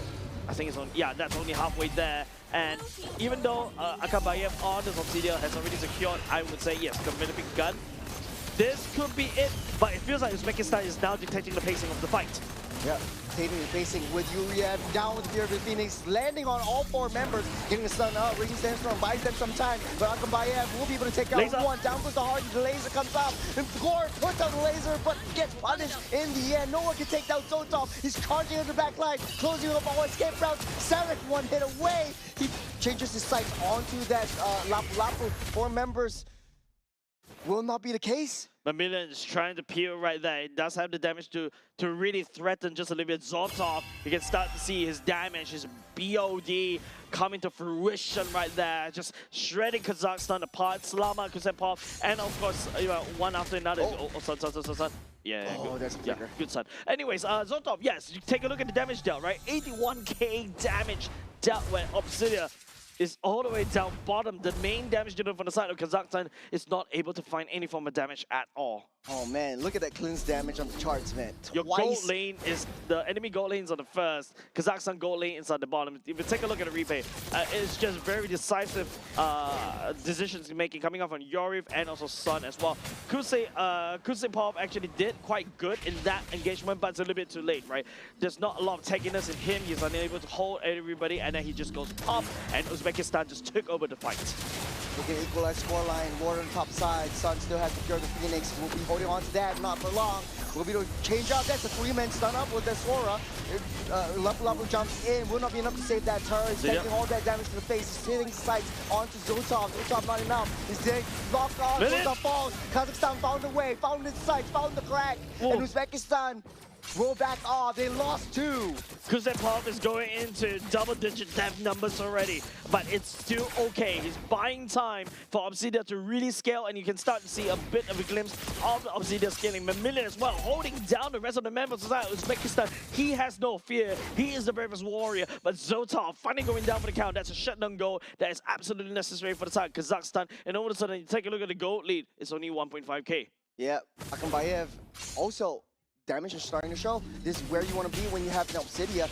And Mamilian, hard to take down as well. There's a lock on onto Yori. You have nowhere to run, nowhere to hide. The Spear of the Phoenix locking down 3 members. It might be a re-engage. There's the laser getting followed out. Salamat in a little bit of a tough spot. There goes the Sora onto the lightning form. He goes. The Raging Sandstorm will buy him some time. And all of the 5 members of Kazakhstan will be safe and sound for now. You can see the damage coming out of Obsidia, especially the later part of the game. He's just like maybe a couple or 2 more passive stacks away in order to reach max stacks. But the problem is, as an Obsidia, right, if you notice, okay, this is not showing the replay that I was talking about, but this is the replay where Salamat's laser was able to just continuously being used. You see Mamilian just standing in front of a lot of people, holding Zotov down, holding Rastamov down, allowing Obsidia to step forward to get the shutdown goal, and also these kills, and not only just kills that she needs, right? It's not just for fun. It also goes into this passive, and then because of that, he should be able to scale out of control. Might be able to fight this though. There's a Fear of the Phoenix locking down Mamilian in a tough spot. That's a Sora with the cloud form, taking it down. The laser gets popped up as well. Goes straight into the back line. Zotov picks up that gourd, but on the back side, yeah, Akambayev dealing a lot of damage. That's the flicker! Zotov! Oh, reliable, just flickers forward just for fun at the same time. Shuts down Akambayev, slows him down. You can see the players, but it's like Kazakhstan is like, oh my goodness, the amount of damage Zotov is outputting is way too much. And now Uzbekistan is knocking on Kazakhstan's doors. There's 20 seconds on the clock. Kazakhstan will come online, but it's not enough. Uzbekistan too far ahead. Their team fight is just impeccable. They don't have that range closer. It's just Mamilian alone will not be enough. It's 1 man against 4. The Mamilians marching in. They want to go for more. 6 more seconds for the side of Mamilians to come up, but I fear it's a little bit too late, They Shiros. want to target onto the throne. They don't have it in them to clear this out. And it's an equalizer. Uzbekistan clears up this team fight, clears up that throne, and equalizes the scoreline. 1-1 score between these two teams. No wonder this is a bit of a monster of a team fight coming out from these two teams. I would say a monster of a fight as well, right? I'm truly entertained because it seems like, you know, in game number 1, Kazakhstan knows what's up. They try to play something. They played to something that really strong at. They try to scale in the early game. After that, they scale too late. Snowball too late, right? But for the side of Uzbekistan, they're the ones that say, hey, let me try something else different right now. Even though I used the Cho, the Zetian, I would say, is the clear difference, because you now don't need to rely on the EXP laner to deal with Salamat on this god, right? You just click one button, and for a long time, Salamat couldn't even do anything as a god. Laser. No full laser at all. Salamat doesn't feel safe at all. Not only that, right? Like, you give Clint, you lose that gold lane priority, and you pick up an Obsidia who is an uber late game kind of marksman. And I would say not as consistent as if you would use a Claude or if you would use a carry. And it just goes to show Uzbekistan really adjusted the way that we expected them to. They needed that range, they chose that range, and it's a global range in that matter. Yeah, you just click one button, right? The channeling is more than enough to basically, it's not like a Gato Kacha channeling, right? Gato Kacha sends his body all the way there, and then after that lands. But for this Zetian, right, you could just activate that ultimate anywhere. It's like, you know, anybody can call in the artillery strike easily, right? So we're gonna take a look at the MVP. Goes of the Sun, very well given, and of course, apart from from Sun's ultimate that helps to deny the Mystic Gush as well, is the fact that with the glowing one and with the items that he's building, he can also burst with the lightning trunking, can also melt 69k, nice, 69k damage dealt by this guy, and also 91 kill participation. By the way, happy Father's Day to all the fathers out there. Yeah, happy Father's Day. MVP of the game, man. This Zetian was such a nuisance to deal with right from the first second in the mid lane. The Zetian was picked up. I would say in the earlier parts of the game, the damage isn't enough, but the wave clear is there. Paired up with the Cho, is just so empowered to push the mid lane back. Salamat couldn't even step foot out. Look at Kusupov, 12 kills or 12 deaths on this Khalid. Yeah, like Kusupov literally is a sandbag for the side of Kazakhstan, right? It's constantly getting picked off, and this is how you deal with a Cho, I would say. And it's so funny, right? It's like usually the Cho is the one that overextends just a little bit, and then you just pick the Cho up, and then after that, then you go kill, right? Kusupov is overextending just a little bit because he needs to scout out for the information. He needs to be able to threaten and also threaten you with a duel, especially when he goes around with Sand Tornado as well. But it seems like, you know, Uzbekistan found that gameplay. They used Mamarusalov to find the damage onto the Khalid over and over and over again until he's basically almost nothing. And then after that, you know, there's nobody from the side of Kazakhstan could peel except for Mamilian. And by the time Mamilian start to step up just a little bit and Akambayev step up a little bit, Zoltan was so far ahead. Restamov also outplayed in terms of, you know, at least picking up one person after another. This whole pick composition from the side of Uzbekistan is working wonders against Kazakhstan. And not only that, Mamarusalov now having a pretty decent game so far. We were questioning the Harley pick in the previous game, and he was suffering a lot. He was 3 levels behind of the Yisun Shin. But right now, since he's given so much space to farm, just because of the Zetian and the Cho mid lane duo empowerment, he was just popping off, finds a little bit of bits and pieces there, tries to draw in team fights from the Khalid and tries to take him down first. So that was very, very good adjustments coming from Uzbekistan. Now, these two are the top 2 seeds in Group C. Yep. And this really doesn't really shake things up, but it's just a statement that both of them wants to send to each other. Yeah, I think that's a statement, like what you mentioned. They're going to meet each other again in Japan, Nagoya as well. So, hey, I mean, why not, right? But I think in order to answer that question, the difference between Game 1 and Game number 2 Harley is that I feel like Game 1 Harley wasn't able to utilize and was thinking maybe wasn't able to use the deadly magic to great success, right? Over and over again, it was landed onto the Khalid, right? And nobody from the side of Uzbekistan was able to reinforce onto the Deadly Magic to really permanently put the Khalid down to the ground. But right now they do. They do This have that time they range do. with the Zetian and the Cho as well. Correct. Yeah. There is a bit of changes in terms of the gameplay. They reset it in between game number 1 and game number 2. Hopefully for game number 3, Kazakhstan also did a reset, because I feel like the Zetian, man, Zetian actually does almost equal amount of damage as a late game Sicilian as well, Yeah. because your cooldowns is so quick. You do a ton of damage. You also basically DPS people on your second skill, and now your second skill do with the recent patch as well. That burst of your second skill is doing like the bulk of the damage. The rest is slow, and you can cast it twice to slow down the retreat or even the engage of people. You have one of the longest range in the mid laners as well. You know, we also underestimate the passive that Zetian's passive brings to the table. We see that a lot in Khalid just now. He tries to go in with Raging Sandstorm. He gets a little bit too close. You pop the passive, you get pushed back, and then you immediately get bursted down. You get a little bit of a stun up, but that causes you to be in a very vulnerable position within the major skirmishes. It buys a lot of time for the rest of the team. So it's so hard to take Zetian down. That's why you got 0 kills on that one. Not only that, right? You can either go into Khalid or you can either go into Lapu. Lapu will be much better because you have a little bit of a CC immunity effect coming from the bravest fighter. But in order to find that target onto Zetian is so difficult. Yeah, I think in order for the Bravest Warrior to really come into effect, you really jump in. You need to really overcome it, right? Yep. It's the distance of the engagement coming off from a Lapu Lapu versus the distance that a Khalid could potentially do. A Khalid could just send right all the way in, and don't forget he has innate built-in movement speed as well when he's riding on the sand, right?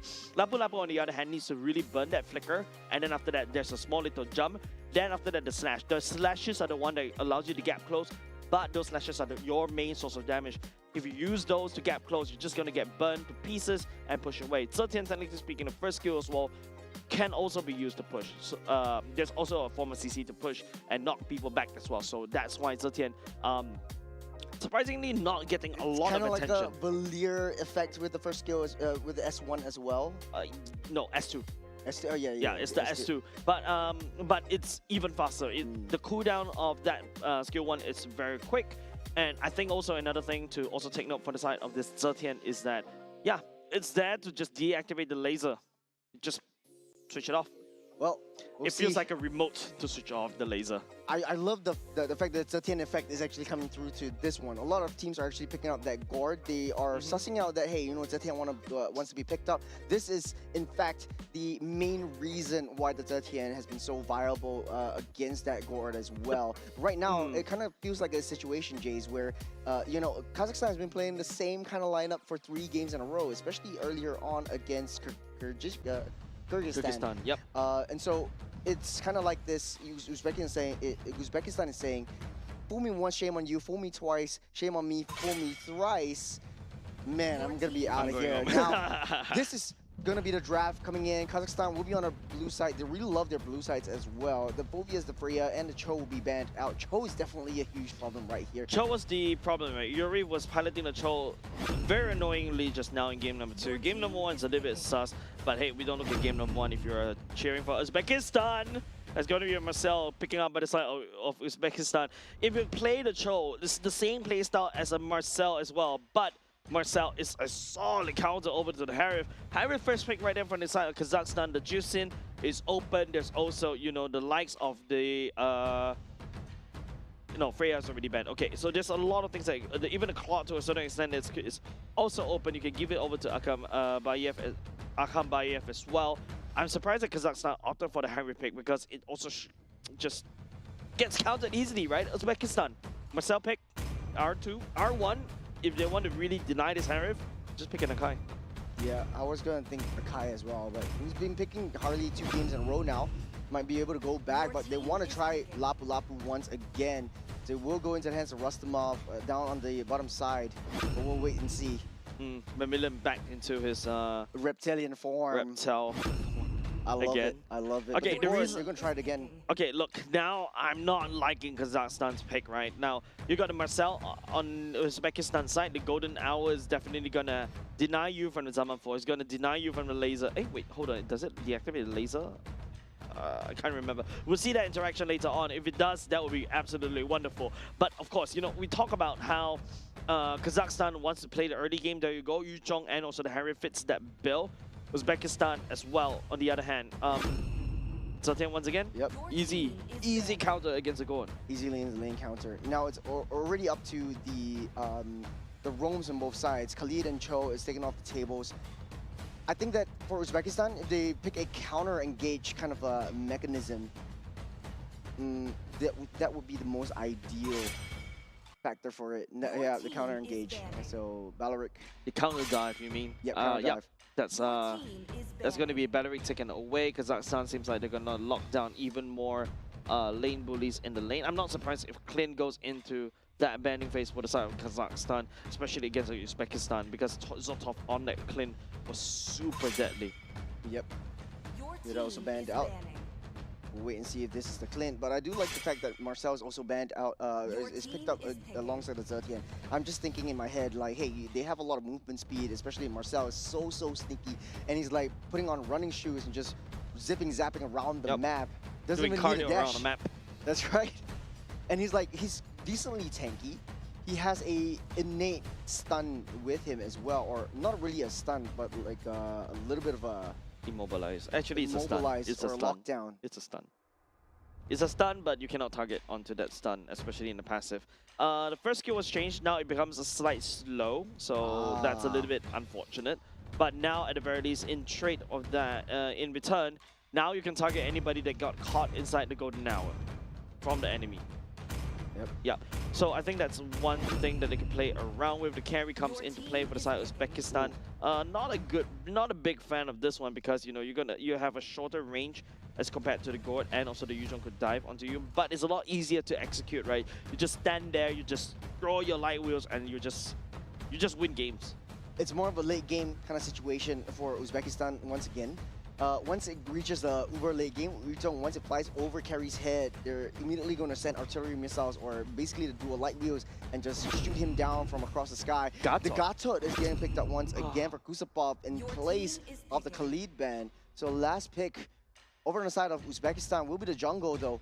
So far for the Harley again though. Yeah, so far we haven't seen a lot of successes on the Gatot Kacha, right? Yeah, Gatot Kacha is nice, especially your AOG was able to help to disengage everybody. But at the very least, I think, yeah, you're gonna get shredded by the carry though. Like, yeah, this is not what I'm expecting for a roam. I was thinking more, or even an Atlas to a certain extent, to basically start stunning and also locking down carry, push Zetian away as well, or even I was thinking Kufra. But because of the Lapu Lapu, the bouncing ball may come into fruition. But Yushin Shin, right, coming in back for Kazakhstan, back to basics. That's something that Serik loves to play in game number 1 and game number 2. Uzbekistan. Harley?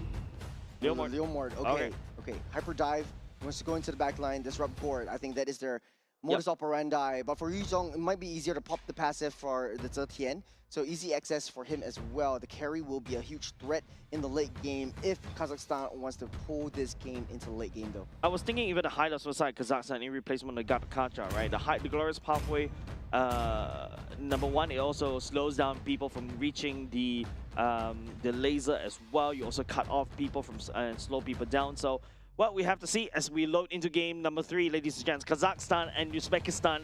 The score is 1-1. I'm personally liking a lot more from the in terms of the draft coming up from Uzbekistan, but Kazakhstan, I want to see them prove me wrong. Serik on the Yushin Shin has proven his worth as well. He's going to scale out of control, especially if you give him a mile. Well, this is game number 3, ladies and gentlemen. Not a lot of stakes. Both teams are already making their way and solidifying a ticket over to Nagoya, Japan. This is all for the bragging rights. At the top of the seed of Group C in Central Asia, Serik actually played the Yushin Shin 3 games in a row now. Very comfortable with this hero. I think he likes it. It's a fun hero. It clears the jungle fast. But right now he has a contest against this Leomord and how it deals against the rest of the Kazakhstan team. A very different playstyle from the first game. First game, Kazakhstan extremely dominant, 12k gold lead at the end of the game. They really need to find a way to clear the waves fast, start that early game 2-man rotation. Mamillion again with a quick rotation down up into the jungles. Currently, it's just I would say both teams looking to scale, right? More importantly for Kazakhstan, maybe hopefully play around the Harris looking to basically try to win the lane just a little bit. But of course, if you got Marcel on the enemy on your side, you want to also start being active all across the map. Mamillion's back into something that he's more comfortable with, especially on the Yuzhong. Rastamov, on the other hand, on this Lapu Lapu. Early game-wise, Mamillion should have a better chance as well, but it could be also a mechanical play, right? Rastamov with the dash it, with shield, actually throws everybody off. Yeah, Mamillion definitely keeping Rastamov at bay. Might be a little bit to their advantage right here. In the mid side, Yuriev just stunning Husupov, but Gato will prove to be a little bit tougher to take down. Sun still has that passive though, so not too afraid of that engage. A bit of rotation happening, definitely required for now. I would say both teams are playing a little bit safer as compared to what we are expecting earlier just now. But Zotov going up against this Harif, of course, you know, we talk about this. We need Harif to win lane. Wow, Zotov! Whoa, with the flicker. He knows the observer is on him. He's trying to make a highlight reel right there.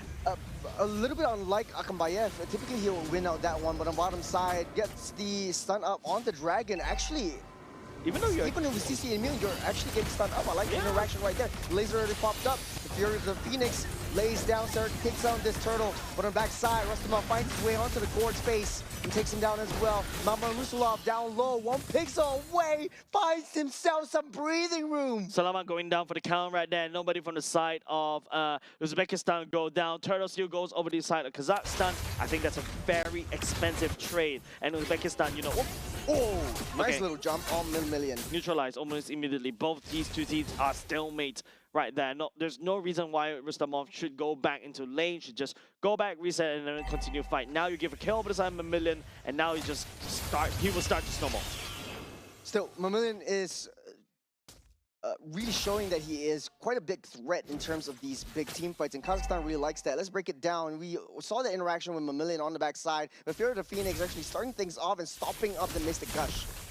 Yeah, and of course, you know, Kusupov is actually absorbing a lot of pressure right there. I can see why the taunt at the same time. Oh, it's going an hour, stopping his tracks, and like you said, the interaction right there doesn't stop the Mystic Gush. Yeah, it doesn't, but I don't think you're able to aim that laser as well, especially when you're frozen solid right there by Yuriev, right? So, which means that I think the only way for Uzbekistan to really stop that that ultimate will be either by Son's ultimate and also perhaps Rustamov ultimate as well. Maybe Mama Rusalov after that with the Barbie as well. That does have a bit of a knockup.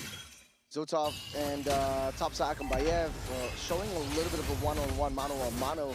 This fight on bottom side, Barbil already used up. Mamillion will take a little bit of damage. Bravest Fighter also committed, won't be able to go too much deeper into it. Sarek is showing himself with the arrow as well. Uzbekistan knows that they are all there.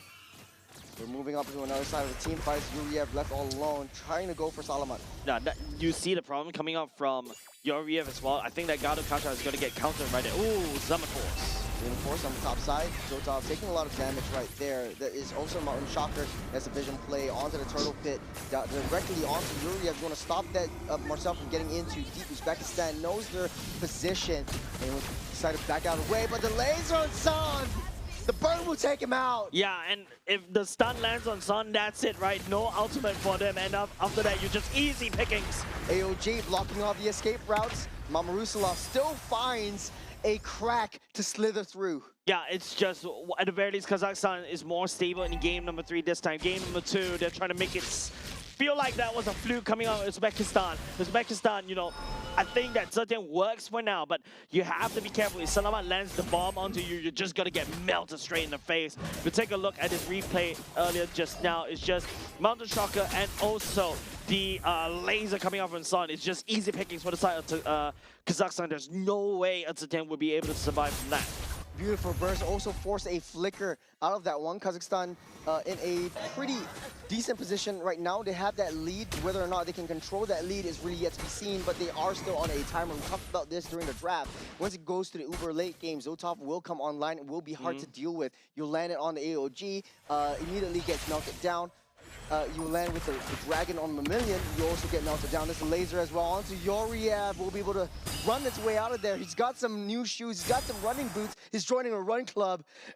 and he's fast. Yeah, and he also had to burn the Purify just to get out of there. Don't forget, Yoriv doesn't really have, even though you build HP on Yoriv, he doesn't benefit from that in his HP bars, but he gets a lot more tankier in terms of armor and magic resist as well. Salama deals true damage, so that means that, you know, in order to deal with the true damage, you need to build more tank, more HP bars, not armor, not any form of magic resist. But you can see, you know, Kusapov this time around on the Gatakacha, he's working really well, right? The taunt basically slows down people, and after that pins people on the ground, and then after that all Salama has to do is just send down the laser.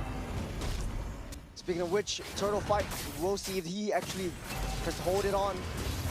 As they're going now onto the dragon itself, he's stuck in mid-air, but still able to find a mark. It's a double man, pacify onto the back line. Pure the Phoenix will stop them in the tracks just for now. He's waiting for the laser. That's a smart adaptation from that Gord, and drawing the Lapu Lapu into the midst of that team fight. And not just that, the Lapu Lapu stun actually did not deactivate the laser. Salama Skew sending the laser down on that choke point. Nobody from the side of Uzbekistan. Go! Oh, AOG! Big fight on the AOG, jumping on to the side of Uzbekistan, just buying some time. He took down that T1, opening the side of the map. Worth. That AOG is so worth. Kazakhstan crack open mid, and then all of a sudden Uzbekistan, all that tempo that they got in game number 2, all gone. You don't see it here anymore. We're slowing things down as Uzbekistan kinda losing their groove on the Zetian just a little bit. And I like the adaptations coming in from Salama. He has 2 big adaptations. He doesn't unleash the Mystic Gush until he knows that the Fury of Phoenix has landed, so that he knows that it will have the full force of the laser coming into Uzbekistan's face. Yep. Top side already cracked open. Sorry, top side not cracked open, but in the midst, right? There's a taunt out with the bravest fighter. Rustamov will be safe and sound for now. Yeah, nice taunt for now, but I don't think that, well, there's so many things that's happening across the map, Churros. Shot residue will not be enough to take Yoriv down, but the Reptilian will turn into Dragon Form to get out of the way. Big ultimate utilized right from the right from the get-go. He doesn't really need it anymore for now, because the next neutral objective is coming up in the next 40 seconds. But Zoltov, you know, Golden Staff already built. Uzbekistan, if they want to fight, it is now. They know that they have got the item power spikes as well, but Kazakhstan, especially in this particular time right now in 3.F with 4K gold lead, they do have the burst damage from the Hanriff and also the burst damage from Side Civic. Mamillion is on his Yuzhong, so definitely he's more comfortable on this hero.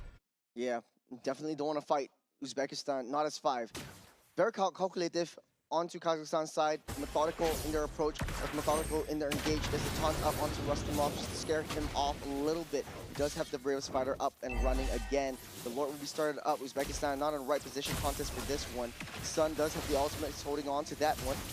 It's the top side. Mamillion keeping Lapu Lapu busy. He knows where this Leomord is, but he's finding the long route away. Lord gets that reset. Lord being leashed over to the blue side for now. Oh, lots of damage on the Rustamov though. Lots of damage. AOG lands on the back line of Uzbekistan. He's taking a full brunt of damage. Golden Hour stop them. Laser. Dealing a lot of damage though. They're chasing it down. That's the Black Dragon Form immediately fighting onto Sultan, but able to get out and escape. Yuriev with a save from Uzbekistan. They might have lost a Lord, but still fighting chance for Uzbekistan. Hey, I would trade my Rome for a Lord any day. Sorry, Romes. But yeah, you get the point, right? Good engage coming off on the side of Kazakhstan, especially when it's early on for the Rome to be traded just for the Lord. And that means that Kazakhstan would get a lot more pushing power, and immediately you start to see Kazakhstan million sent all the way down bot to fix that wave, and eventually you see somebody going up top. But if you take a look, right, like Salama's laser is okay, and the taunt coming out because Pop is actually locking down everybody there. On top of that, Zaman Force as well, albeit not utilized because members of side Uzbekistan is kiting backwards, but the damage has been done. Kazakhstan secured this Lord, but it's all up to the defense coming up side Uzbekistan. If they can at least save 1 tier 2 turret, that is good for Uzbekistan. But Kazakhstan, you know, they have the advantage right now. I think Zoltov is scaling slowly but surely. We saw the damage that he'd done directly onto Mamillion earlier on. And if this gets out of hand, it might be a little bit too much for Kazakhstan to handle. There is no way of engage that it's going to be the Golden Hour. And you're right, the Fury of Phoenix always laid down the bottom side. Rustamov taking control of the back line. But the Black Dragon Form immediately underneath the turret, though. They were going to go for more than the same force. This 4-man stun up. Uzbekistan will lose one member as Kazakhstan pushes on. Harif has a Holy Crystal now. He is more than happy to handshake these team fights. And you can see Rastamov is the one that received the brute force end of that damage. Kazakhstan right now leading the charge, sieging it up. But Uzbekistan clear of the minion waves for now. A sigh of relief. Mamillion just scaring the rest of Uzbekistan away, and I think this is the adjustment that Kazakhstan really needed. And I like the fact that both these two teams are learning from each other. They got the Zetian coming in. Let's pick up that dragon to pop that bubble before we can actually get a nice dive onto that. A little bit of a stun onto Mamillion to start things off. A little bit of a poke action from Uzbekistan. They're not giving up a little fight, but Kazakhstan might be a little bit too far ahead. Laser. Onto Yuriev, will not survive that. He falls by the hands of this Discord. Exactly what I was talking about, right? Yuriev on the Marcel. Yes, even though you build a lot of HP bars, you're just going to get shredded down by Salamat. Salamat deals true damage. And that's something that you really need to take note of in order to deal, like what I mentioned earlier just now. You want to deal with true damage, you need HP bars. But Yuriev, even though how many HP that he has secured for himself, is not strong enough to tank through Salamat's damage. Kazakhstan does have the macro game. You have 3 waves building up on all 3 sides as Uzbekistan finds themselves sticking together and clumping up as 4 members. We've been in this position before, and Kazakhstan feels very comfortable at this stage. Yeah, the Zetian seems like it's not really doing so well, right? It feels like Kazakhstan has found a way to basically deal with the Zetian already. Zetian is a non-factor right here, and even the Leomord as well is just unable to, secure any form of farm as well. 2 levels behind against Sirik. But now, the second Lord is up. 8k goalie in the pockets for the side of Kazakhstan. Does look like Uzbekistan is in the right position. You still have the Mountain Shocker. If you're Sirik, you'll be able to use that. You know that the top side, Zotov, is right there at that bush. You're able to blitz this down. In Kazakhstan, they're just waiting for that last charge. Yeah. Spending Rivers map seems like working in the favor for the side of Kazakhstan. The rotations coming in really clutch, allowing, the Harif to rotate even faster and stuff like that. But now, Uzbekistan back against the wall. They were great in game number 2, but game number 3, they kind of fell off short. You've got Harif already inching closer and closer to level 15. Once maxed out, he's going to do a maximum amount of damage, especially in the first skill.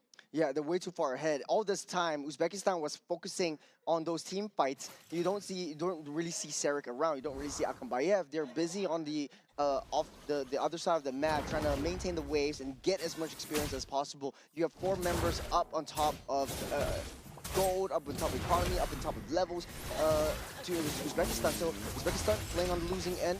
Yuriev a little bit too deep, will be able to run around. There's a little bit of a speedy boy on bottom side. You have to deal with Sirik as well. The Eastern Shin will be able to whittle down the health of the turret, taking it down. T3 opened. Yeah, Zotov activated ultimate, trying to wave clear and also deal with the Lord. But one Mountain Shocker is enough to basically push Zotov around the other side. And then after that, just unify the ultimate as much as can. 2-man stun up. The Phoenix comes through. Kozakov jumps in to disrupt the back line as Uzbekistan playing it a little bit more safer. You have to deal with the minions that are marching down from the bottom side. The Dragon will try to keep everyone at bay. That's petrify onto the horse. As Yuriev, that's a 2-man golden hour, buying them some time for the rest of the members to come in. Look at the damage. Almost melting Akambayev down. Able to run out, but hey, you see the intention, the power of Uzbekistan. They're playing it safe. They're bringing the team fights to them. Yuriev trying to tease Kazakhstan for chasing them, and he will get punished for it as Akambayev taking the kill. So much damage coming up from Kazakhstan already, and now slowly but surely defense sliding off. That's a 3-man stun off. Great hit onto Mamillion. That's another kill. Make it another. That's a triple for the Harif. As Uzbekistan finds itself in the losing end. We've been in this position before. The Fear of Phoenix won't be able to take down the 2 low members of Kazakhstan. Nobody coming. Uzbekistan needs another, 5 more seconds, but it's time that he cannot buy. It's not enough. A sun will go down in Kazakhstan. This is a statement they will make and sealing the top of the tables for Group C. Yeah, there was a 2-1 game. What a roller coaster of a ride for the side of Team Uzbekistan right there. Kazakhstan was trying something new in game number 2. They kind of faltered, but game number 3, even though Uzbekistan packed a Zetian thinking that, hey, I've got the gourd covered already, but it seems like, no, it doesn't really matter. Even the Marcel comes into play, and Marcel somehow cannot turn off the laser as well. He's the one that eats most of the laser. He gets shut down by the true damage coming out from this gourd. Yeah, I was a little bit worried for Kazakhstan in the later stage of the game. We saw the what the carry can do. You get the speedy light boost, you got the true damage. You're flying with the dragon, and then if you have the golden hour, literally all the light views immediately land onto you once the golden hour ends. The adaptations, the adjustments from both these two teams are very, very smart. Yep. Especially for the side of Kazakhstan, they're not changing too much of their roster. They're just changing how they play. But I think also another key factor is Mamillion is back on his Yuzhong, right? You can see how comfortable he is on this Yuzhong. So far, you know, I always say this, Yuzhong, there's only two kinds of Yuzhong here, right? There's only either, you know, a good dragon or a lizard, right? The house lizard, right? In Malaysia, call it cicak. But this time, Mamillion shows up at this massive dragon that just literally just wreak havoc in the lineup of Uzbekistan. Mamillion, the reptilian, true to his name, and I think a moniker that we kind of just gave him. I think, right off the bat.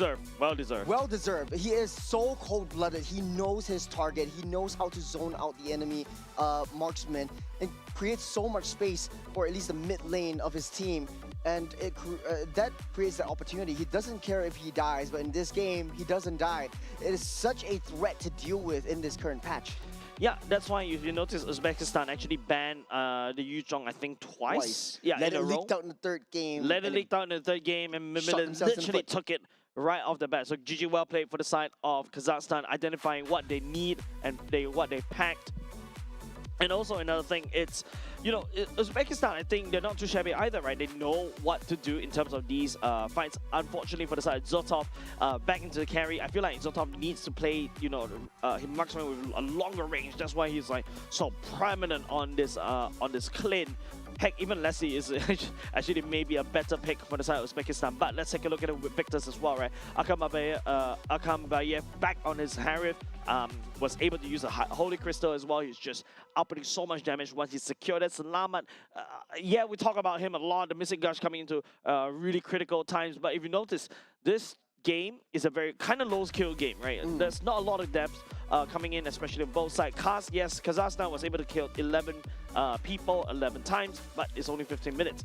So technically speaking, for the side of Uzbekistan, from their POV, it is still winnable because Zotov and also Mama Rusalov is still it was still able to farm up. It's still also low depth as well. So there should be a time where they can shine. But no, Kazakhstan is so determined on how they want to play it. Kusepov this time around really stepped up as a Gato Kacha to stun lock somebody, allowing Salamat to land down the damage. Again, no turret damage at all from Uzbekistan. Kazakhstan has made the adjustments, and like what you said, the damage dealers definitely had put in a lot of work, but Kusepov redeemed himself from a 12th death on the Khalid to right now with the Gacha Gacha. You were questioning Gacha Gacha pick quite a little bit, and you were favoring a little bit more onto Uzbekistan. The Gacha Gacha had so much presence in this game. Using the AOG to block off the routes, to close off the escape routes, the entrance routes, and as a sort of a weapon, utilized as a weapon towards that carry. You know that taunt that you do? You soak in that damage, you dish that damage out back onto the marksman. Yeah, and not only just that, right? The taunt that Kusanov was able to do also was able to, you know, stun lock the members, the enemies into a position, allowing Salama to land down the laser. And here are your standings from Group C. It's Kazakhstan topping the charts, 3 wins, 0 losses. Well played. One of the smallest groups that we have in AGQ so far, but hey, it's a statement that they made to our second seed, Uzbekistan, 1 loss over to Kazakhstan. And to be honest though, I think Kazakhstan had a dominant win for the first game and the last game that they played together. So that is something that Uzbekistan has to go back to the drawing board and really work on as well. Unfortunately though, we have to say goodbye to Kyrgyzstan and Tajikistan, where they will not proceed into the main stage in Nagoya, Japan. Yeah, but of course, it's a near perfect gameplay coming off of Kazakhstan so far, right? Only losing 1 game over to Uzbekistan, but it's also a statement. Uzbekistan knows how to punish mistakes, and we shall see more of them in Nagoya. Yep. It's also interesting for all of these teams where they are counter-drafted, they play their strategies, they experiment on certain kinds of heroes, certain types of gameplays, and a lot of teams are adjusting right back. And now, we are going into Southeast Asia once again. Yeah, finally, we are going back into something that we are all comfortable with. That's going to be going back into Group A. Coming up next, ladies and gents, will be Team Malaysia going up against Team Cambodia, the one that took down Team Philippines. So don't go away. A lot of exciting games awaits you after a short break.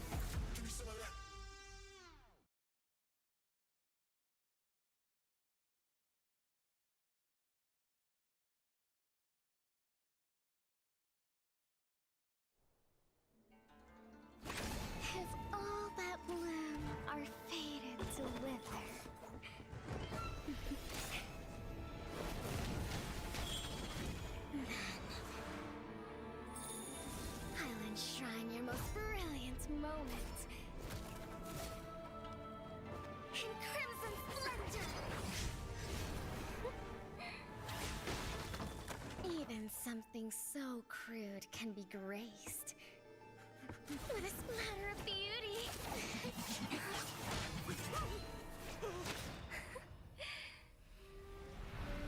I'll get you out! You finally come to me, Hanabi-sama! This madness ends now!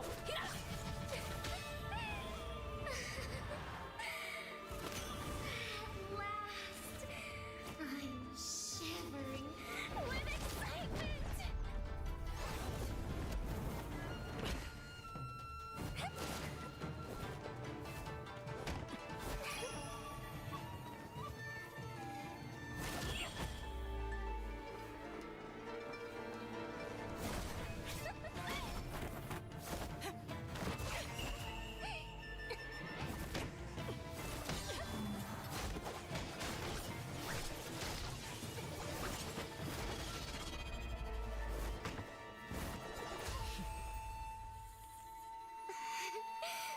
Such killing intent. Does this mean Hanabi-sama finally understands Hinata?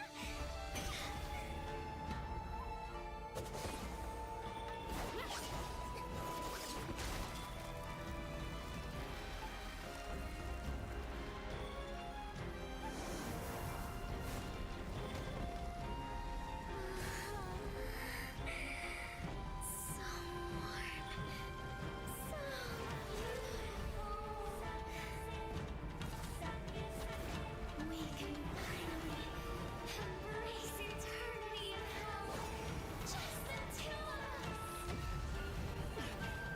Allow me to release your eternal bloom.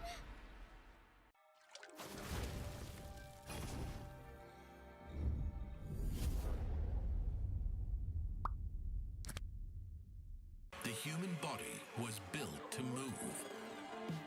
Not trapped at a desk in one singular posture for 12 hours a day. It's time your chair evolved. This is Secret Lab Titan Evo. Ergonomically engineered for you, gamers, hybrid workers, artists, backing your every move.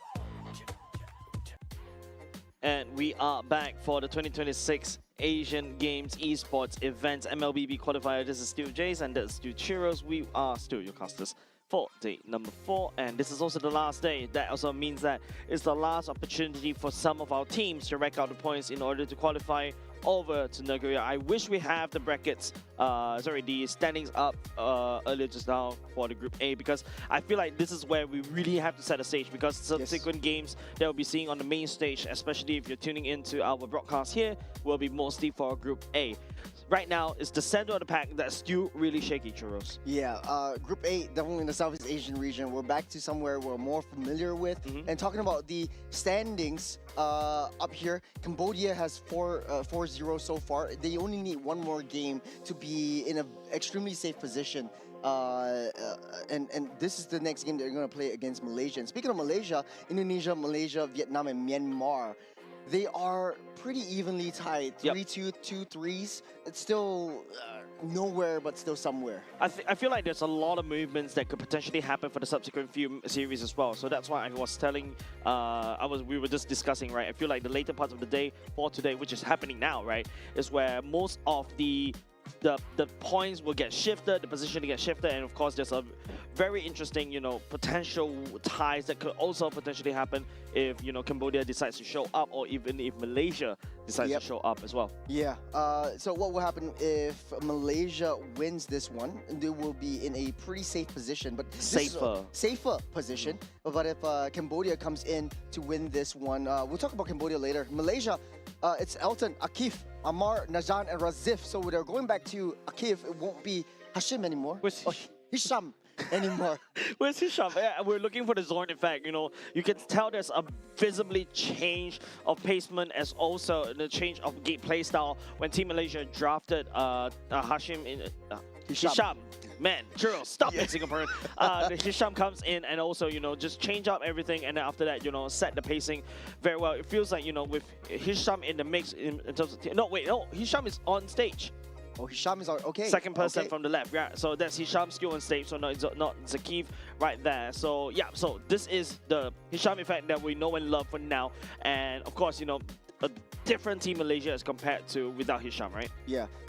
They suffered a little bit with the Philippines when Akif was playing, but yesterday against Indonesia, they have an astounding 33-minute game together with Indonesia, total standstill. But their big test comes on our screen right here. This is Cambodia, Keo Favin, Tai Udum, Sovan Chanmakara, Nam Chandavan, and Hai Meng Kong. I'm basically butchering their name. I'm so sorry to the Cambodians fans out there, but this team is one team you don't want to miss. I can feel some of the production is looking at you, like especially we got some Cambodians also helping us in the production. So shout out to you guys as well. Thank you very much for your hard work. But we also need to kind of highlight the journey of Cambodia so far, right? Cambodia has mostly faced against Team Philippines, Team Vietnam, and also Singapore, and also Myanmar as well. So right now they're going up against your main MPL regions, namely MPL Indonesia, MPL Malaysia, and of course they haven't faced off against Laos as well. I feel like the two main challenges, this is where, we talk about strength of schedule, this is where it gets slightly difficult for them because they have to prove themselves against these regions. Yeah, a lot of stakes for Cambodia. To be honest, right now they are quite comfortable at the second seed. They already beat out Philippines, which is sitting comfortably at the top.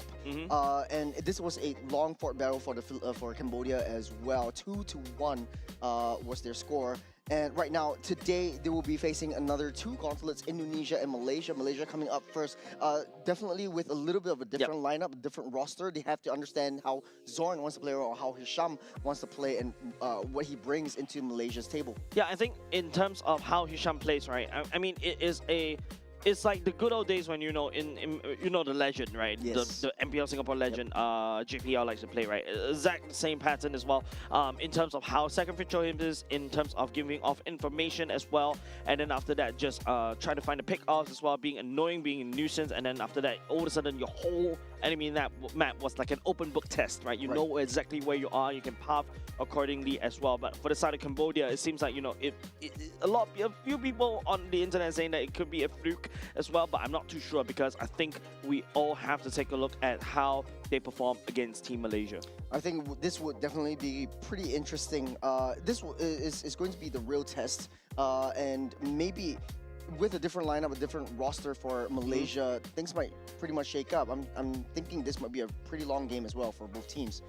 And man, I just want to jump straight into the draft and really see what they're really picking up, because for the side of Cambodia, they were from Vigor Apex as well as CFU, so they have the international experience coming into the international stage. Yeah, and if in their own respective region, they did show up really strong as well, right? They came in as a storm as well, and they're able to shake up the whole scene on their side, and now they're looking to shake up even the Group A scene as well, especially their qualifiers over the two Asian games as well. While at the same time, we can also agree that, you know, Cambodia seems like they're very comfortable already right there at second seed, but that positioning may get threatened by the likes of Malaysia, because Malaysia, if you remember yesterday right there, I think they were slightly bottom because they're not winning some of the games, but they started racking up some points already, and then all of a sudden, hey, they're starting to climb up the standings as well, especially after that win against Indonesia.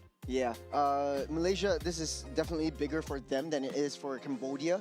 I think it's bigger for Cambodia. It's bigger for Cambodia in terms of it's in the form of like bragging rights. I'm gonna be the one that beats all the other Titans. I'm gonna put Cambodia on that map. I'm gonna be standing amongst giants, and this is what Cambodia is going to be about. But in terms of the stakes of the competition, then Malaysia has a lot more work cut out for them, because if they lose this one, then they will have to have let's see. No, this is they can't lose this one. They only have 2 more games. The next game would be against Vietnam.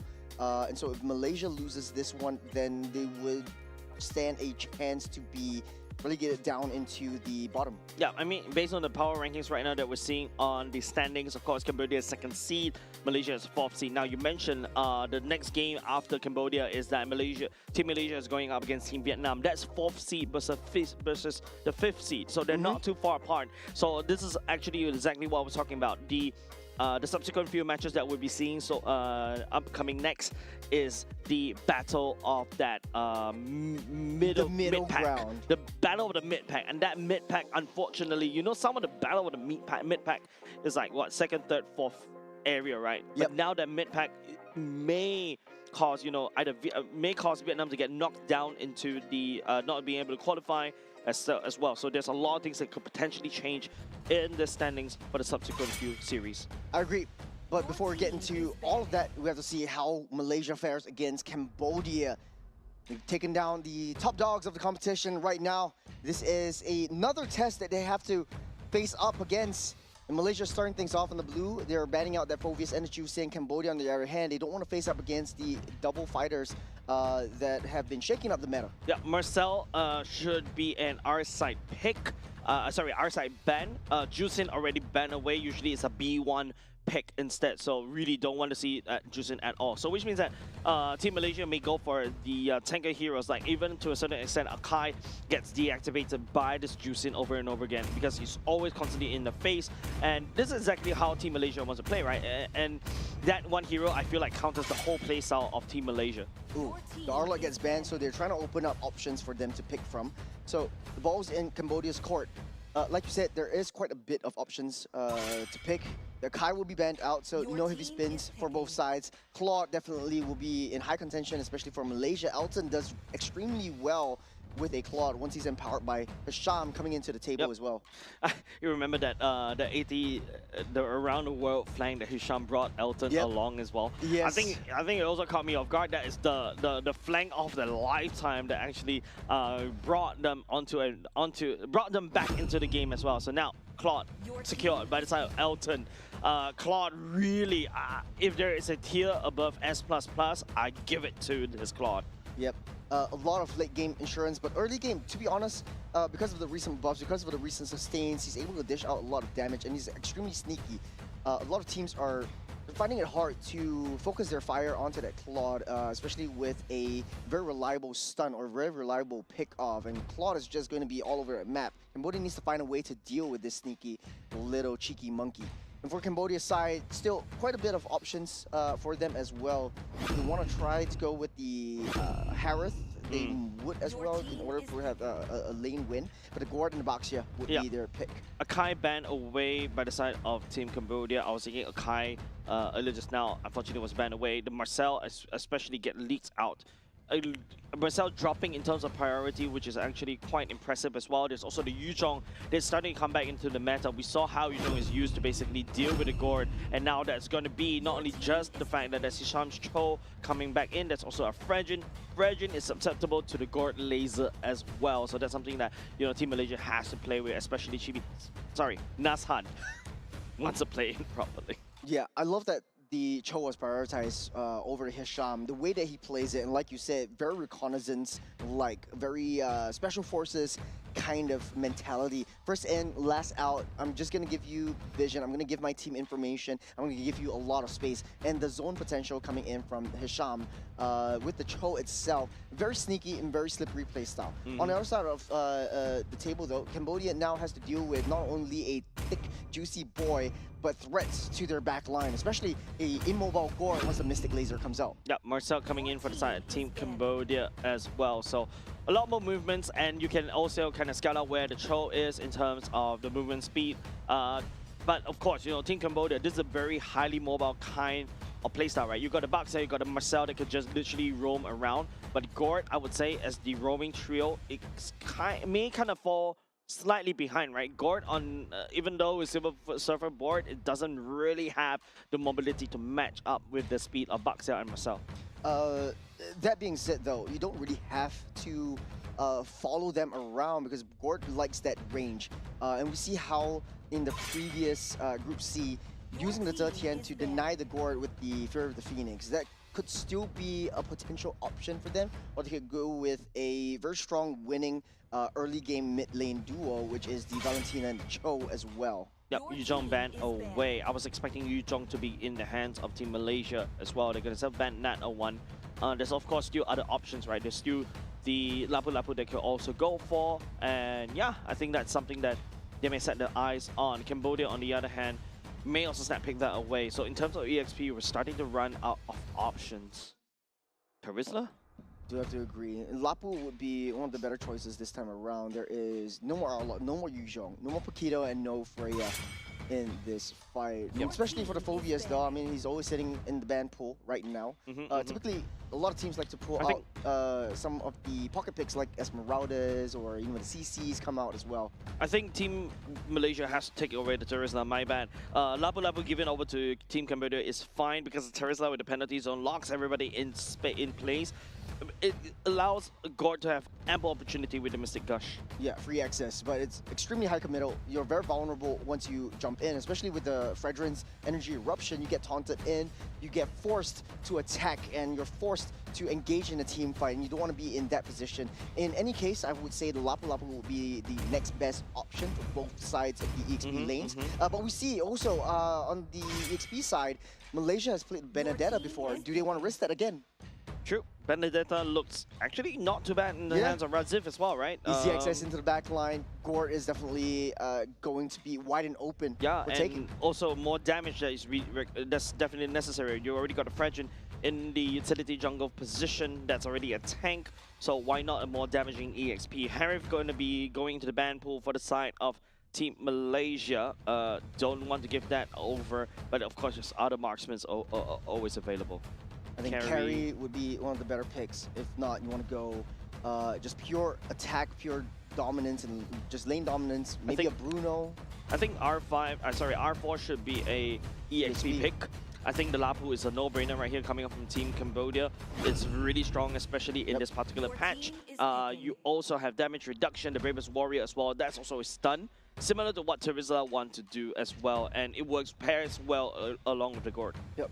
One of Sora. Sora, easy access in the backline. We saw how well it does in quite a bit of the other teams, and it gives some sort of form of secondary kind of re-engage. But Benedetta will be the choice for Malaysia. And I was teasing this earlier just now. I think this really works out well. At least they have two different ways of lane prioritization once we hit the mid to late stages of the game. We saw how well the Benedict was played yesterday. You just build pure attack, pure offensive items. You don't really need to care about that defense because you have that eye for an eye, which mitigates that defense, the offensive capabilities of your opponent team, and you also have the Petrify for the added CC. Valentina pick, as what we kind of anticipated as well. Works well with the Golden Hour. Now you got a Golden Hour to match Golden Hour. But we saw earlier just now the Golden Hour from Marcel wasn't able to deactivate Gord's laser, but you can basically reposition around it, right? So this is going to be awkward where there's a case where both teams would just get frozen into place, not too sure what to do at all when that happens. So a Venn diagram Golden Hour may appear anytime in this particular draft. Good luck casting that play-by-play.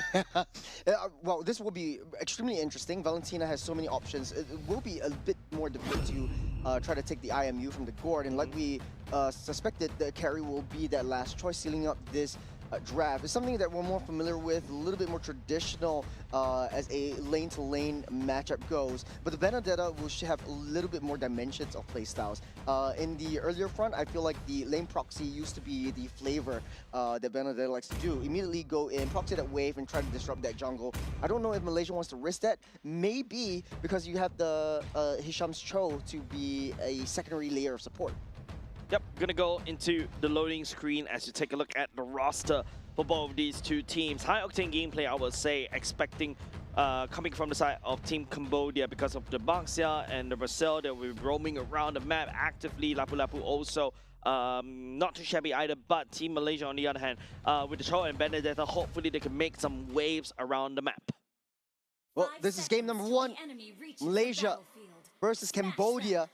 And it's a big test for both of them, as Cambodia wants to solidify their status as a titan over the national regions. Look, I mean, like the last yesterday, right? When we're watching Team Malaysia play against Team Indonesia, is like a extreme roller coaster. We are so back and we're so cooked.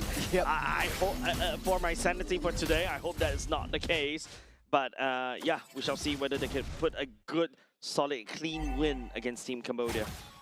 Hisham on Special Forces duty, just giving that information, playing that mind games over to Cambodia, which gives a lot of time and space for Amar to quickly rotate up, looking at where the Benedetta is going as well. It's just down the bottom side and rotating towards that mid side, so Cambodia really has to try to play a little bit more patiently this time around. Hisham sees everybody right here, right? He's just like in and out right there, and he's out again. He's just giving so much information. Over the side of Team Malaysia, Lethal Wanderer already secured by the side of Amar, so that's a wonderful for the side of Team Malaysia. Look, you know, what Hisham is doing is great. You're pulling the Marcel away from the Gord, you're leaving Gord alone, and on a one-to-one matchup within the Gord and the Valentina, Valentina definitely has a lot more early game damage. He's going to get pushed back. He's going to get pretty much disrupted, and he has, Odin has to really protect this Baxia as well. I like what I'm seeing from Amar. It's a lot more aggressive of a Valentina as compared to most of the Valentinas that we see so far. You really need, especially in the early game, you really need to try to use the Valentina passive to its greatest fullest. The way you do it is to start going around, being active with the river, play around with Hisham, and also to a certain extent Nashan when he's ready to start fighting. That's a smart move from Cambodia. High Mekong is basically denying that turret minion to get that level 4 for Benedetta easily. So slowing down the turtle take, trying to get that level 4 for power spike first before engaging. And speaking of engaging though, the Shaman and Spot Ball, they're able to dash over the wall, but he's just playing around with his food. Pulling resources though, but then he's a little bit down low, so Team Malaysia needs to play this surgically. Oh, able to get that recall out of there. They're playing a outnumbered battle though, 3 on 4 on the top side. Elton having a field day against Bobbin.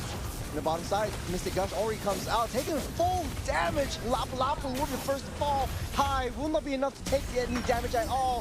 The laser comes out from Cambodia alone. And Hisham is down low, 1 more hit. He's so sneaky. And they take down Odom as well. Yeah, 2 members for the side of Team Cambodia for 1 turtle. I think this is a fair trade coming out from both of these two teams, but a flicker already committed by Hisham. Hisham coming in just the nick of time. Amari can tell that, right? He's holding onto the laser. He's also able to melt, you know, Mekong face all the way down to the ground. A Lapu Lapu is not able to snowball, means that, hey, Razif is having a great time. Like, take a look. Level 6 is his levels already. Yeah, with Benedetta, you definitely clear the lane fast. You're joining in all these team fights. You're being such a nuisance in the jungle. You're pulling the Marcel to protect a Boxia, a utility tank jungler. Take a look at the replay right here. Yeah, Razif actually expanded all the way to the background, expecting somebody to be there. Unfortunately, that also burns away the flicker from Sylvan on this Gord. But the Golden Hour, I think, is a little bit awkward for the side of Team Cambodia for now. But if you take a look, the aggression is ramping up. They're in Cambodia's home right now. Boxia taking a lot of damage right here. The Mystic Laser try to delay the approach that Malaysia is bringing into Cambodia's face. They will live to tell the tale another day. Mystic Gush is a little bit too shallow. A flicker was already committed earlier just now, so unable to use. Amar was still able to steal away the Gord ultimate, which is pretty interesting. I was expecting the Golden Hour to be stolen by the side of Amar, but Amar decides to take the Gord's laser and use it against Team Cambodia.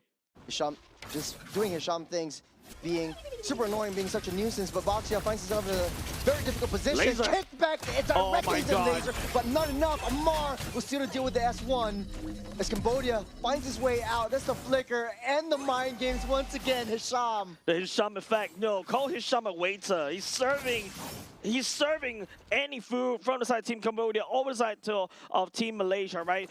Kicking back the Boxia right into the laser for the side of Amar is just a icing of a cake, albeit nobody kind of went down there earlier just now, but hey, you can see the potential damage that Team Malaysia can do, and now Team Malaysia is looking to secure the turtle once again. Look at the speed that Razif is also bringing to the table. He has the electrifying blow. He's holding it on. There's a three-man lockup down the bottom side. Hisham locks up too. Laser will not reach onto anyone. Najat actually steals away that turtle from Cambodia, able to push that back. Malaysia, another W. Man, the problem from the side of Team Cambodia is that Soen wasn't able to find a very good position to land down the laser. This is exactly what I was talking about. I'm a bit afraid because of the tempo of the Boxia, and also the Marcel is just, you know, not in sync alongside Gord. Gord takes a long time to claw into these team fights, and he's out of position. But take a look at the items. Glowing one already secured by Amar as well. Same could be said over to Sylvan. That's a Thunder Belt for the side of Tiwa Odom on the Marcel. So these are core items already built, but if you notice, it is still Team Malaysia because of the turtle fights, right? It feels like, you know, the Elton is starting to ramp up in terms of this build. Same could be said over to Q as well. A lot of flash plays coming in for Hisham. Not only does he have that annoyance factor, he also has that damage to push Marcel away. A flicker already utilized by that Gord down the mid side. A Gord that uses his flicker as well, and not only just the fact that, you know, you don't really have that safety net anymore. That's a kick onto the Boxia. That's the energy eruption and the combo. Cambodia will be able to use the Golden Hour, buy himself a little bit more time. The Prince Rat won't reach, and he won't connect. The Petrify will seal the deal, and Rasip will take down Boxia. Amar stealing the laser away. There's no way for Kyo to basically get out of this. There's so much aggression coming in from Malaysia. Nowhere is safe if you're a Cambodian. A lot more tighter gameplay coming out of Team Malaysia. This is exactly what I was really glad to see, right? Like, it feels like, you know, Team Malaysia did the homework against Team Cambodia. Soven wasn't able to land down the Mystic Gush as well, and Nem, especially on this Boxia, is not doing well. And now because of that, your priority as a Boxia is starting to slip. You're supposed to be dominating in the early game. Now, the only time if Cambodia wants to come back is to make sure that Kyo secures the Golden Staff, and that's how they will roll. What do? You got Hisham is always constantly pulling and pushing and manipulating where Tyodem is moving at all time. Nam can't even make a move. Just make a beeline towards that turtle. They're starting things up. Hisham is right there. He sees all five. Razif is in the corner. Laser already popped up. A little bit too soon. A little bit too early. That's Golden Hour. We'll trap it into play. One on back line. Hisham taking a little bit too much damage. Razif will make quick work of this Gord. He's taking on 3 members. And Razif will make it work. And he takes down that turtle as well. Cambodia actually stoles over the turtle. But it's okay, no, it was Team Malaysia to pick up the turtle instead because, you know, it was Elton. But hold on, it's a little bit too much casualties right here. Odom, will he be able to run away? He's done a lot of cardio right here. Yes, with the tie Odom, a little bit on the pushing front. All right. Was that a kickback? Let me break it down that fight just now. That fight was, you know, even the observer needs to like, okay, I need to zoom out a little bit because there's so many action happening on the top side of the map. It is, I think, Sylvan opening up with the Mystic Gush way too early on. They thought that Team Cambodia can catch on to Hisham. Hisham was holding on to Shinpo right there. Easy dodge, right? You're CC immune, you just dodge it. And then after that, you know, Sylvan is like, okay, I've activated laser. What's next? Now, if Team Malaysian knows that Sovereign has already activated Mr. Gush, it's easy pickings. Razif goes all the way to the back line, starts assassinating. Oh, an outplay on the top side, KO. I can't praise anybody, eh? But that was a pretty good start from Razif, using the item for an eye to delay the approach, but the Mystic Gush directly in the face of that Fredrin. Nazan will not be able to survive. Cambodia fighting back. Okay, at the very least, you know, Nasan, that's not exactly a good place. Finally, Sovereign was able to find a pickoff using the Mystic Gush and the Wombo combo coming out from this Baxia. Team Malaysia, I think they got to slow down just a little bit earlier just now in that turtle fight. They overheated, they thought they got that goal lead, and finally here's the replay as well. If you notice, Amar holding on to the Mystic Gush was one of the best key decisions as well as Kyo right here. Amar do have a lot of burst damage, and with the Terrify, he can actually self-peel. And the problem is for the side of Team Cambodia, because you are on this Marcel, you don't really have the HP bars to basically stand in terms of the damage. Especially in this early game right now, first item Thunderbelt, you still are kind of squishy. In both of the early composition, is just one more item away for both of these two Oracle main damage dealers for the Holy Trinity. Oracle also built up as well for Tai. Yeah. Oh, there's Mystic Gush onto Amar, forced to use a flicker to get out of the way, but he does have Mystic Gush for himself as well. It's so hard for the Valentina to find the ultimates because Gord is just so sneaky. You're staying in the back line, he's not showing himself at all, and you have that range for the IMU. I feel like Amar actually played this Valentina really well, right? Using the dash, not to do damage, but in order to reach out to take away Gord's ultimate constantly, because usually, you know, low hanging fruit is that Tai's golden hour, right? But yeah, I'd rather take the laser instead of the golden hour. And Jean, psyching up for a dance. He's starting the waltz, pulling the Lord away. Marcel, laser versus laser. Getting caught out. Will not be enough though. No more laser for that Gord though. But there is a laser for Amar a little bit too soon. Yeah, but okay, Hisham did it really right? Like trying to bait out the flicker. Now Sova doesn't really have flicker. It's now for the time of Team Cambodia to really find an entry point here. But Team Malaysia is playing it super safe. Amar, I think that was a very early laser, not supposed to happen at all. Hisham is just running away all these key resources over to Cambodia over and over again. There's the stun up.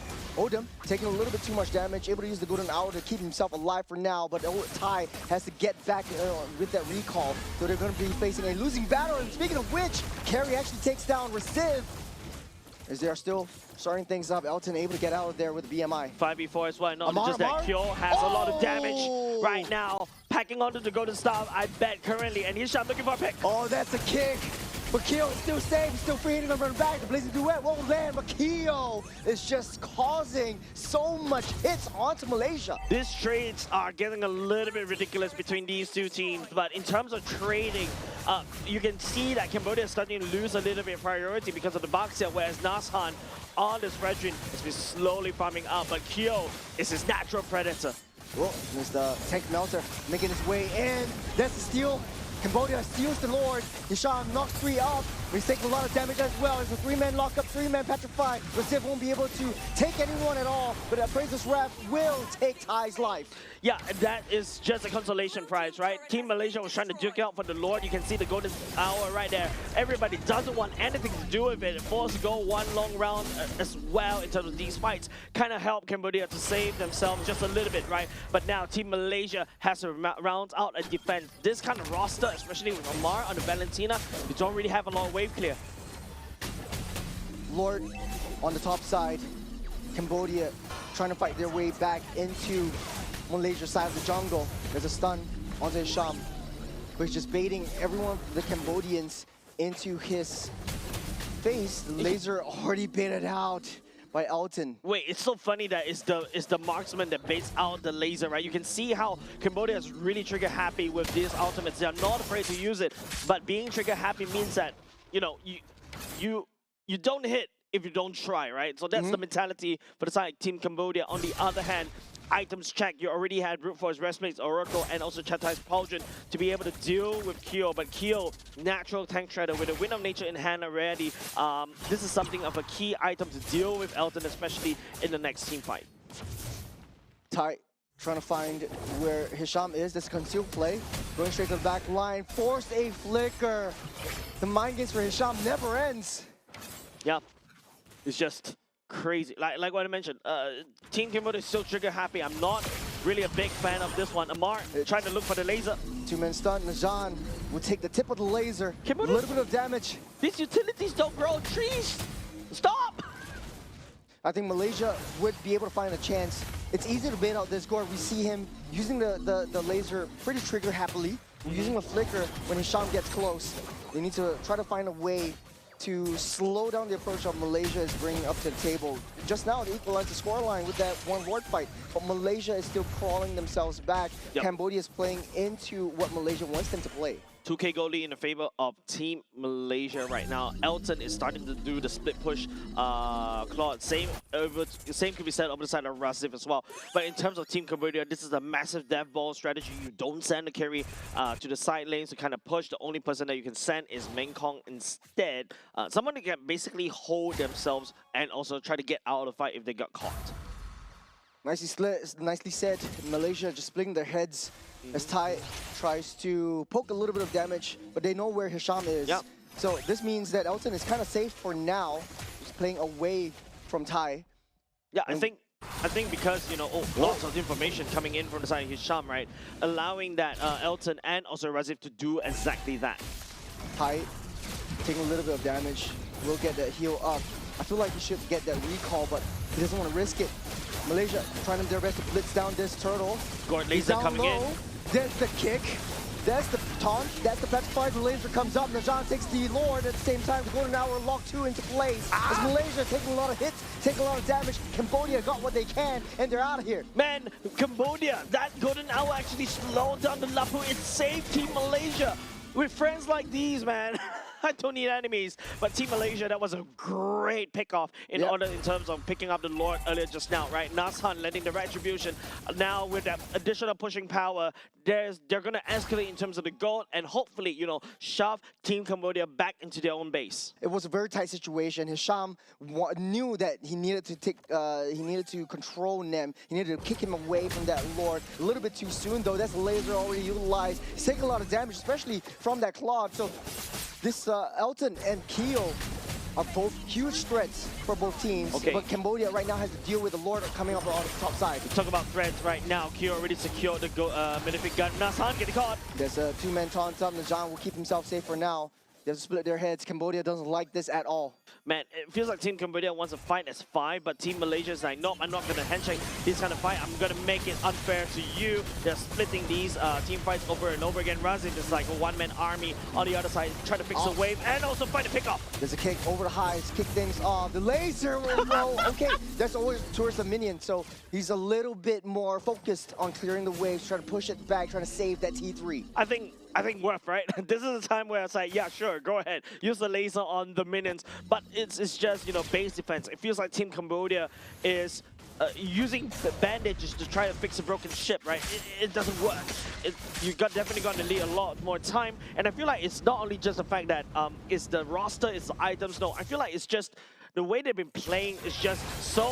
Okay. Oh, Hisham walked into that, almost getting burnt, but that man still safe. A two-man, one-man golden hour just to save him, but no, that's the double-edged sword. But that's in for the re-engage. Hisham is still too low on the backside. Golden hour already utilized on Cambodia's part to buy some time for the rest of Malaysia to come back in. Everyone's all getting hits. Everyone's all getting teared apart. Cambodia taking hits. They're all in half health. The front line will not be front line enough. It's Malaysia and Cambodia, both of them trading blows after blows, and they're still alive. Hisham, after all of that, burns, what, 2 flickers, burns the Mr. Gush, burns the ultimate from the side of the Baxia as well, and to a certain extent, the golden hour as well.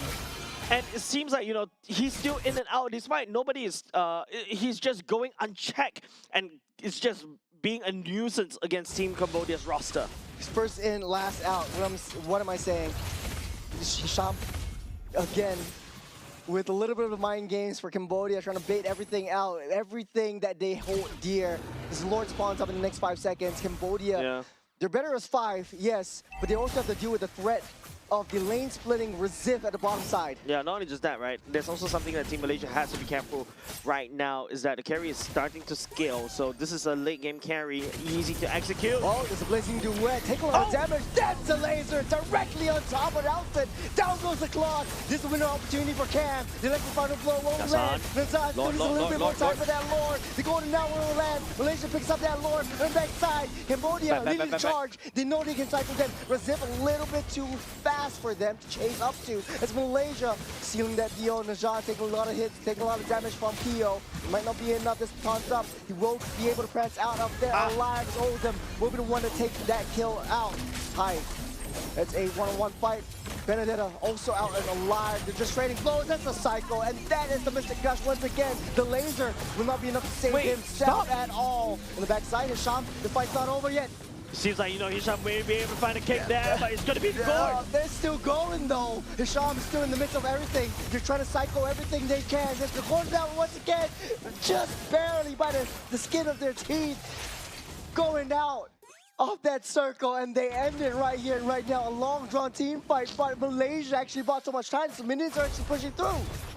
I don't know what's going on, Jiros. It feels like, Team Malaysia and Team Cambodia is just going on with going hands at each other over and over again. They're just cycling each other, and it's just, I don't know, peak entertainment perhaps, but the Lord, in the hands of Team Malaysia is more than happy to handshake this, because if Team Cambodia is not actively back in the base and to defend, the Lord will march in, the super minions will be crashing into the wave. How long is this instant replay going to be at?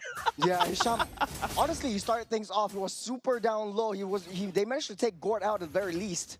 Yeah, I think Amar right here just finding that assassination onto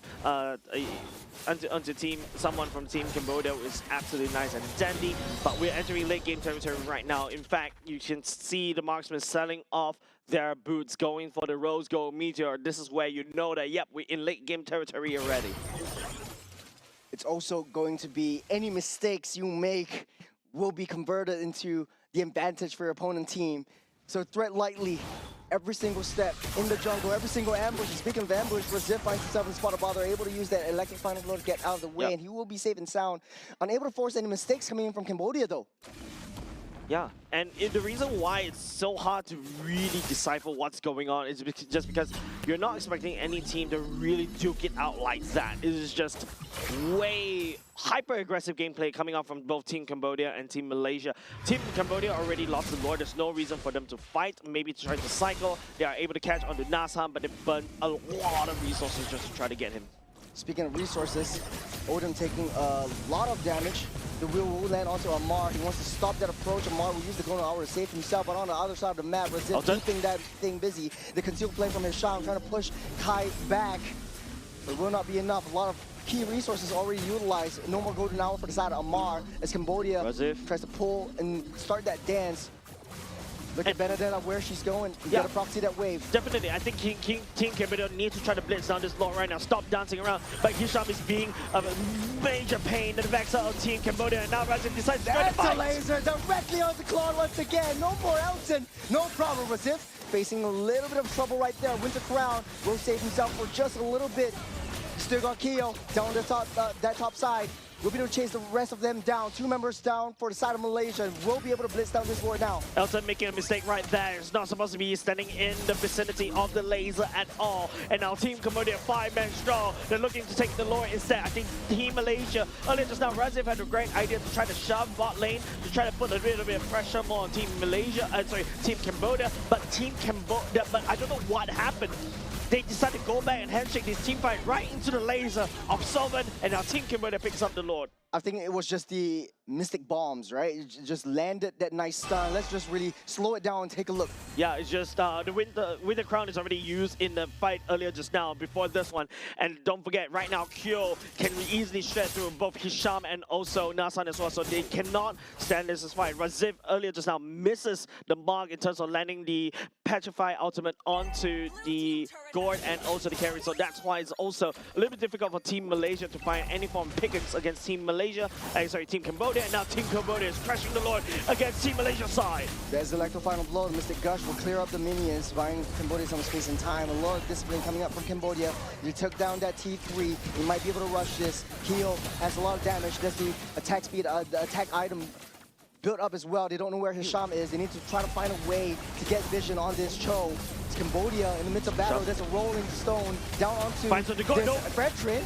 Pops that immortality. Blazing Red also popped up. Double golden hour on Cambodia. And now Cambodia is still very healthy, very up alive. As Hisham trying to pull them away from that throne, trying to bait everyone away from that lead that they have so far. But Malaysia's base there in shambles without Najad. They already have a thick front line. Yeah, and now bottom lane already cracked open. Team Cambodia, if they want to end the game, they have to end the game right here. If not, Team Malaysia may strike back. A massive wave. Hisham, he's looking, he's seeing, he's trying to find a way, he's trying to find an angle. Carry, Amar goes down. The base. Just targeting onto the throne in Cambodia.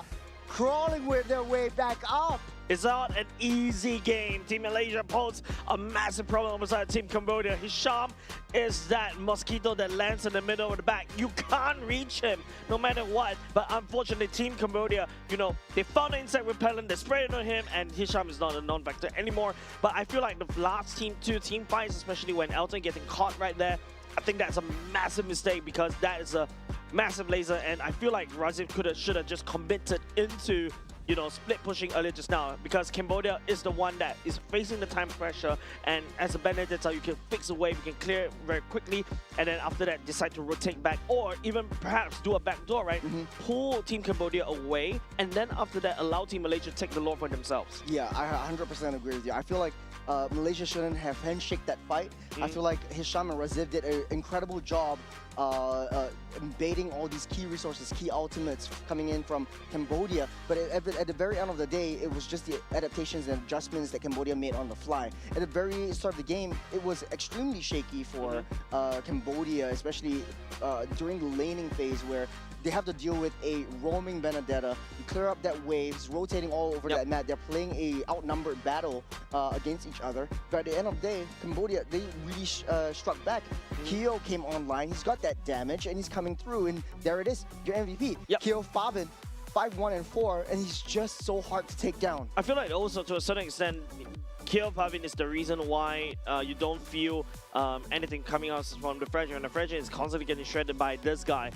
Once I see the Benefit Gun coming in, once I see the Wind of Nature coming in, that's it. Wind of Nature means that he's going to be immune to the damage coming out from the Clot, and then after that, he's just like, you know, gunning people down one after another. Just as long as he's being protected, there's always, you know, a lot of attention being pulled by Solvent as well on his massive laser, and then after that, everything just falls apart, right? If you notice, this is also, technically speaking, Team Cambodia. This is Solvent being very trigger happy, and finally, at the very least, even though he misses quite a few of it, he lands the necessary one, and that necessary one was on Elton, and then after that, the rest is history. Hisham, I think he did a very good job trying to pull, but it's just the rest of the roster coming up from Team Malaysia is getting counted by Kyo and also Solvent, especially on the Fredrin. You know, for Cambodia, it just reminds me of teams that have extremely strong team fights. It's the magic of team fights. They always like to build that death ball, and they know it, and they play it towards that strength. For Malaysia, though,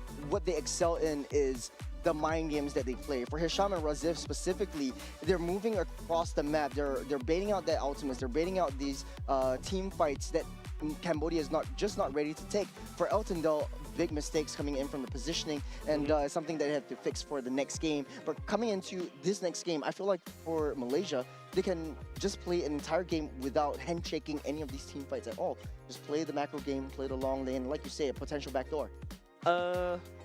Last I checked, I don't think that's Team Malaysia playstyle, right? They really like to brawl it out. They really like to handshake these team fights, and then after that they win. They are a very momentum-driven kind of playstyle, and then after that they're looking to scale, right? I think from the side of Team Malaysia, they were able to scale already. Elton was finding good pickups towards the back later part of the game, but Kyo on the carry just came online because it was just outclassed. It was just outclassed, and not only just outclassed, it's because like the fact is Claude has to dive in, right? When the Claude dives in and eats a whole face full of laser, whole face full of light wheels, I think nothing can basically save that Claude anymore. Yeah. At the end of the day, though, they really have to get that reset. It's a lot of mental for Malaysia, especially. Coming in with a strong lead from the early to late stages of the game, and when we hit the super late game territory, they sort of like fell apart. They were playing as 5 individuals and not as a team anymore. Yeah, I think it's also how, you know, the team wanted to pull the death ball of Team Cambodia apart, right? I think it worked for the previous one or two team fights before the last Lord fight. They were able to drag and pull the team apart. If you notice, remember the observer had to like, okay, you know what?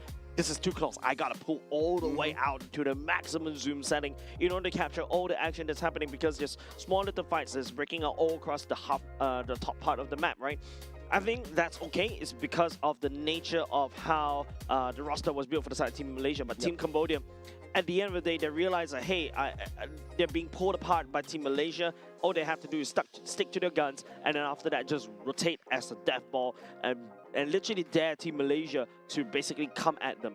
Yeah, I think what really changed the tides of battle was during the I would say 18-minute mark-ish, when Team Malaysia secured the Lord, but then Cambodia kept on pushing. They kept on rushing. And I think Malaysia should have just stopped where they stand. They shouldn't have just jumped in as and when they want. They were throwing their bodies. They were trying to body block any You other don't body deaths. block a laser. You don't body block. You're just actually cycling to your opponents. And this was really, in my opinion, what really caused that step-by-step increase that Cambodia has took over the rest of the battle. Yeah, I think in terms of explosiveness, I would say Team Malaysia has it. It was very explosive when they fight, right? It was so nice to watch. But in terms of consistency, Team Cambodia has always been the one been very consistent, except for the Sylvan.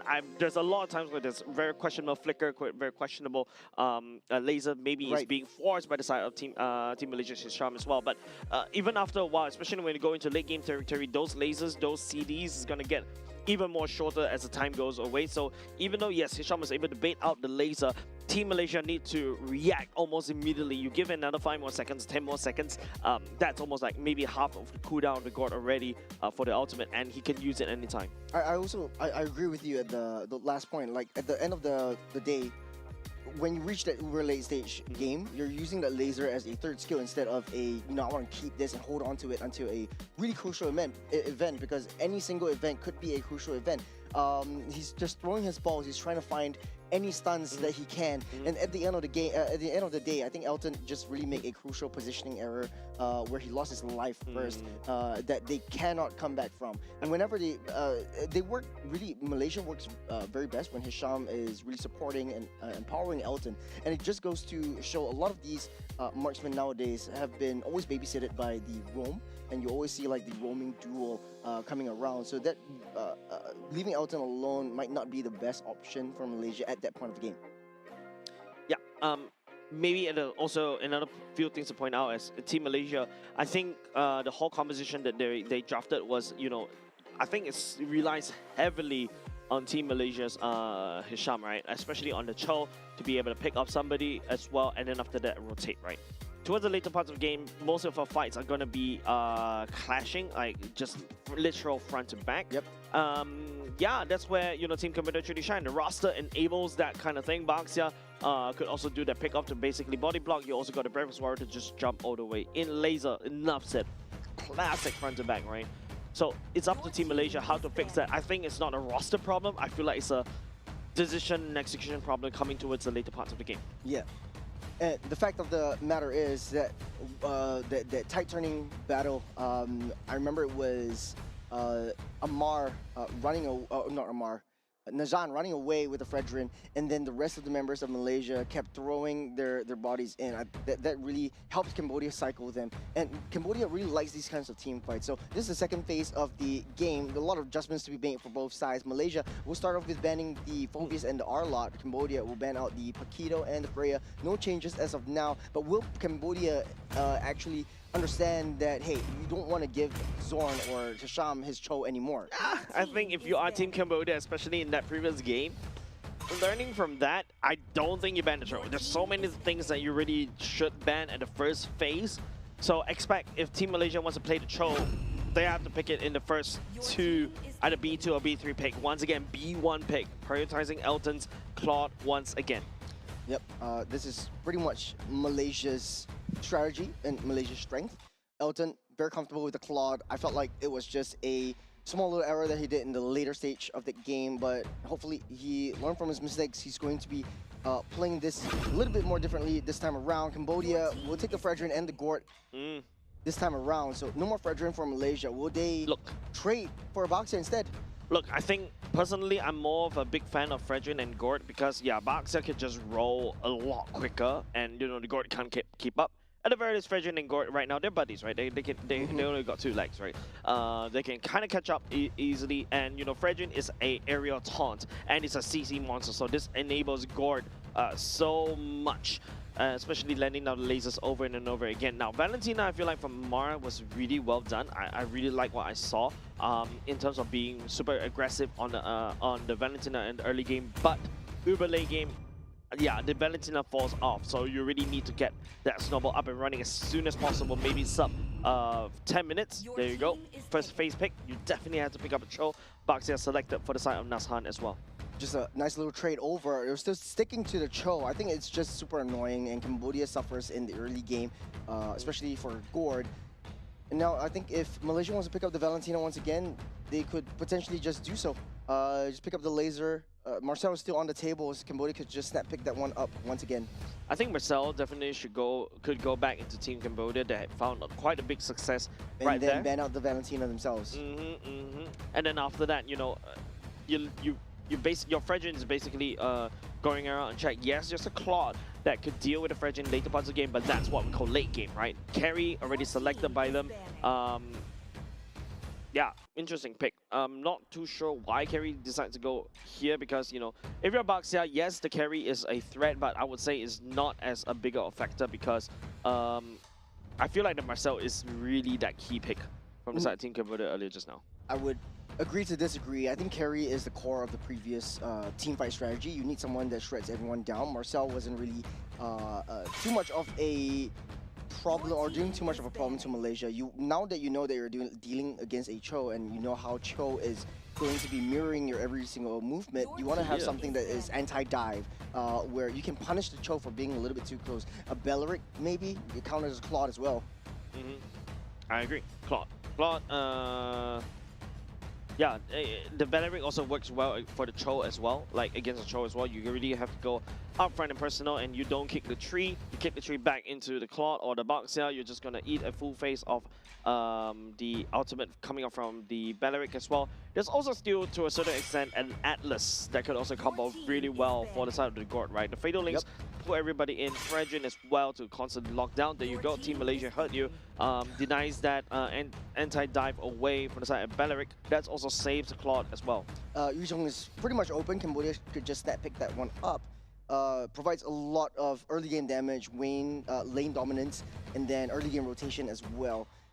Yuzhong pretty prioritized in this current meta. I think if I was Cambodia, I would just pick that one up and try to force mistakes over to Malaysia. I feel Yuzhong at this R4 pick was it would be maybe forced. I feel like this is going to be a roam pick coming up for the side R4. You want to see what B4 and B5 pick in terms of the EXP. I think Team Cambodia kind of fix their R5 to react towards that EXP pick coming up from Team Malaysia.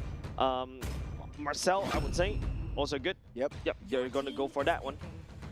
So pretty much the same draft. It's just trading the junglers as of now. If my sentiments are right, Malaysia might not want to change anything whatsoever. I think the draft was perfectly fine. I think the only adjustments that they need was just the Boxia. Both of these teams change up the strategy quite a bit. Right now you have so much more options for the EXP side as well. Lapu and Yuzhong pretty wide open. We've seen that quite a bit in this in the AGQ. You know what? If Team Malaysia wants to play early game, since they already got the Boxia, they can follow on to this theme. They can go for the CC and also a Valentina as well, right? Early game domination. Okay, Benedetta, Valentina, sure. CC, I was thinking you could shred through the Fredrin, but I feel like maybe Team Malaysia was thinking, yeah, the threat of that Gord was maybe a little too much, and it's something that Razif can play as well. So as long as, you know, Team Malaysia decides to play the macro game instead of hand-shaking team fights that kind of not necessary sometimes, especially when Team Cambodia is the one that has a lot more pressure to basically take down the Lord and blitz down the Lord. Razif could have done permanent structure impact on damage on the other side. Right now, last pick for Cambodia. They picked up the Lapu Lapu in the previous game. I think it worked out pretty well. The only change right here is they're facing up against Abaxia. Definitely Cambodia will suffer a little bit in the early game. You need someone to be able to chase up against this Benedetta. Sometimes you will pick... Oh, wait. Is that a Barat's EXP lane? No, Fredrin EXP lane. Fredrin EXP. Yeah, Fredrin EXP and them. Yeah, Fredrin EXP lane. We haven't seen this in a while now. The flicker taunt to basically catch onto the guard and more pick potential, right? Barat swallowing somebody with Daytona's welcome. Yeah, and it's something that you can't purify as well. Yep, you cannot purify. I spit back at you. At the same time, you also have that early game damage. This is what Team Cambodia can also do as well. But these are tanky, beefy boys. And this is where the Juicin really, truly shine. And unfortunately, Juicin is not on the table because it got banned away. Barat's in the EXP side. Typically, you want to get the Barats in the jungle just because of the stacks, but I think this might switch things up quite a bit. Barats, though, I was thinking EXP Fredrin. So basically, Cambodia bidding a death ball for themselves. There's not any one member that you can send in the long lanes or on the side lanes to alleviate pressure in the late game. Malaysia has so many options, though. Hyper mobile versus hyper immobile, like an unstoppable object versus an immovable force is the summary for the draft that Malaysia and Cambodia are bringing to game number 2. Cambodia 1 game away from being in a very comfortable position in the first group. Early game Benedetta versus the Barats, you're doing exactly like this. If you're Razif, you just start the proxy in, you can rotate, and then after that you can start, hard invading the jungle, enemy jungle, start taking away the small little beetles. Razif, look at where he is already. Man, Team Malaysia is really making a beeline for the orange buff. They noticed that the Fredrin is not in the purple buff at all. Yeah, they were trying to pull Marcel away from the mid lane to give Amar an easier time. So Malaysia is still doing the same thing that they did in game number 1. It worked out very well. I think the late game execution could have been improved just quite a little bit. Barats definitely has to play catch up right here and right now. The purple buff is also in shambles. It's pulling it back with the meteors, holding on to Retribution, doesn't have vision onto that one. Won't be able to steal. Najan might be able to get punished for getting a little bit too close, and that is first blood over to Nem. Nazhan is like, okay, I wish I had a flicker there, but unfortunately it's a Retribution that is holding on. So I think that was a bit of a overcommittal over the side of Team Malaysia onto Team Cambodia. Bishop. Ty forced to use the flicker out of the way. Nem not gonna let it slide. Level 3 doesn't have the taunt. He's got some time, Ty. Coming back into the fray. Very risky play, down on low health. Yeah, massive pickoff coming up from the side of Team Cambodia, right? The jungle going down for the side of Team Malaysia, and you also give the jungle kill over to side Team Cambodia. Man, that means that, you're going to get a lot more EXP on this team, on this Fredrin. I think this Barats is also kind of a big brain hit coming in from Cambodia because it's pseudo anti-dive. Hisham draws a little bit closer. The dinosaur just eats you up, gobbles you up, and then just spits you out away from the rest of your team. So you have to play catch up right now. And don't forget, as this dinosaur, you also do a lot of damage. And here we go, gobbling up. Gobble up onto the wall. Hisham getting stunned up. That is the Mystic Laser just getting disrupted by Razif all the way in the back line. In Cambodia, it's trading 1-for-1. And okay, Turtle given over side Team Malaysia as well, so that's Nazhan redeeming himself. Amar still outputting some damage. Kyo right there getting terrifying. But you mentioned about this, right? Yeah, agreed. Baxia, sorry, not the Baxia, but hold up. Oh, that's a 2-man knockup by Hisham, and that's the follow-up. Razif will take 2 for himself underneath the turret. Yeah, it's a dive, and then you pick up 2 members. Man, Team Malaysia is really rolling it out, using the benefit of the early game advantage on the form of Amar and also Razif as well. Razif picking up 2 kills is absolutely wonderful. He's going to be able to snowball from that one. But you mentioned this, right? The last I checked, Cho cannot pull out of the Barat's tummy. No, that is just basically you're locked down and you disappear from the map for just a couple of seconds. Take a look at the replay right here. Yep, Nazhan also joining the fray as well. Wow, amazing slow-mo, man. Beautiful follow-up. Coming up from Razif as well. Razif definitely going to be the main player, especially towards this bottom side in the EXP lane. The Barat is definitely going to be slower in terms of rotations, but he has decent wave clear because when he goes into his massive form, he's just gonna storm across all these minions. I think for Cambodia, it's all about late game, late game, late game. You got the skill potential, you got the damage, you got the tank ability. It takes so much more and a half to take apart their composition. It's basically building a death ball. They just have to find a way to try to keep up with the pace that Benedetta brings to the table. Another thing about Daytona's welcome is that you can also gobble out Elton's in. Oh, he's shot! The shot taking a little bit more. Let's bait it out the ultimate blazing duet. Buys a lot of time for Elton though. Hisham, so much prowess on this show. Yeah, like I think that was just the right spot for, and it's the thickest, like the thickest spot for you to run through. It seems like true damage could burst him out, and he timed that perfectly. Yeah, it's just amazing coming out from the side of Team Malaysia. But okay, enough blazing. Team Cambodia in a spot of trouble right here. It's going to be the Barats pulling on to the floor. The turn-off right now, Golden Hour already committed. It's the Ford on the back line.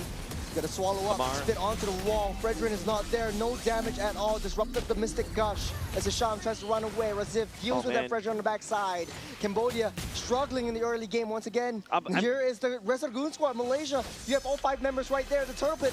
Of course, right? Team Malaysia, this is a very early game-centric kind of roster. You got the Benedetta, you got Nas Hunt on the box here, Amar as well. These are early game heroes that can just pop off in the early to mid. Now, the goal lead-wise is still sub 2k. You already got the Hunter Strike secured by the side of Razif as well. Barats, on the other hand, has to build an anti-Karas. All the way from the backside, go to Petrify. Won't be able to push anyone in. Amar actually goes down in under the turret, but able to just prance right on out of there. Yep, items check as well. You've got, you know, Amar has the better items right here. Skip the boots for the glowing one, so that's also a key power spike for the side of Team Malaysia's mid laner for now. Cambodia, on the other hand, I think as long as they kind of limit the goal lead around 2K. Mid-side, they landed on the Gord, forced to use the Golden Hour to save himself. And Sovan, the spot bother able should get that recall. Good. That's good play coming out from Razif, right? Even though right underneath the turret was able to slash away the structure, and then now you unlock Razif to start roaming even more freely around the map. Barats, from the side of Team Cambodia, I like the idea, but I don't like it in the EXP. I'd rather put the EXP on the Fredrin instead. The Flicker Taunt, I would say, is a lot more impactful as compared to, you know, a Barats. Now, the Barats, you need to stack the you can stack the passive through your jungle, but because now you're a lane Barats, you cannot stack it through your jungle creeps. Here's Nassan rolling in the deep, rolling up on top. Ty Odom gets 6 feet underground. There's the Mystic Gush. We'll be able to dash out of there. Cambodia in shambles right now. Elton PTSD right there takes a huge chunk of damage, half HP from that Mystic Gush as well. But this proxying coming up from Team Malaysia is enabled because Razif is roaming around the map even more freely. And now don't forget, if the Barats roam around the map, there's nothing in between the mid and the bot. That means that he's going to become deflated very, very soon. Next turtle spawning up in 10 seconds. Doesn't look like Malaysia or Cambodia wants to force this Lord fight. Oh, that's the Gush. That is the kill. Kyo falls once again. Absolutely baited. Taking out Kyo is absolutely necessary. You really have to try to find a way to slow them down. Malaysia is 5 kills ahead, 3K as well. Daytona's welcome. Daniel's welcome. Down to Najan. We'll be able to spit him out and away. The Mystic Gush once again. Hisham on the backside, trying to disrupt that team fight. We'll be able to do so. They're going to lock everyone in place. But Razif! That's a 2-man Petrify. Won't be enough damage to take both of them out. But Cambodia trying to fight back. Got Odom there as well. We got 5 men down the bottom side. The T1 on the mid side in shambles. Najan taking a lot of damage. Shredded out by Kyo. Nem trying to chase that charge. They praise his wrath for more than half health. Hilton eats a full sword to the face. Yeah, and there's a lot of Greyhound churros. And if you notice how Cambodia is starting to pick up in terms of the damage as well, all because Kyo is already starting to join in these team fights. And Razif, right? There's no Electro Final Blow earlier just now, even though, yes, that was amazing Petrify, but there's not a lot of follow-up coming from Team Malaysia.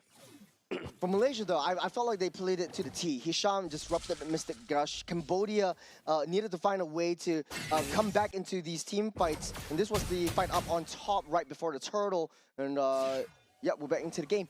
Yeah, but that being said, though, Hisham is still super annoying. There was not a lot of damage coming in from just the board alone. But that last team fight, I think they could fight back because with the Barats, with the Fredrin in tow, and with the damage, like you say, coming in from Kyo, they at least had a shot.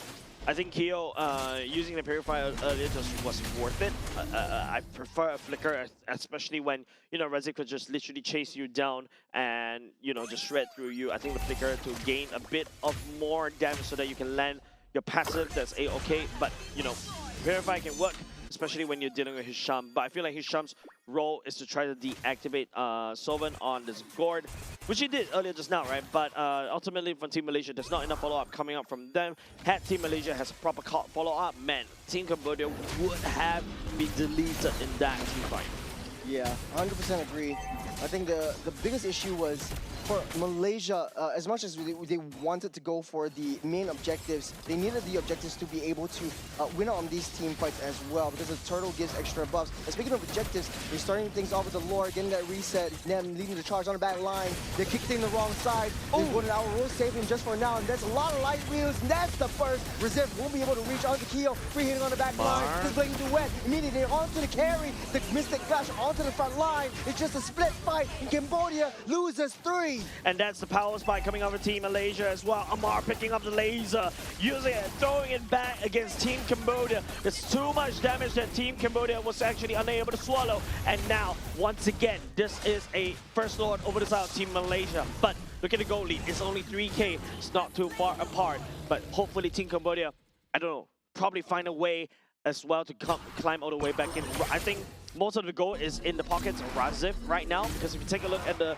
team fight as well, Sovan using the laser way too early. Amar just literally walks all the way there. Yeah. Opens it up, just immediately bursts on top of the blazing way coming out from Elton. Of all the open routes at that corner, they took the Keo took the choke point instead of the back off point. I feel like Keo still wanted to stay in the midst of battle, but Malaysia was just too rough on the back line.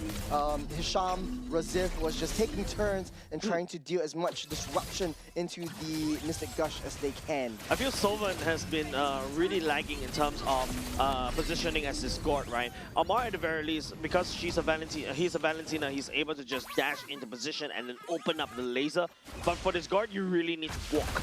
And oh man, this looks really sad for this Barats. But we've been in this position before. Cambodia is always, you know, having a rough start to early game. And Malaysia is extremely dominant, extremely aggressive.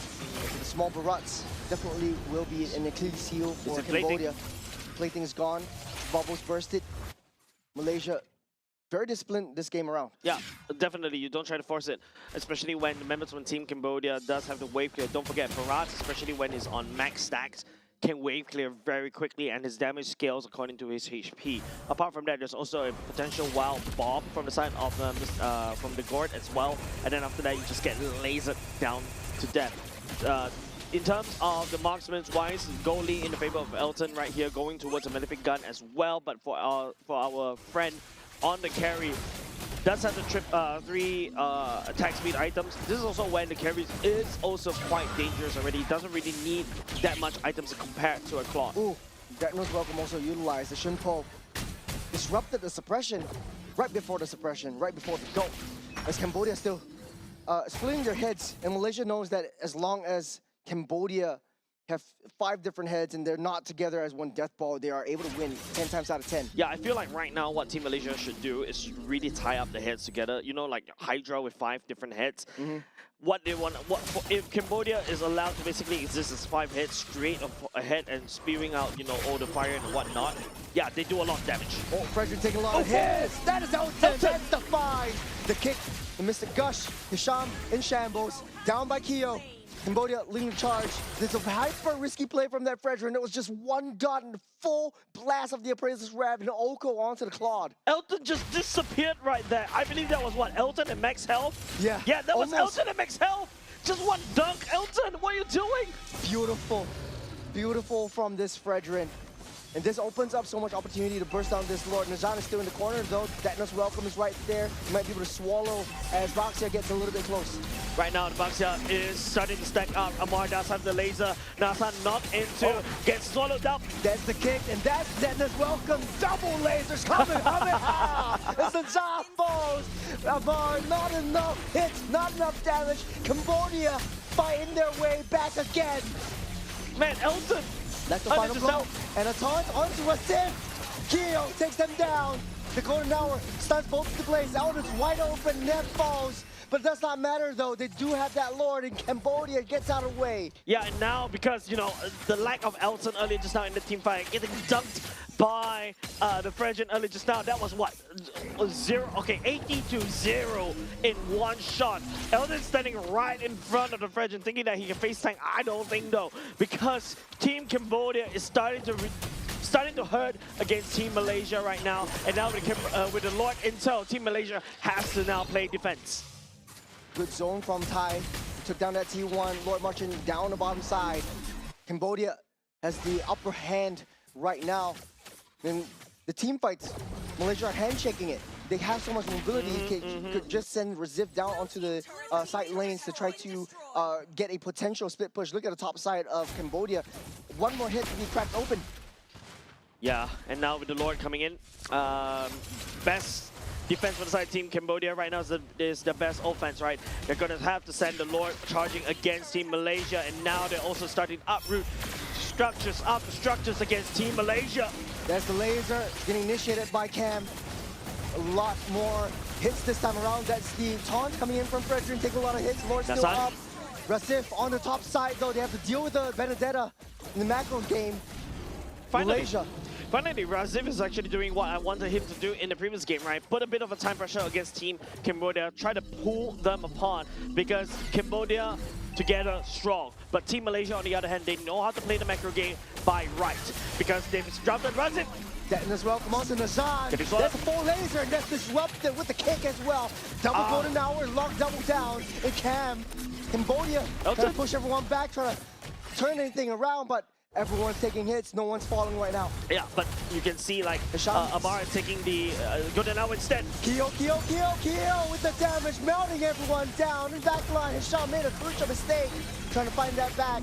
The Appraiser's wrap won't land onto anyone. Nem has to get out of there. Amar actually flickered right into the Appraiser's wrap, had him at 0.1 milliseconds slower. He is actually going to set himself right into doom. But Team Malaysia at the very least was able to stabilize just a little bit, albeit losing bottom side. Currently both these two teams in a very equal situation, but you know, both of these two teams, you know how to words as of yet. Team Cambodia looking very strong as a death ball, whereas Team Malaysia, they can always send Razif up top to basically apply pressure where it's the open lane. Razif, I feel like he is thinking about it. Malaysia's win condition is Elton just needs to be safe. He's always putting himself in a very vulnerable position. I know he likes to, like this. This is Dennis Welcome directly onto the claw. That's a lot of damage. And the laser shuts Claw down. Cambodia opened up the floodgates. There's no more damage now, but look at Benedetta. Razif's trying to buy time in the mid side. There's no minutes, right? Cambodia won't take down this Lord. Oh, there is? They have to get that recall. So Van will be right there. Hisham trying to pull them all back. Lord will be taken down by Kyo. Cambodia has to fight on against this Razif. He's doing so much work.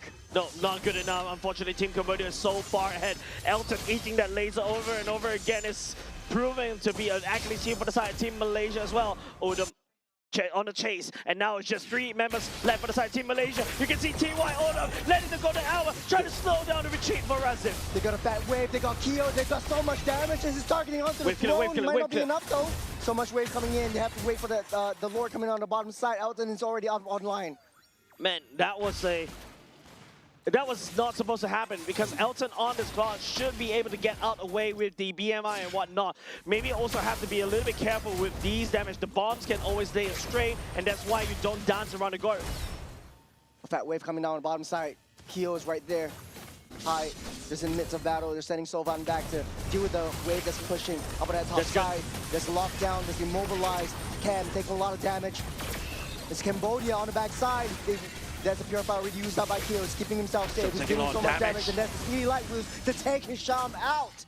And I am okay with how Team Malaysia is playing right now. Razif sent to basically around the open lane, and Team Cambodia decides to send the Gord away. Gord must be removed from the team fight at all costs. And the Razif right here, look at the laser, just threatening against Team Malaysia right now. Shredding on the minions. Cambodia sending sights on the throne. They still got a fat wave. They're trying to disrupt this. Razif still has the electroffinal blow. Will be able to look for the backside. Speaking of backside, Elton with the blazing duet. Take a lot of damage. No! They took us out so far. They still got carry. carry's still right there. He's still trying to buy some time. This is as well. Come on to Amar. Amar goes down on the backside though. Elton and Razif. It's against 2 versus 5 on the backside. As Nan leads the charge. Just lock down. Just immobilize. Pop that Purify as well. They're still leading charge. There's a taunt up. Slowly but surely, Elton. A disasterly mistake. The Kyo has scaled out of control, and not just that. Mengong, as the Barrage, is massive right now. Nobody is actually able to take him down. The only person that can reliably take him down is gonna be Elton. If Elton throws himself like that, Team Cambodia is looking to win. Backline on the brink. Cambodia, they don't really have a lot of help right now. No minions for Razif. That is the lasers. One more hit away. And it's on chasing duty. They pop the immortality, and it's all 5 men collapsing onto this Benedetta. They have a fat wave up on the bottom side, though Malaysia could have been able to buy themselves some time. Johnson just needs 8 more seconds. The open wave for the side of Team Cambodia up top is actually preventing a lot of problems. And now, because they have forced to send the guard all the way up, this is the time where they can try to make a play right here instead. You don't have the gore, you don't have the magic damage. Hisham's on the back line. He's trying to find his way onto the Kyo. Kyo still has the immortality. You have to kill him twice. Hisham will find his way in, but he's already protected by 4 members. Dennis Welcome will be safe and sound. The immortality pops for Hisham. Nice timing, holding him back. Going out, will not lock down to anyone. It's Cambodia fighting his 4 members. The death fall will not be stopped. As they go straight for the throne. Elton is right there. He's dealing the place in the west. He's going to Winter Crown. We've cleared up. The Prince Rap will clear up the minions. Razif is back right here. Elton coming out and blazing away with the Crown. But the laser! Once again, Cambodia not giving over to the fight. You got the Lord down, trying to cycle it through. They don't need the Lord. All they need is Kyo and sticking together as 5. That's the Fast and Furious for you. That's the Dennis Welcome. And that's the win. Cambodia 2-0. Cambodia 2-0. What a strange game that happened. Team Malaysia towards the last point of time, they're just doing everything they can individually to basically try to push Team Cambodia's death ball away. But one person cannot stop the Cambodian bulldozer, literally bulldozing the whole base of Team Malaysia, laying it flat. So much action over the last second. And that is what I like to see about Cambodia. They're sticking together as basically not even 5 men. They don't even need the gourd. As long as Kyo is up and online, he's got that damage protected by 4 brothers around him. He's just hitting the light wheels. Hisham is not a threat. Claude is not a threat. And everyone is just, you know, getting swallowed by the Dennis Welcome. And Barats was such a key pick in the late stage of the game. Yeah, Cambodia was so dominant. Yeah, the pick coming up from the Barats, I would say in the early game, yes, a little bit iffy, right? I was thinking, hey, Barats will eventually fall off priority, especially when, you know, you got your Claude is already starting to pick up all these damage items that could shred. But don't forget, Claude's damage mostly come from the Blazing Duet. Whereas, you know, if you want to deal with the Barats, you need constant DPS. Constant DPS that is provided by the carry that could just shred through HP bar. So I really like what I'm seeing from the side of Team Cambodia, though. Kudos to them. They are still unfazed by the pressure by the side of Razif as well. They're also unfazed by the pressure by the side of Hisham. And they just snowball out of control. And after that, they use that snowball, create an avalanche, and just cover Team Malaysia with a blanket full of snow. They have so much, a little bit shaky in the early game. But once it comes to that tipping point, they always keep cycling. They're not giving Malaysia any room to breathe. And even if the Lord came up, they're not backing off. They're that disciplined. They know the limits of their heroes. They know that they can heal everything back up. The MVP definitely going into Sovan. And he's the one getting sent back into the base. He's the one dealing with the pressure that Benedetta is bringing into this game. Yeah, and if you notice, right, by the time when Sovan was sent all the way back into the base, right there to just do base defense, they have full trust in Kyo as a carry that, you know, they're online. He's online already. Everybody have to do for the side of Team Cambodia is just escort this carry and then just lay down light wheels after light wheels. He will easily shred through Hisham and easily shred through the Bucks here to a certain extent, and even to a certain extent Elton, right, is not able to hold on to the damage coming up from this carry. The only time when he could do it is because of the Winter Crown Blazing Duet, but there are a lot of times where there's a lot of opportunities for that's created by Hisham, created by to a certain extent Razif as well. It was not taken by Team Malaysia, right? But Team Cambodia though, they piloted this roster to great success. it was Team Malaysia that's knocking on Team Cambodia's doors earlier just now, but Team Cambodia held to their guns and they sent 2 Lords against Team Malaysia. You know, Malaysia, you were saying what you wanted Rasif to do, he did it. What stopped him from trying to extend that push? Was it the base defense? Was it too much damage coming up from that base rush, minions just punching into Malaysia's base? I think it's also because Team Cambodia is sending the Gord all the way back, right? The Gord's main goal is to just go back, wave clear, perhaps even use the laser as well. Knowing Sylvan, he will do it as well. And then after that, rotate, right? And apart from that, it's also just, I think, the lacking of the damage coming off the side of Team Malaysia. Early game, Razif was able to find the pickups onto the carry and also the Gord, especially when, you know, it's the skirmishing time part when it's the early to mid game. But towards the later parts of the game, when the team fights get so convoluted, you've got the everybody just stacking onto the side of carry. You can't even see the carry because, you know, Baraz is so big right there, just blocking blocking the carry from view. You also got a Fragin that's escorting the carry as well. You also got a Marcel that dares to step in. If you step in, I'm gonna mess up your combo, and then after that, you're just gonna be a sitting duck right there, right into the carry's damage. And that's why in uber late game, the carry is a threat, and, you know, Razif unable to find a kill. A great play on the Barats as well, using Detna's Welcome to immediately find Claude during that crucial moment in the bottom side. He was just waiting in that dot bush by the river, and when he saw that Claude, he was just waiting for the rest of the members to come in, and once they take them down, the laser comes out of this Gord. So I think at the end of the day, Cambodia is just, you know, shaking early game, late game, very aggressive, and still in the top seed. 5 wins, 0 loss so far. They still have one big challenge up ahead from them, which is the 3rd seed and facing up against Indonesia. Yeah, but this means that, you know, if you notice, the group standings was kind of shifted just a little bit, right? It initially was the 4th seed, which is Team Malaysia earlier just now. Now Myanmar will be able to climb all the way back up. Don't forget, top 5 of this group stage goes over to Nagoya. Cambodia right here, I bet, yeah, you know what, I can just say it, it's just secured Nagoya. Yep. Cambodia secured the main stage in Nagoya, Japan. Looking to rematch. Congratulations. Congratulations to them. The bigger test will come several months later when they re-face up against Philippines in a rematch. And we pray the patch doesn't change. And we'll pray, no, the patch definitely won't change, but there will be a new kind of experimentations coming in with new heroes in the pool. Remember, the qualifying stage, you don't really have free reign of Herrera. Maybe that would shake up the meta as well. But hey, upcoming next will be Indonesia versus Myanmar. Yeah, that's also another banger of a series to watch, right? Because Indonesia, they've been consistently performing, I would say, but I think there are also some hiccups that I feel like they should really fix based on the performance, especially against Team Malaysia, right? But hopefully this time around they can give a good showing against Team Myanmar. But of course, Team Myanmar, not too shabby either, right? Team Myanmar was able to do quite a good performance against Laos, Vietnam, and also to a certain even Team Malaysia as well. Yeah, they won out against Team Malaysia, but it was a 2-1 victory. Malaysia still took a game over them. And so I think facing them against Indonesia, it's kind of even Stevens, right? When Myanmar statistically is better than Malaysia. It's sort of like a triangle. Yep.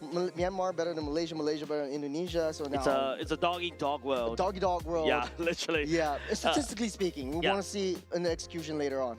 I think there's a lot of factors, especially a lot of teams are currently experimenting with the new patch as well. So hopefully, you know, Team Indonesia will be able to, you know, lock down in terms of the mentality on how to play this. Because don't forget, this is the M7 stack. The 2nd place M7 stack. Yeah, really excited to see what is going to be transpiring in the next stage of the series. But hey, we are going to be 4 matches in so far. Yep, finally, man. We're already more than halfway through. But with that said, ladies and gents, don't go away. After a short break, we'll be coming back with the match between Team Indonesia and Team Myanmar.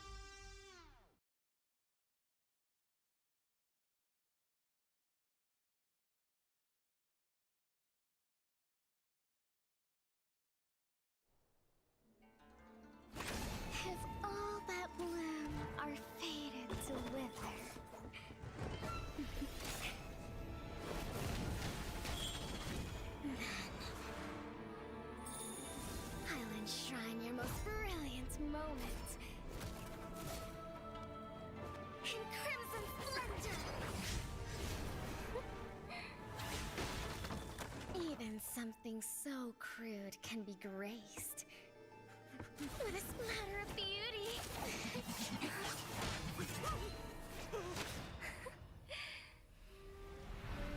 I'll get you out! You finally come to me, Hanabi-sama! This madness ends now. At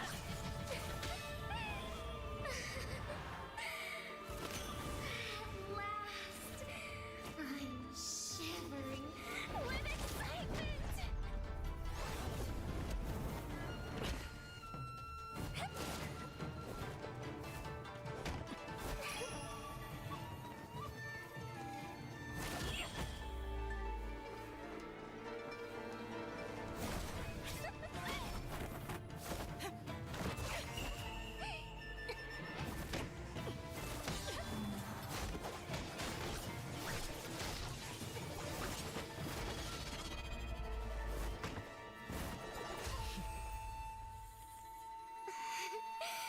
Such killing intent.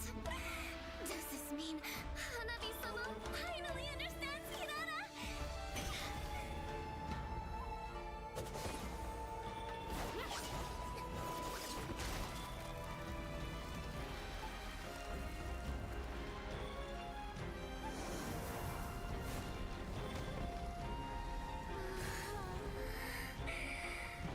So warm. So beautiful. We can finally embrace eternity in hell. Just the two of us. Allow me to release your eternal bloom.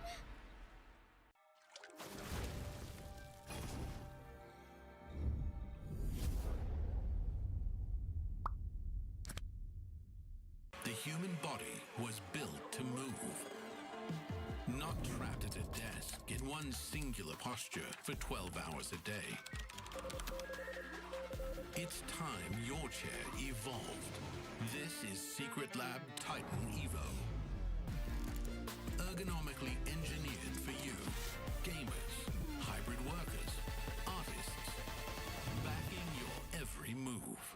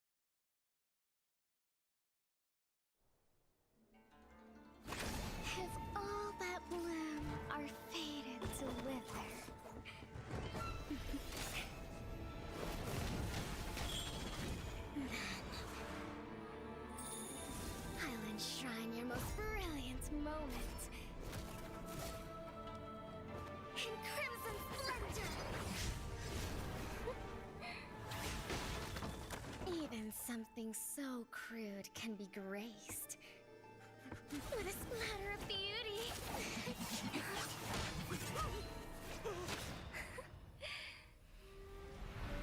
I'll get you out! You finally come to me, Hanabi-sama! This madness ends now!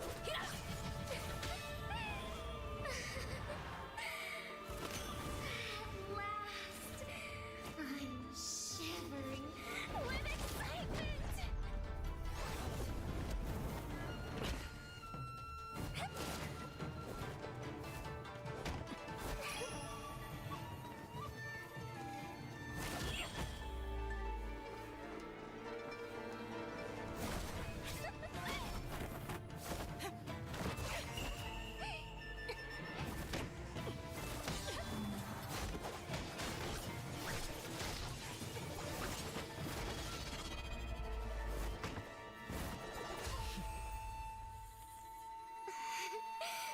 Such killing intent. Does this mean Hanabi-sama finally understands Hinata?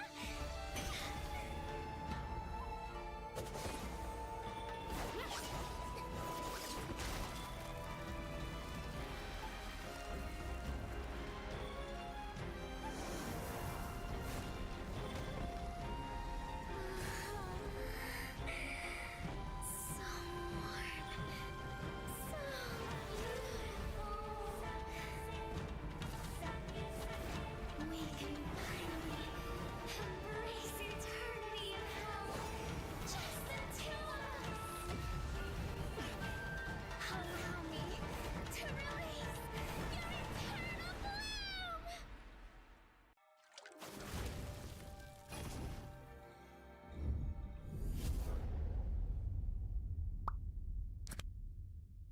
The human body was built to move.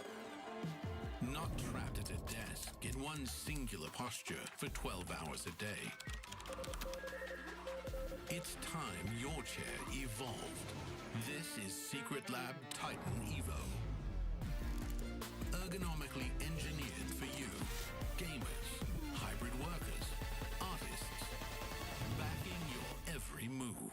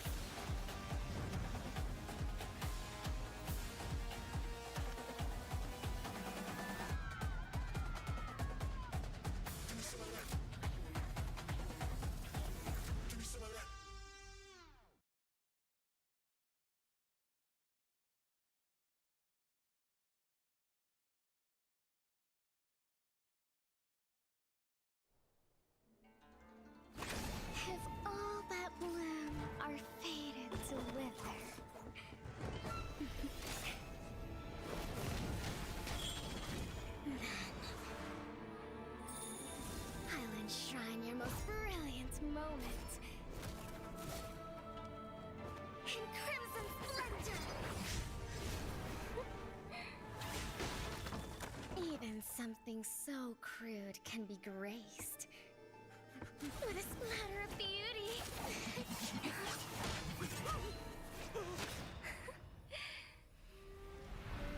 I'll get you out!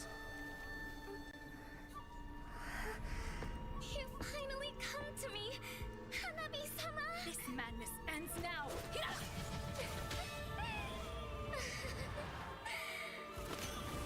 At last.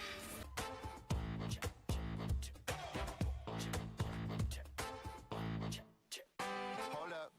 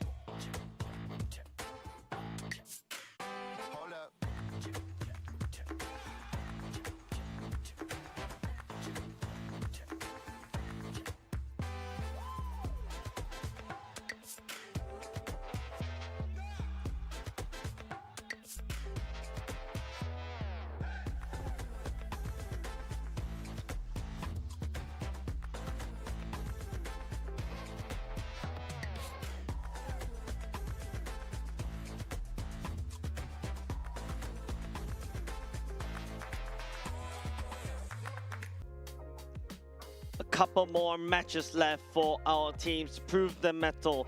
A few, I would say, the last minute teams, the last minute performance may be required in order for them to earn that ticket to go over to Nagoya. Ladies and gents, welcome to the 2026 Asian Games Esports Events MLBB Qualifiers. We are still currently going through Group A, and my name is Jace. This is Churros. We are casters so far. So far? So far. Well, still have I a don't couple know. more games to go. There's a doppelganger of me running around the RWS as well, right? Hey, so if you're around the area, please head better on down to looking one as well. RWS. This is it's super fun to be here watching the crowd, and the crowd is starting to pick up. Yep. We see Indonesian fans, we see the Myanmar fans actually coming in.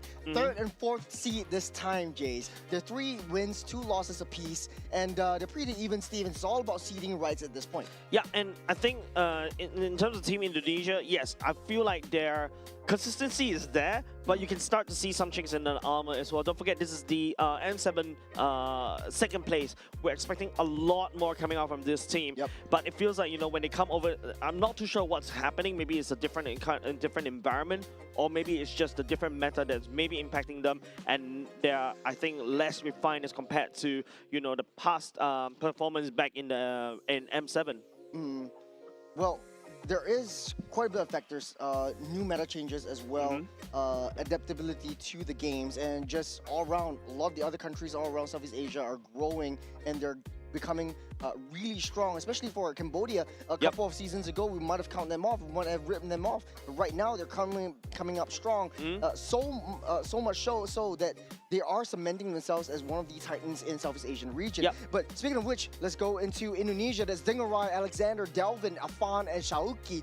All of these members, they are extremely strong mechanically and gifted in their own rights. I would say Dingerai performs exceptionally well once given that space. Alexander finding right targets and making the right shot calls for this game. Delvin performed exceptionally well in the mid-game given the artillery mages. Yeah, I think a lot more pressure on Team Indonesia right here. They qualified through the PBSI selections as well. So far, we've seen some form of brilliance as well coming out from them, but you know, the games have not been shaking. They've taken losses against Team Malaysia and, of course, Team Philippines as well in a small little rematch against M7. But, of course, you know, here are your members on the other side from Team Myanmar. Shine, Kyo, Myo, Han, and Hein. So this team actually coming off from a win against Vietnam off stream. So we're playing it concurrently and riding on the momentum, riding on that high. They still have 2 more games to go. Against Indonesia, this will be the biggest test prior to the last game. The last match will be Myanmar against Singapore off stream as well. But if they win, if any of these team wins this, they will be pushing the the losing team down a spot and basically equalizing it with Malaysia. Yep, I think also, I think this is also another time where another region that actually will need to try to test the mettle against another well-established MPL region, right? Team Indonesia has been in MPL for a long period of time. You see them in the international stage, and apart from that, you know, Team Myanmar so far they've only met 2. This is perhaps the last MPL region that they have to go for, albeit they won against Team Malaysia in the 2-1 fashion, but they lost over to Team Philippines in 0-2 fashion. Of course, like what you mentioned, like Doggy Dog World.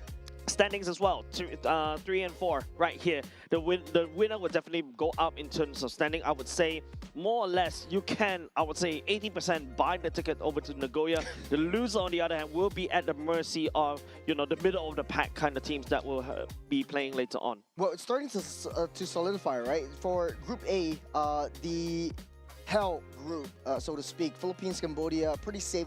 They've got 5 wins apiece. Indonesia and Myanmar and Malaysia, 3 wins apiece. Malaysia already shot down just with that 1 loss against Cambodia. So Indonesia and Myanmar still even Stevens as of this point. They're in a pretty safe position. I would say Myanmar, statistically wise, up against the 8th seed, would not have too much of an issue as well. So this would be the biggest test for both of these 2 teams coming in. And of course, you know, if you want to talk about the middle of the pack earlier just now, we talk about this 3rd, 4th, 5th seed. If you talk about, you know, game difference +3, +2, and 0 respectively, right? These points are not too far apart, right? So technically speaking, Indonesian and also Team Myanmar, they're not out of the waters just yet. I feel like this is the critical point for Team Myanmar and Team Indonesia if they really want to go to Nagoya, this is the game that they really have to perform. Well, it's time to pull out all the stops. We're talking about like players, talking about heroes. There are a lot of priority that comes online, that comes into mind when we see the previous game that Malaysia and Cambodia has done. They have also got some time to learn from the mistakes of the past, or even yesterday coming into the first game. Indonesia, this is the first game, and it's sort of like a warm-up that they have prior to going in. Myanmar already has that momentum after that win against Vietnam. So a little bit of changes for Indonesia. We talked about this in the previous game, right? Fight against Malaysia, it's a constant push, it's a constant pull. It's hey, we're in it, and then we're cooked. We're in it, we're cooked. And there's so many constant push and pulls. Indonesia really needs to learn how to close out games. I think it's also just because, you know, how Team Malaysia has been really unpredictable when it comes to these kind of engages. There are crazy engages coming out of Hisham as well. You know, shout out to Zorn as well. And of course, you know, I think Team Indonesia was really taken off guard from this one. And now I think if they really want to play MLBB, the more important thing is, especially when, you know, you're going up against a Team Myanmar who may not have a lot of statistics out of there. It's not like one of the region that you will constantly study of. I bet you for the side of Team Myanmar, because your games, especially when you're from MPLID, you're from M7, your games are being studied and analyzed to the T. Your small little minor habits and bad habits is all shown on screen. So this is where, you know, teams such as from MPL Indonesia or Team Indonesia has to be a little bit more careful. You know, back in the days, Myanmar used to be one of the top few teams. If we go take a time machine back into M1, they were in the top 2 seed, albeit they lost to AP Bren back in the day. And right now, coming into this matchup, I would say a little bit of the learning points, a little bit of adjustments that both teams really need to do. And I think we're going into the draft really quickly. There are some heroes that we actually saw today, especially the Barats. Do you think that, you know, Cambodia used it to great success, especially with a lot of the dive-heavy compositions, with the Chos that are coming up, with the Clots that are coming up? Do you think that the Barats pick will really shake up the meta? I feel like the Barats pick is still more, I would say, under the meta, under the radar as of yet, because I feel like it's so easily counterable by the carry. Barats usually, I would say, you usually put it into the jungle. Right. The reason why I feel like the Barats appeared in the previous game is because the Akai got banned off. It's the same idea as an Akai, alright? I hold you by either push you to the wall using heavy spin as an Akai, or I use the Daytona's Welcome into just basically take you, prevent you from actually using the Retribution. I secure objectives and I move on. I think it's also a lot of things that's happening all across the board for the side team, that game in particular, so I don't think Barats may be a bit of a priority. However, I feel like in terms of gameplay-wise, I feel Team Indonesia, they're looking at this massive AoE stuns. Like, if you take a look at Alexander, right, he likes to play his Atlas, he likes to play his, like, Marcel to a certain extent, right? So now, Expanding Rivers will be the map that both these two teams will be venturing into in game number 1. Alexander definitely happy about that. He loves that the river movement speed boost, the ability to get into the opponent's jungle, get out quickly, the ability to cross map play. And this is the first draft of the game against Indonesia and Myanmar. Phoveus will be banned out alongside Freya. Quite a bit of priority targets. We've seen Chusin slip off the pool, and Eve will be the hero of ban choice. Yeah, like Eve is starting to get perma-banned once again. The real-world manipulation, and also, you know, the amount of utility that the Eve can provide, not only just to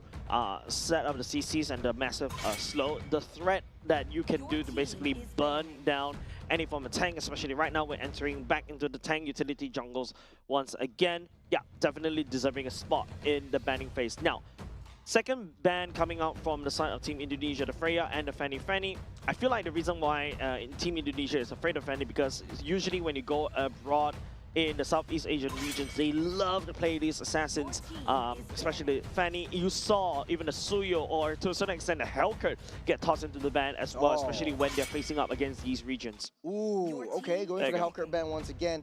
A little bit of not what we're used to, but I think Indonesia has really done their homework onto Myanmar and understanding what kind of heroes they're comfortable with, what kind of heroes they're playing. Chusin still prioritized by Myanmar. The Akai is still open though. Do you think they should go for it? Or the Paquito as well, the Paquito as well as the Akai? I think Akai Park is a good R1, R2 pick.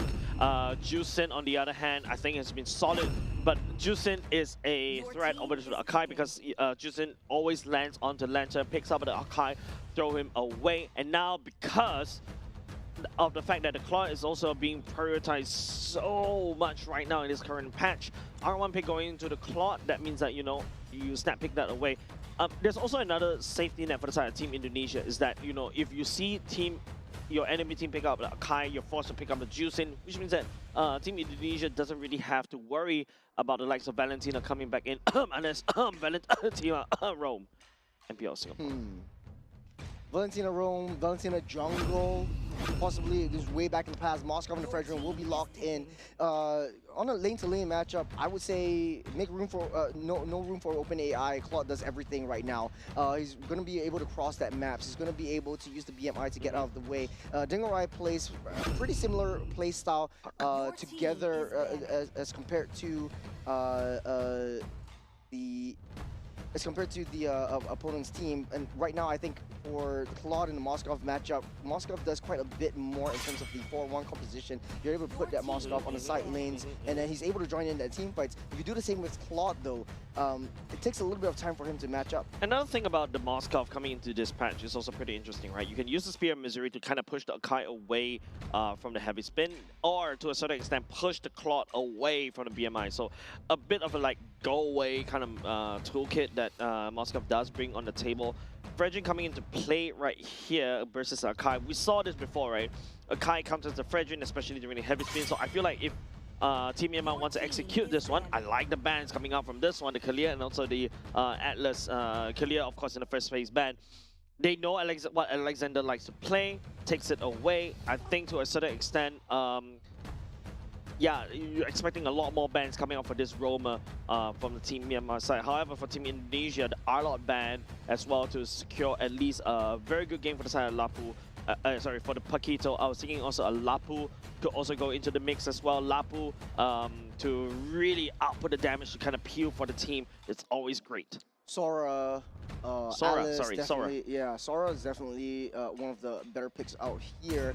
You're able to have easy access into the Claw. Yep, the Sora gets banned out by Indonesia. For Myanmar, though, looking for anti-dive roams to be taken out of the pool. That would be a Lilia, though. I would say a Beleric works kind of better for that ban. At least you don't really have that trouble since Fredrin is going to be in the mix. It's going to be soaking up that damage. You don't want to have to deal with extra damage coming in from the Beleric itself.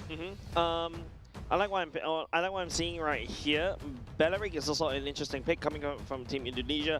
We saw this kind of wombo combo before, right? Because you're going for an EXP lane, Paquito, you need some form of tankiness as well. Beleric fits the build, deals a lot of damage back to Moskov as well. And especially when you use the ultimate, you also, you know, distract the Fredrin on top of the heavy spin. Now the Fredrin is not going to have a good time to land a retribution onto the turtle or the Lord. Mid lane's kind of open. It's going for the Marcel first. Okay. Can't believe it slipped through the entire banning phase, but we've seen less prioritization of Marcel's and more towards the prioritization of new and upcoming heroes. Typically the Kalea, though, I'm kind of surprised that the Kalea not being picked too much in this current state in this competition. It's getting banned out. The reason why Kalea is not picked up in this current state, usually banned away, right? And I feel like it's also very interesting because you don't really see a lot of teams really pick ban the Kalia, because the Kalia has one gaping weakness, that is if your enemy decides to pack like the Harif that has a Purify, right? Who do you catch, right? You don't really have anybody to catch, and especially right now when we're going into more tankly utility jungles, the last thing you need is to pull or catch Tsunami Slam the Akai back in. It gives Akai a gap closer, and then you spin for the win. Right now, Team Myanmar goes for the Khalid. Raging Sandstorm activator, Uranus coming in for the play as well. So 3 thick bodies protecting Moskov and Juicin. Somewhat of a similar roster that we've seen in the previous patch, but we just replaced Fredrin with another assassin.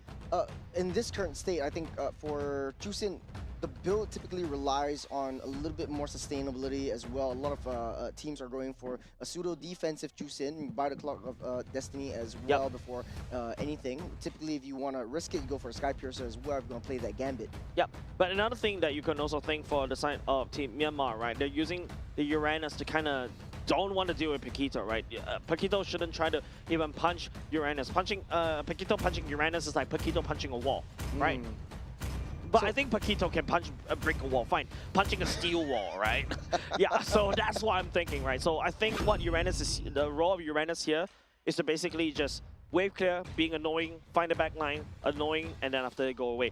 Kimi, on the other hand, used as a mid laner for the side Team Indonesia to deal with this Juicin. So Myanmar, a lot of side lane pressure right from the first second. Uranus, you can send Uranus off to the side lanes. You can send Moskov to the side lanes, especially in the late game. Indonesia, though, I think if you are running Paquito against the Uranus, your goal is just to mirror where Uranus is going. You do have a little bit more mobility on that front. You can't escape from any of these team fights if things go south. I feel like those two EXP laners will meet up along the way over and over again because information given on where Paquito is very vital for the side of Team Myanmar so that, you know, Miens and also Shine will be able to make a good call whether do I step forward aggressively or when do I back off. But I'm a little bit concerned about the side of Team Myanmar because they may not pack enough heat to deal with Rossa coming up from the side of Team Indonesia. Well, that being said, this is game number 1, Indonesia and Myanmar. Middle of the pack, you say, Jays. This is going to be a do or die for either side.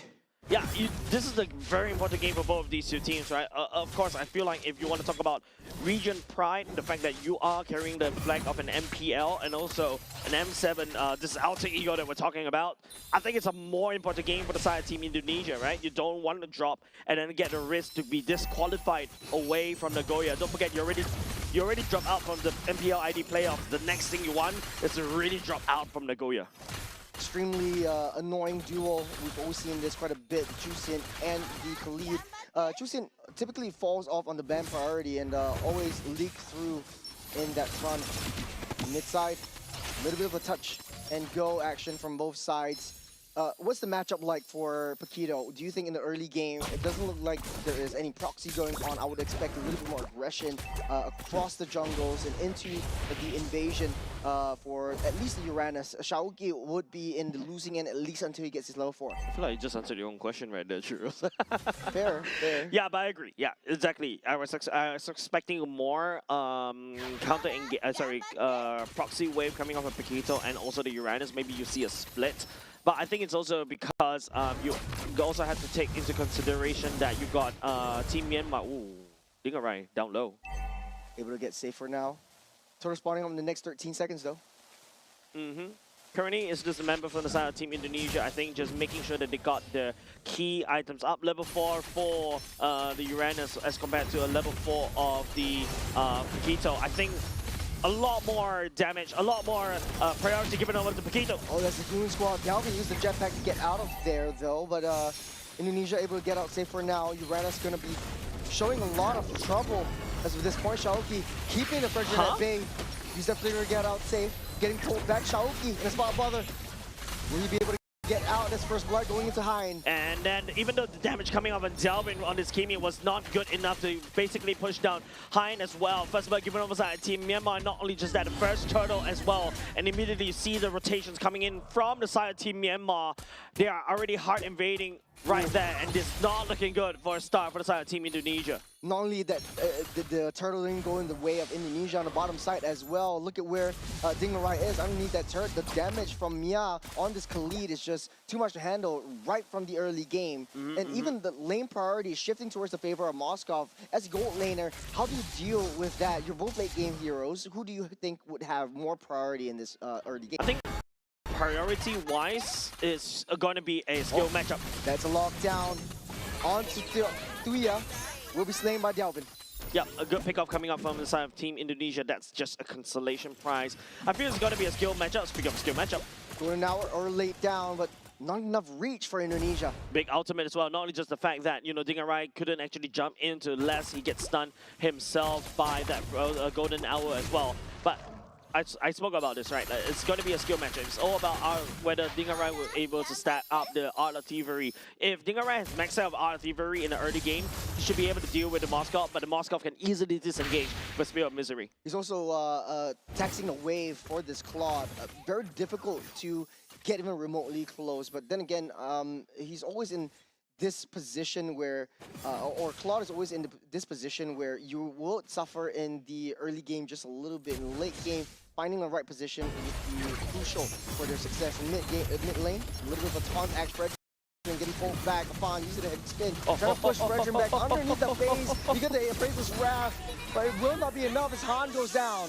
Man, Team Indonesia invited Myanmar's jungler all the way into a position that he don't want to be in. The overwhelming welcoming hospitality coming out of Team Indonesia, breaking the jungler down. It's absolutely funny. Slowly but surely, Uranus taking a lot of damage. Hein will be able to prance out safe as Indonesia sets their sights on for this turtle. But don't forget, it's still a 2-level difference between the two junglers. Definitely the turtle goes into the favor of Team Myanmar. This knockup, Juicing already utilized it ultimately to get out of the way, getting pulled back. That's a 3-man golden hour. Paquito on the backside. There's Akai getting fouled. On the bottom side, it's a solo kill for this Moskov. It's a fight all over the map. Shaoki, bloodthirsty. Doesn't have the combo, doesn't have the ultimate. There's 2 members on him. That's Retribution also used. You will be slowed down. And Indonesia making mistakes in the early game. A trade for a trade, ladies and gents. Team Myanmar is the one that actually got out most of it. Members from the side of Team Indonesia don't have the damage to deal with Cure as of yet. That solo kill down bot is also not very good for Dingerai. And not only just that, the mid bot lane also for the side of Team Indonesia is broken down. Definitely not a good look, especially if you're a Dingerai. Just playing into the hands of Shine and you're 1 level behind. There's not a lot of backup coming in from that bottom side. You're left all alone, trying not to extend yourself too much far forward, but I feel like this Shine is trying to bring the wave towards himself. We're starting off this turtle again. Afan is still in position. I feel like Team Myanmar, Stallion Pulse doesn't really catch anything into anybody. There's lockdown, there's the stun, and there is Uranus on the back line. Dalvin has forced to use that flicker to get out of the way. The heavy spin will lock Fredrin into place. The SOD goes wide. Alexander down for the count. He will be able to find a way, getting a stun up. You know that Appraiser's Wrath getting laid down as well. It's hell breaking loose for Indonesia. As Team Myanmar just go on and on, over and over and again. Team Indonesia dropping like flies. 4 members going down for the price of the robe. Team Myanmar got the best thing out of this deal. It's not over yet. Dingerai, the only member that's left, taking a huge brunt of damage from Shine. Yeah, it's going haywire for the side of Team Indonesia right now. Team Myanmar is the one that wins in most of these clashes. It feels like, Team Indonesia wants to handshake on these team fights, but even though, Shiayuki finds an angle on this Paquito, wasn't able to take down Mio. But then again, the Uranus is also doing the same, and in fact, the Uranus did a better job at zoning. If you take a look at that, Hein still unstoppable right there. Appraiser's Wrath just slapped onto Alexander, especially with so much gray health. Dingerai couldn't actually hold on and catch up. And now, because all of a sudden, Team Indonesia is kind of forced to use a heavy spin even early on. Team Myanmar, I think they're not there to take down the turtles. In fact, the whole idea is to use the turtle as an excuse to find the kills onto Team Indonesia. On the bottom side, Hein is left all alone. Uranus might be able to get punished right here. Indonesia is trying to look for that. They're bloodthirsty. They're all saying is red, but Uranus is not giving them that satisfaction. And here comes the Goon Squad. The SOD will land. Get the Moskov also potentially coming in. This is not looking good for Indonesia. Heavy spin at the same time, the Golden Hour will try to freeze the members. Dingerai forced to use the blaze to do it all the way back. That's like a lot of hits. Goes down. That's a lot of hits from Delvin as well. As Indonesia fights their way back, the Appraiser's Wrath, and here comes that Moskov all the way from that top side. The problem is the Uranus. You can see how Team Indonesia don't have the damage to deal the Uranus at all. And this is a big problem. You drafted a Kimi. I would say that is one of the ways to deal with the Uranus. You also have Dingerai on this squad as well, right? But the Uranus goes unchecked. Shiayuki on this Paquito wasn't able to, keep him in check at the same time at the top, and also unable to side push that lane, proxy the wave. He's staying underneath the turret way too much. Hein. The threat of Hein is way too much to handle. Speaking of Hein, blocking off the escape route. Shaoki, nowhere to run, nowhere to hide. As Kyo picks that one up, Indonesia falling apart. Yep, punching a metal wall, like what I mentioned earlier just now. And don't forget, this is a good pickup coming out from Afan. But if you notice, it requires a lot of resources for Team Indonesia to be able to take down everybody. And once everybody is concentrating more of their attention onto the likes of Kyo or even Hein, Shine is out doing a lot of damage. Han can also do a Praiser's Wrap, slap onto somebody. Alexander doesn't really have that amount of HP bar to be able to deal with the true damage from Han as Team Myanmar secures the Lord. Myanmar also taken away the lane advantage that Indonesia never had at this front. They're charging in the mid side, taking away the T1. Someone needs to deal with that Moskov. There's the stun up. There's a pull back over onto Afan. There's a retribution as well. He slowed down. The Prince Rev won't be enough, but from the flank, the Khalid seals the deal underneath the turret though. Underneath, all the way from the other side, Shine extended a little bit too far, but it just goes to show how far Myanmar has come. It doesn't really matter because the main damage dealer from the side of Team Myanmar, not only just in the form of the Moskov, technically speaking, the Uranus also hurt, right? Once the Radiant stacks is up, he's also constantly healing. He also output quite a decent chunk of damage, and not only just that, you also got the Juicin, which is going to be Myomian that could literally do a lot of damage, especially when Akai is forced to step forward like that. Yeah, speaking of Myomian, this is just annoying. You have so much front lines. It's so easy for Myomian to just pull everyone back and just healing everything back up. And what we talked about, the shift in the mid lane meta, you don't really have to build a bursty, damagey mage anymore. This is just hyper utility and just doing damage over time. Speaking about that, you know, the Lord marching down the bottom side. This SOD also landed right from the back side. Myanmar trying to make their way in on the back side. Shaoki trying to look for a flank. In the midst of all that, hit to the wall underneath the turret. The Fredrin goes down. Get that hit. Golden Hour locked down 2. Indonesia able to find their way onto 3. A little bit of an overextension. The defense onto Myanmar. Shaoki a little bit too close for comfort, but they're raising the stakes, they're raising the tempo, they're shifting to high gear. Indonesia cannot find themselves another 2 kills onto the annoying boys of Myanmar. But at the very least, 3 members for the side Team Myanmar is taken down, so this is defendant's advantage. Given over side Team Indonesia, you can see the damage that Shine was able to put with the SOD, just 1 spear. Dingerai and even Delvin's backline has to back off. Half HP left, and Team Myanmar, you know, taking a mile out of this. If you take a look at this replay right here, and it's just, you know, even Afan forcing the heavy spin as well. The Golden Hour to slow everybody down for the side of Team Myanmar, but it's not enough because the amount of sheer dominance that Team Myanmar was able to do was there, and they're already knocking on Team Indonesia's door. Really close call for Shaoki as well. And with this Paquito, a high priority pick, you're not doing so well. 0, 4, and 3. You can't even find lanes. You can't find any open sides for you to break through. But Myanmar, with that front, Indonesia ramping up that tempo, they want to look for a engage onto Myanmar. Not happy about them breaking into their base. Yep. The key item that Team Myanmar has already secured is the Blade Armor for the side of Hein. Blade Armor is the key item to deal with Dingerai, to deal with Delvin as well. So they are not very safe. As long as they lay down the damage and they are able to find the burst onto the Uranus, that is it. So for the side of Team Indonesia though, if they want to circumvent around this, Xiaoyuki needs to start split pushing on the other side. Team Myanmar on the other hand, man, Uranus go bro. Myanmar starting to zone Akai out. Indonesia needs to find a way to get in through to Shine. As long as this guy's alive and the stars align, there's a lot of damage being taken out. This pullback into Wafana. Praise's Wrap already laid down the heavy spin. Will pull one back. The Golden Hour will lock all of them into place. Buys Indonesia some time. The Lord goes in the hands of Fredrin, and he will take control of that. Myanmar will be able to get out safe and sound. That is the taunt. A lot of damage from that Fredrin alone, but Myanmar is just hitting onto the back line. No one can deal with the Moskov. Not now, not ever. You got Dingerai on the front line as well. There's so much split fight, Chase. 3 members down for the 3-man, but not only just that, Team Myanmar secures the law for themselves. Dingerai is still in a spot of trouble. Myanmar is going for this chase. That's the pull. That's the lantern. That's what we want to see if you're a Myanmar fan. It's Shine against the world. Shaoki is still left alive though. 1v2. 144 Paquito versus a level 15 Moskov. My money is on this Moskov, and not only just that, with Bob the Minute coming in. Luckily for the side of Team Indonesia, the Minions are starting to spawn, pushing Team Myanmar away. A sigh of relief for Team Indonesia. Good back off potential from Myanmar. They know that they're all coming up alive. Dingerai on that back line, dealing a lot of damage, but Fredrin soaking all of that up, buying some time for Myanmar to hit and get that damage done over onto Indonesia.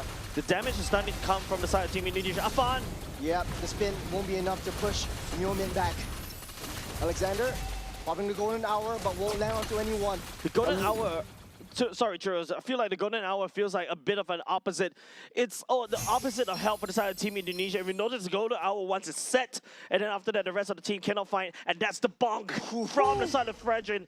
Lots of lots of gray health, and he was able to just soak in the amount of damage, turn the favor back into Delvin, and burn him down right there. But not only just that, I think the Moscow unfortunately has scaled. Turret at a sliver in Indonesia, trying to buy their time, get that defense down. It's way too deep in. Kyo will lose his life as Indonesia, another successful defense. They lost their T3 in the bot side. Hey, unfortunately, they are losing a lot of infrastructure, right? And don't forget, like what I pointed out, the blade armor is really the biggest pain for the side of Team Indonesia. Not only just that, if you want to count with Jays, you count the amount of Chitai's Pauldron that Team Myanmar has built for them. Every single tank has built that, and now that is going to make Dingarai's life truly miserable.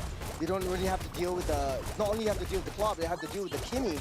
Delvin does have that damage already, and then you got the Feather as well for a little bit more basic attack damage coming your way. You're dealing with Indonesia, able to claw themselves up again, equalizing the score.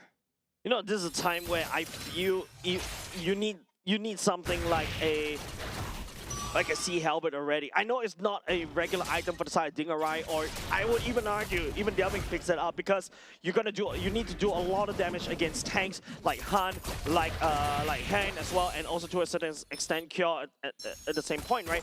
But the problem is Team Myanmar is just a huge, thick wall protecting Moscow. Moscow 6-1-1, and now with a win of nature in the item as well, he is suddenly immune to all the damage, and Dingarai decides to go in with Blazing Duet, the Lord spawn right now. Both teams are just teasing against each other. Moscow at any one point in time can just do that damage, heal everything back up. The Lord pulled over to the side of Afan as Myanmar tries to find more information. Hein will be at the front line. You got it back on the top side. Chaoki keeping busy with the macro gameplay. There's a push-pull onto Neo Mid. They understand that his Shusen is going to be a threat in the later stages. Lord at a third is going to be taunted in by Fredring. Trying to get that reset. There's the Retraction Pulse. Golden Hour will lock this monster up into place. They sound the alarm. They sound the horn. The Lord is down low! Afan steals the Lord from underneath the noses of Myanmar. This is the time for the counter engage. Man, there was a period of time Afan forgot the Lord earlier just now, but I feel like the shock of the crowd actually dragged him all the way back into his duty. This is the thing that Team Indonesia should have done from, I would say, the 3rd minute mark, because, I mean, they lost so much of these neutral objectives. Finally, they're able to put that back. What a play. Indonesia just played that so beautifully. Alexander just understanding where Moskov is, using the Golden Hour to push him back. And once he's locked up, it's just got so much time for this Lord. And like you said, Afan, he just forgot his duties. He's got the heavy space, pushing the pressuring back. I think finally Alexander is doing exactly what I want him to do, right? His whole goal right now is to really try to push Shine all the way back, and now Team Indonesia with Lord in pocket, and of course Dingarai this time is going to have a bit more time to scale. But don't forget, Xiaoyuki is a mid-game priority. A lot of damage! That's a 2-man lockup with the Traction Pulse. Indonesia slowly but surely breaking their way in. The Lord already marched up the top side, crashed in.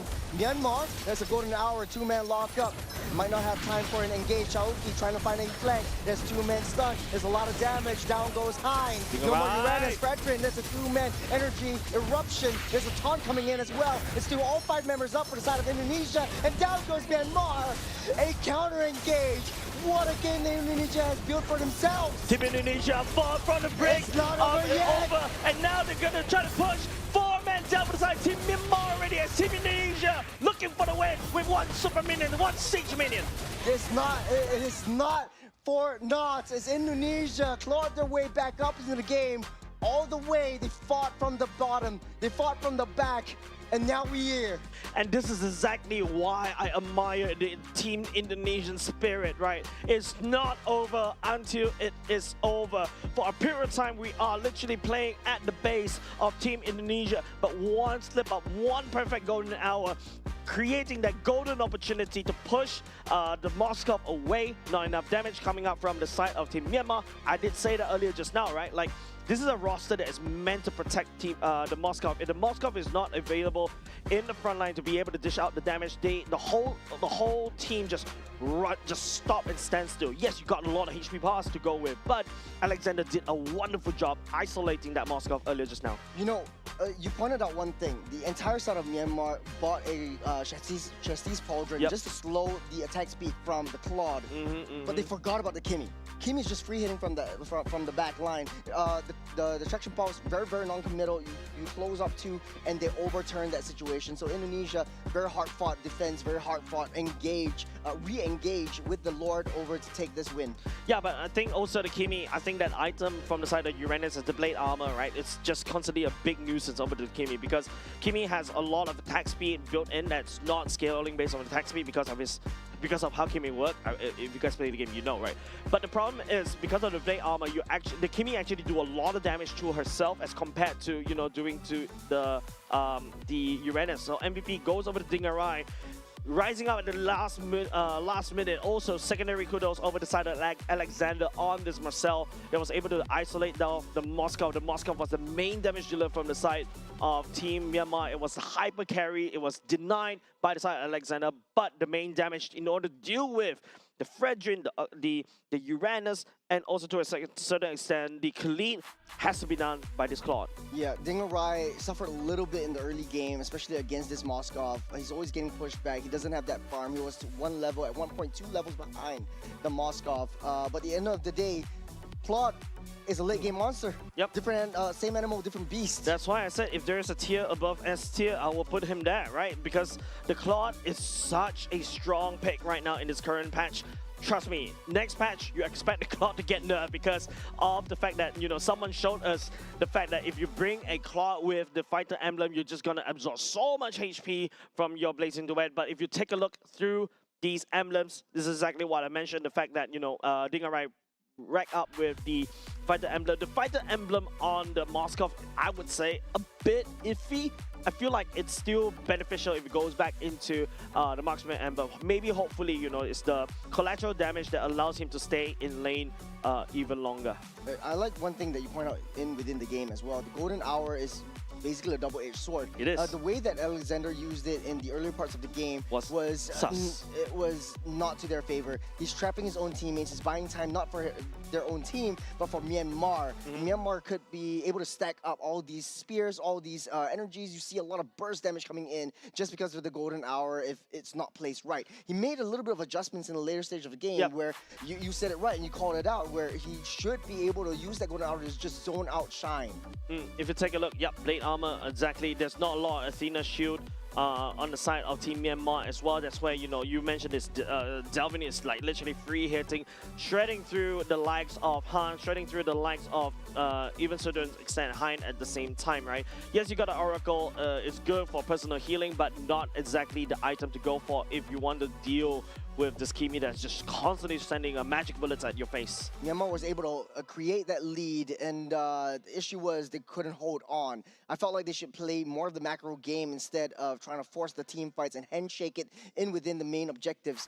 Shine wasn't left onto the side lanes to try to push. Typically, you would get the Moskov over the side lanes, push it in, and then use the SOD, eventually just to join in the team fights, and you don't really want to take the team fights to a 5-man Indonesia. But I've seen it before, right, where the Moskov was actually split pushing on the other side. You just need one SOD to miss. Yes. And that's it, right? And don't forget, the Moskov was sorely needed in all these team fights coming out of Team Myanmar. He's the one that's outputting a lot of damage from the backline. And also, yes, technically speaking, Juicing can do damage as well, but it's still a ticking time bomb kind of thing, right? You just pick somebody up, drop it down, but you need DPS, especially when you're dealing with a team such as Team Indonesia. You really have to just chew through, and hopefully the collateral do land, especially on the Akai.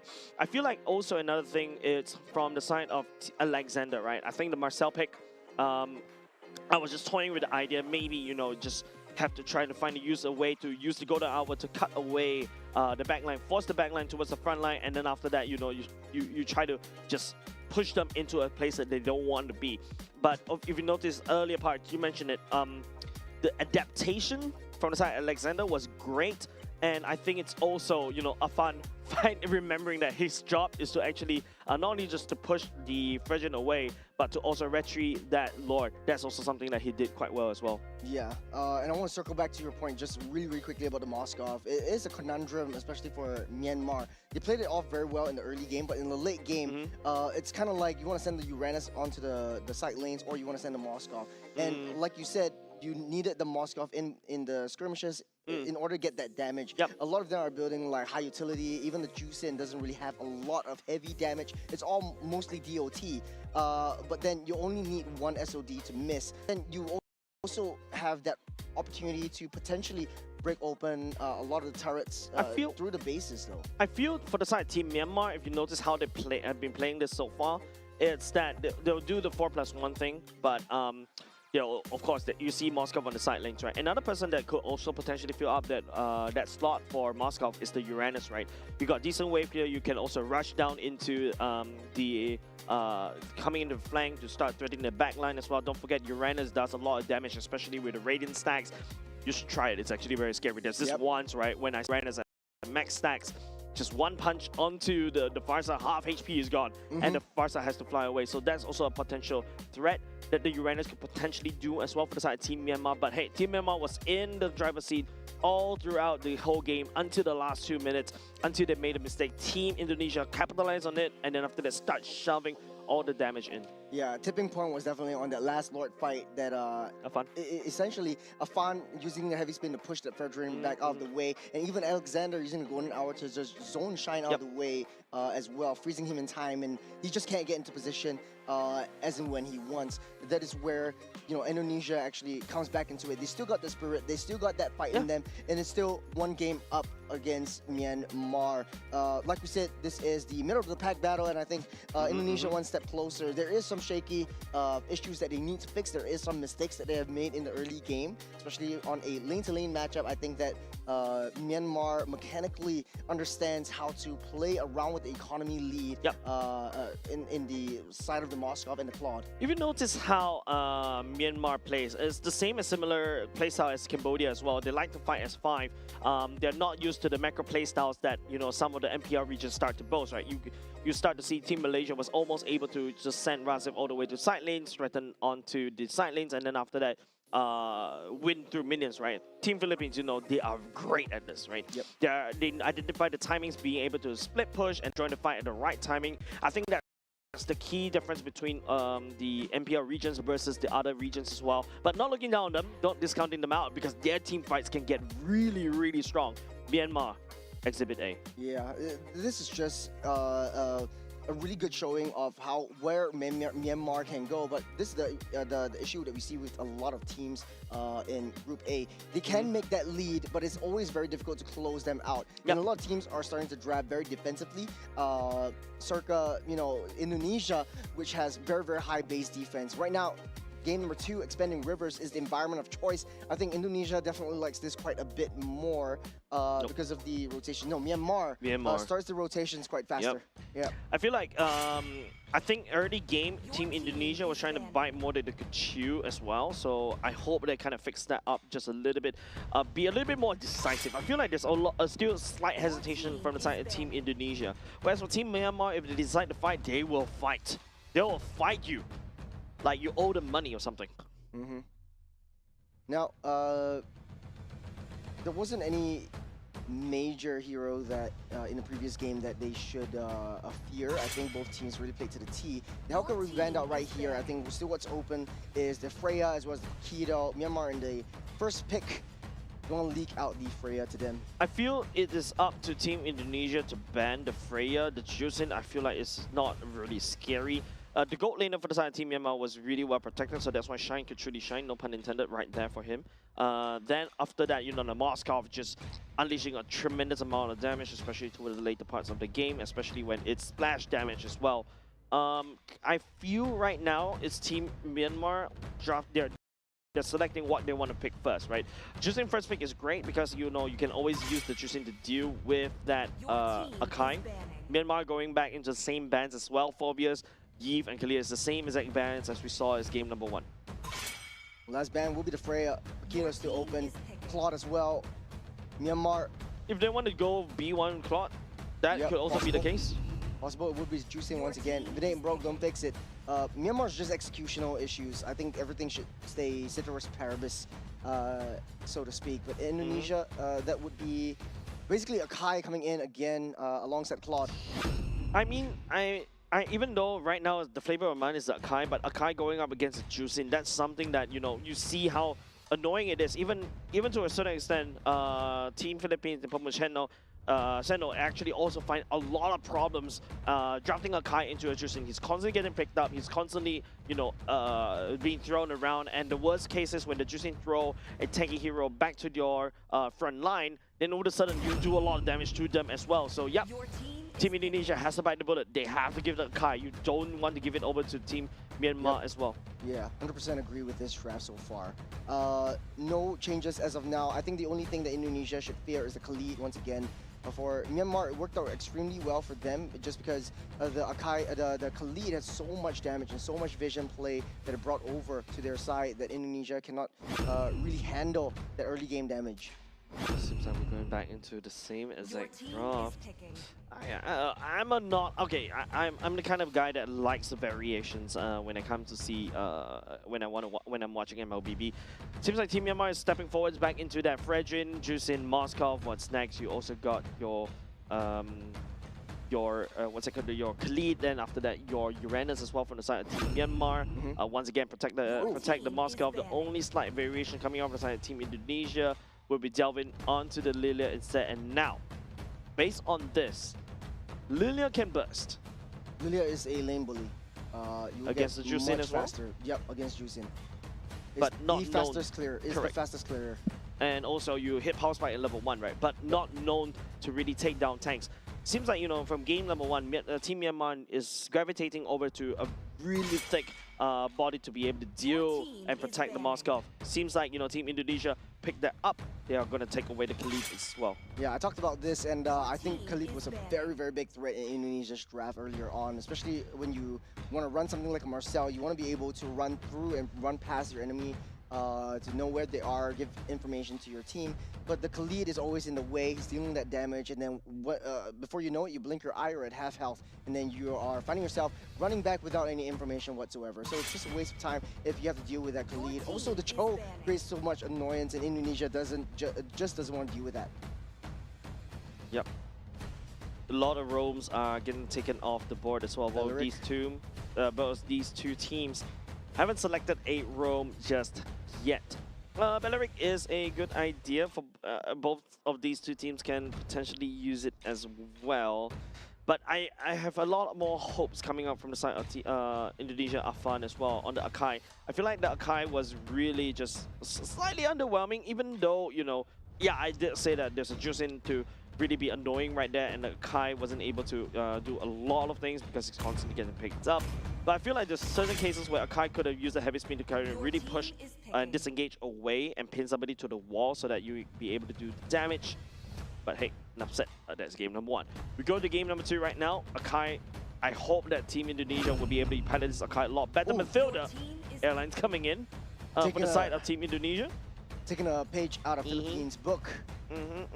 I like it because this goes back to the Ube strategy, and with the Lilia and the Claude alone, you have that kind of zone potential. You have that high burst when you come even close. Yeah. Okay. Team Myanmar bans away the Yuzhong, right? Now Arlot opened up. Low hanging fruit for the side of Team Myanmar. I feel like Team Indonesia, maybe R4 pick is a better Arlot pick because, you know, every time Akai get pushed, Akai pushes somebody else, that's a free bench for you to dive onto it at the same time. I think Arlot is going to have a bit of trouble going up against Team Indonesia right here because of the Akai, and also Mathilda could easily pull and save somebody away. And even if they time it right, you get the guiding win and you get that mark, you dash all the way back into the base. You highly commit into that one. And speaking of high commitment, that's the glue as well. Super tanky together with the Fredrin will create a lot of mayhem for Indonesia from the early game onwards. But well, I think in the Claude in the late game would be able to shred that as well. Lily not too worried about the mini glues as well. What do you think about Ruby here from the side of Team Indonesia? Risky, a little bit too glass, I wouldn't say glass cannon, but a little bit too paper thin. Saw how Wiloon played it for Team Singapore. Mm. Yeah, it does have that heal potential and the sustain potential, but it might not be enough. Shaoki played a great Benedetta. Hopefully they pulls that out this time. I mean, there's also a Lapu if you want to go back to something more standard, right? Yep, there you there's go. a good Lapu. I mean, the reason why I was thinking about the Ruby is because you can basically try to hook onto the Moskov. You have a ton of CC, your CC monsters, and even if you accidentally fall a little bit too far, the Methoda can also come and save you. And don't forget, you also heal a lot from those glubits. What do we have an official name for the mini glues? Glulets? Mini glue. I think just mini glue. Sure, mini glues. Glooblets. Glubits sounds like a cuter name as mini glues. But the L doesn't roll off your tongue. It's so hard to say. Yeah, it's like what? Glooblets. It's like what? Glooblets. Million reptilian? What's his name again? You're the one that coined that that name for him. Mammalian the Mammalian reptilian. reptilian. Yeah. I love that. But hey, you know, this is Myanmar's and Indonesia's time to shine. I think a little bit of a changes and shakeups from the draft for Myanmar. Okay. They have very strong early game potential. Will they repeat what they did in the previous game and eventually close things out? Yeah, I think Team Indonesia, this is going to be a high-octane kind of gameplay. They need to really make use of the map to rotate as quickly as possible, try to catch onto Shine, try to catch onto Mio as much as possible. Because, you know, going into the map right here, if you don't rotate using the Mathilda, then basically you're wasting the Mathilda. But at the very least, Mathilda in the early game does a lot of damage, so that's a decent poke that you can try to do. But now, as we go into the tank meta is not very susceptible to hard invades. That's the beauty of a Lilia. So much of a lane bully right off the bat, just destroying all the mini glues around. Power spike since level 1. Yeah, especially with the fix, right? Lapu Lapu is still a solid pick, still cookie cutter and kind of vanilla, I would say. But looking at what Lapu is trying to do right here, I think it's to probably pose a threat over to the Moskov once again. Every time you slash, especially if you have your War Axe, especially when the split happen, you're going to heal all that all the way back up. But apart from that, I don't know, I just feel like there's another better EXP out there as compared to a Lapu Lapu. The better one was banned, which is the Yuzhong. Would be good in their lineup, but Lapu is actually winning lanes, pretty much dominant if you look in the minimap. I mean, definitely, right? Arlot in the early game doesn't really have a lot of priority because it's reliant on the cooldowns basically to wave clear as well. But because of the fact that you got the Vengeance that could just heal off that very quickly, I think that's why he can sustain in the lane. But his true power spike comes at level 4. Yep, Alexander's definitely also on the other side of the table going to empower this Lapu Lapu because sustain is pretty much the name of the game for Indonesia at this point. Once you get a photo, that is a power spike not only for the Matilda but for everyone around Indonesia. Dingerai having a few day up on the top side, better than the previous game, not playing very defensively anymore. Total spawn around the bottom side this time round. Level 4 checks both EXP laners and also mid laners. Delvin has lesser impact around the level 4, especially when you go into the ultimate. For the Lilia, doesn't really serve a lot of things. Dingerai, get out of there. There's a one-on-one fight. Heavy spin already utilized to push everyone back. Alexander down low. There's Lapu Lapu coming in. Afan underneath the noses takes down that turtle. And this final slash pushing everyone away. Indonesia, they don't want to risk too much, but they're going for it anyway. Myanmar will lose one member as well. Man, Dingerai used the BMI to try to... Oh, SOD? Hey! That's the Moskov! All the way from the top side! What a lucky shot coming over Team Myanmar as well, fighting onto the weaker, the weak member from the side of Team Indonesia as well. Oh my goodness, that is not going well once again for Team Indonesia. What's not going well? The Spears will be able to push upon back, but Shine all the way from that bottom side, able to get that recall, taking a lot of damage though. Lost the priority on that lane, but here comes that glue.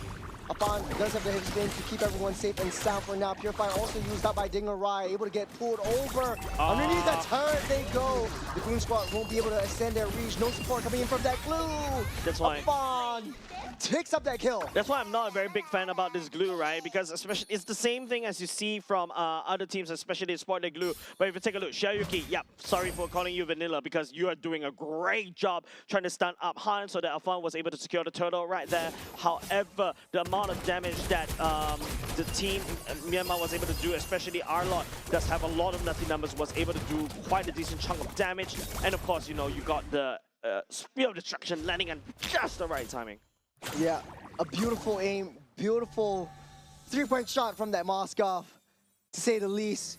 As Indonesia, though, I think basically that team fight was won on the turtle pit. They need to find a way to capitalize on that one.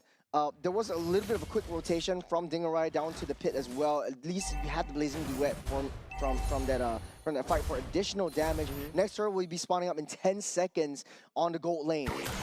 I feel like right now it's more on Team Indonesia time to act, right? They do have the method early game, and also Delvin this time around should be able to scale. Dingarai was trying to join the team fight. I mean, that's kudos to him. But you can start to see the glue, right? Being a bit annoying, especially during team fights. But especially when the possession, if Call did time that glue wrong, Dingarai could just go all the way back into base, and then after that, bring him to no man's land. Arlot coming back in, Hein. Trying to push Dingarai all the way back. Sending him to half health. Speaking of half health, that is Fredrin being taken out. Bursted down by Dalvin. Afan picking it up. Threatening the needle. SOD misses everyone in the coagulation. Yeah, it's just unfortunate. Once again, the first SOD was great, the second SOD not as great. But Shine is actually down in the bottom lane, opposite side of the turtle. Team Myanmar knows that this Moskov needs a lot more damage, a lot more farm in order to be a little bit more prevalent. Dingarai joining the team fight is actually great because it supplements onto Delvin's damage and Xiaoyuki's damage to a certain extent. And then hopefully they farm Team Myanmar's players instead of your minions. The high utility coming in from Afan's heavy spin and locking this Fredrin down, definitely not a good look for Myanmar so far in the game. They're losing a lot more priorities in the lane as well. And speaking of which, Blue finding a little bit more information, just being a nuisance down the bottom side. Speaking of bottom side, the Xiaoki picking up with the kill onto the Moskov. That's absolutely wonderful. That's the power of again. With the heavy spin, pinning into the wall, nowhere to run, nowhere to hide. That's a pullback. No! The guiding wind won't reach its mark. No, wait, I think... Okay, hold on a second. I hope there's a replay for this. That's the final slash once again. Delvin with black shoes, back to at full health. A lot of damage coming in from that Lilia on the top side as well. Mid side though, the Claude bought some time to take down that T1. Yeah, mid lane already taken down away. I really hope that there is a... It just took up too much damage. No, I hope there's a replay of it because I was watching from my own boards right here, and it's absolutely hilarious, right? Because the guiding wind was actually activated by the side of yeah, there we go. Asen Yisha received.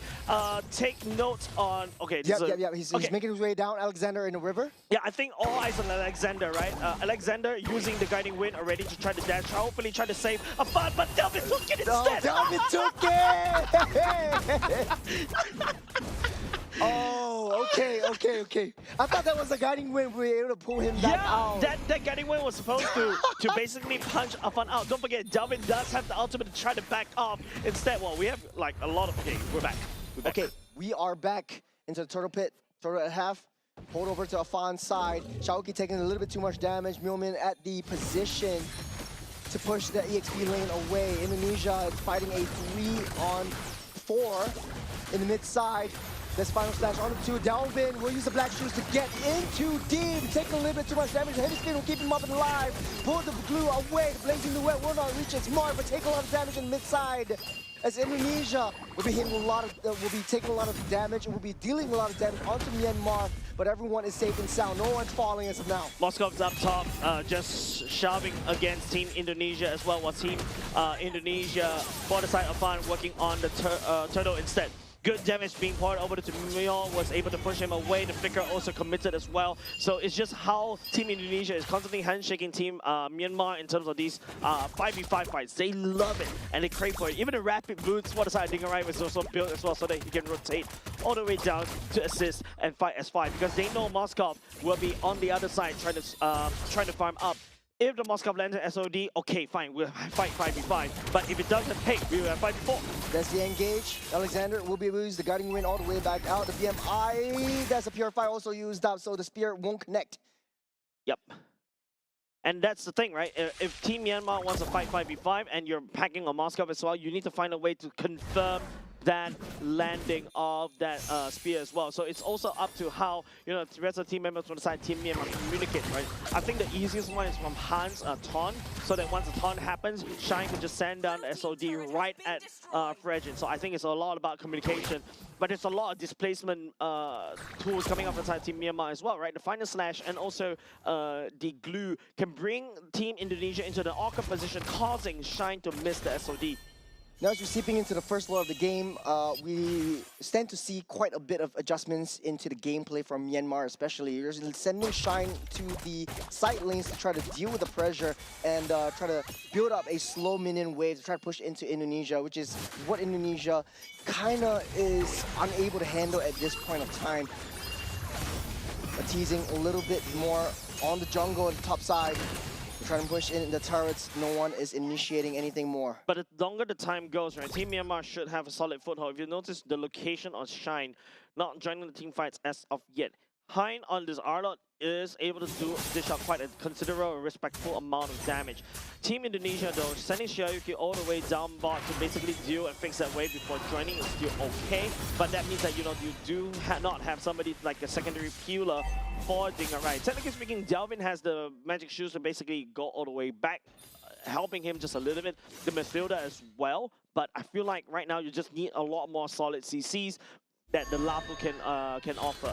Remember, this is expanding rivers, and you said during the start of the game, Myanmar likes this more. Right now, with the Matilda, Indonesia is more positive with this. This Blink Duet, a lot of damage. Shine goes down. No more Moscow for this next Lord fight. Indonesia is going to take the lead here. Good pick up right there coming up for the side of Team Indonesia. Now, no more Moscow.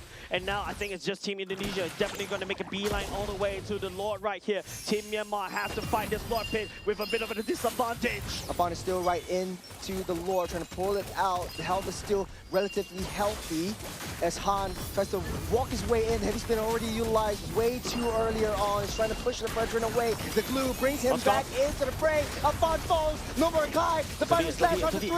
Gets that flicker out of the way. You see Dalvin trying to push that Jusin out of the way. Blue, first to fall, just SOD.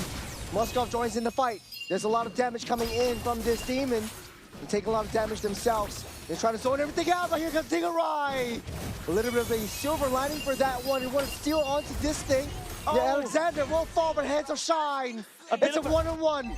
You said threatening Anita. Right now, it feels like, you know, both these two teams performing brain surgery in that Lord dance right here. They fought, but they completely forgot about the Lord. Now, when Team Myanmar had the Moscow down earlier just now, I thought it was an opportunity for Team Indonesia to pick up that Lord as well to try to rush it down. They've got a little bit more time, and I was expecting Shine to send his SOD down to the team fight right to try support, but he was too busy trying to wave clear right there, and then after that, they bought enough time for Team Indonesia to reconfirm and reconsolidate, and then after that, they both traded 2 for 2.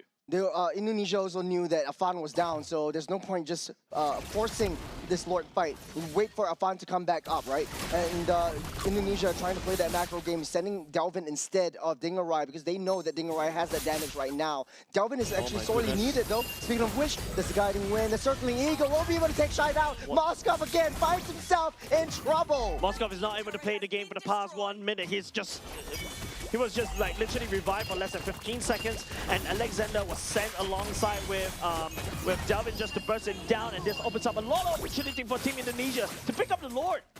No Moscow for Myanmar for so many team fights. He had a field day, I think, in the first game, but this time around, Indonesia is just walking all over Myanmar. I think you don't send the Moskov over to the side lanes already. Mathilda knows what's up, and this is the Mathilda, right? They could just knock somebody up, has additional burst, send along somebody at the same time to burst you down. So I think Moskov had to start packing a lot of damage right there, coming up from the collateral onto Dingarai. I don't think he's too afraid of that. He does have quite a bit of heal potential.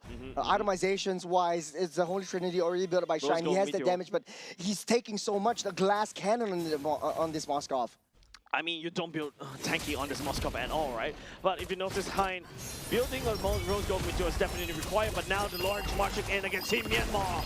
T3 down the mid side. Indonesia tries to look for an angle. The energy eruption already used by that Fredrin. They're looking for Shine. Shine taking a little bit too much. The Appraiser's Grab already hit. There's a final slash onto one. Blue already possessed onto a Fawn, but using a heavy spin, locking them down onto the wall. But the Lord is charging onto the throne. Myanmar is all getting pushed back. Indonesia still has minion waves coming in.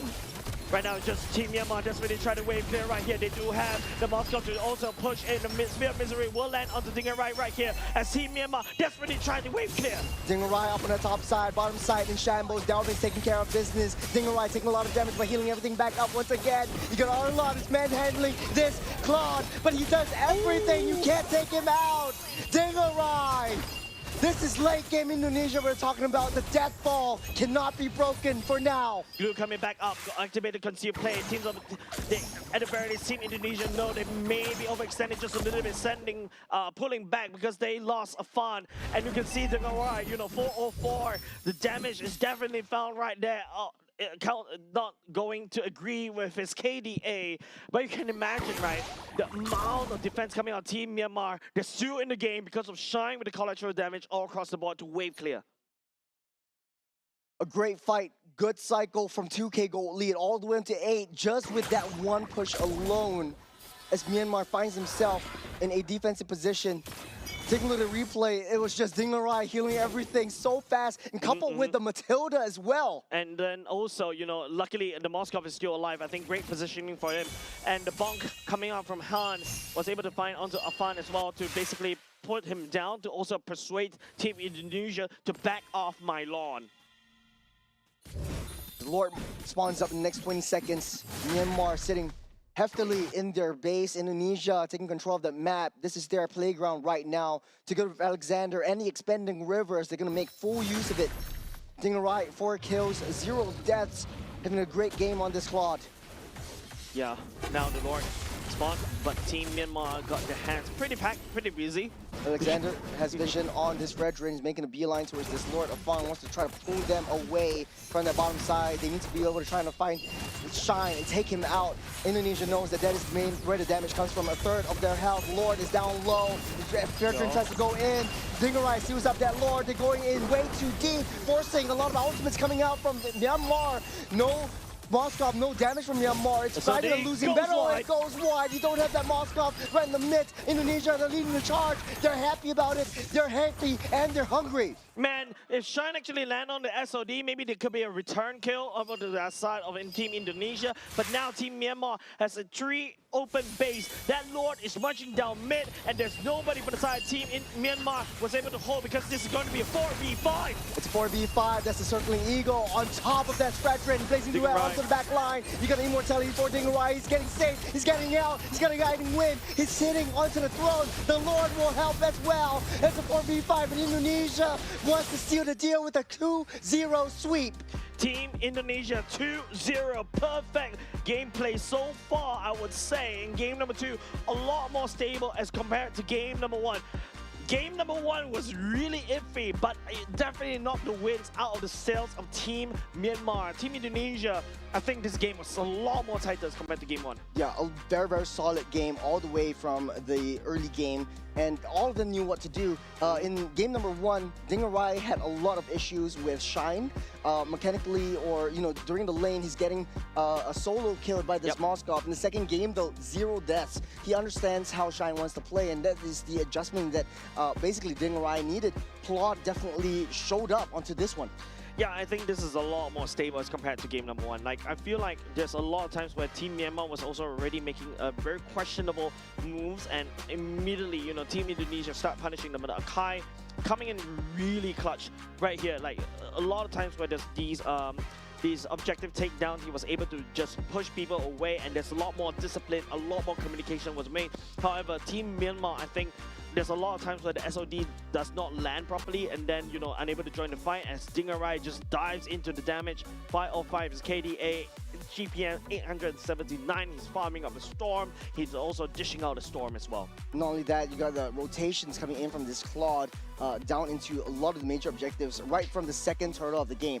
Given the first turtle was that 3-minute extra that he kind of needed to get that a little bit additional damage in order to join in the team fights. I think that Indonesia also, I do want to point out that the entire 5 was drafting around the environment. Knowing that this is expanding rivers, drafting Matilda worked the most makes the most perfect sense. You have so much access, albeit a little bit more mistakes. No one's communicating who was taking guiding wind, and that it left with some hilarious moments as well.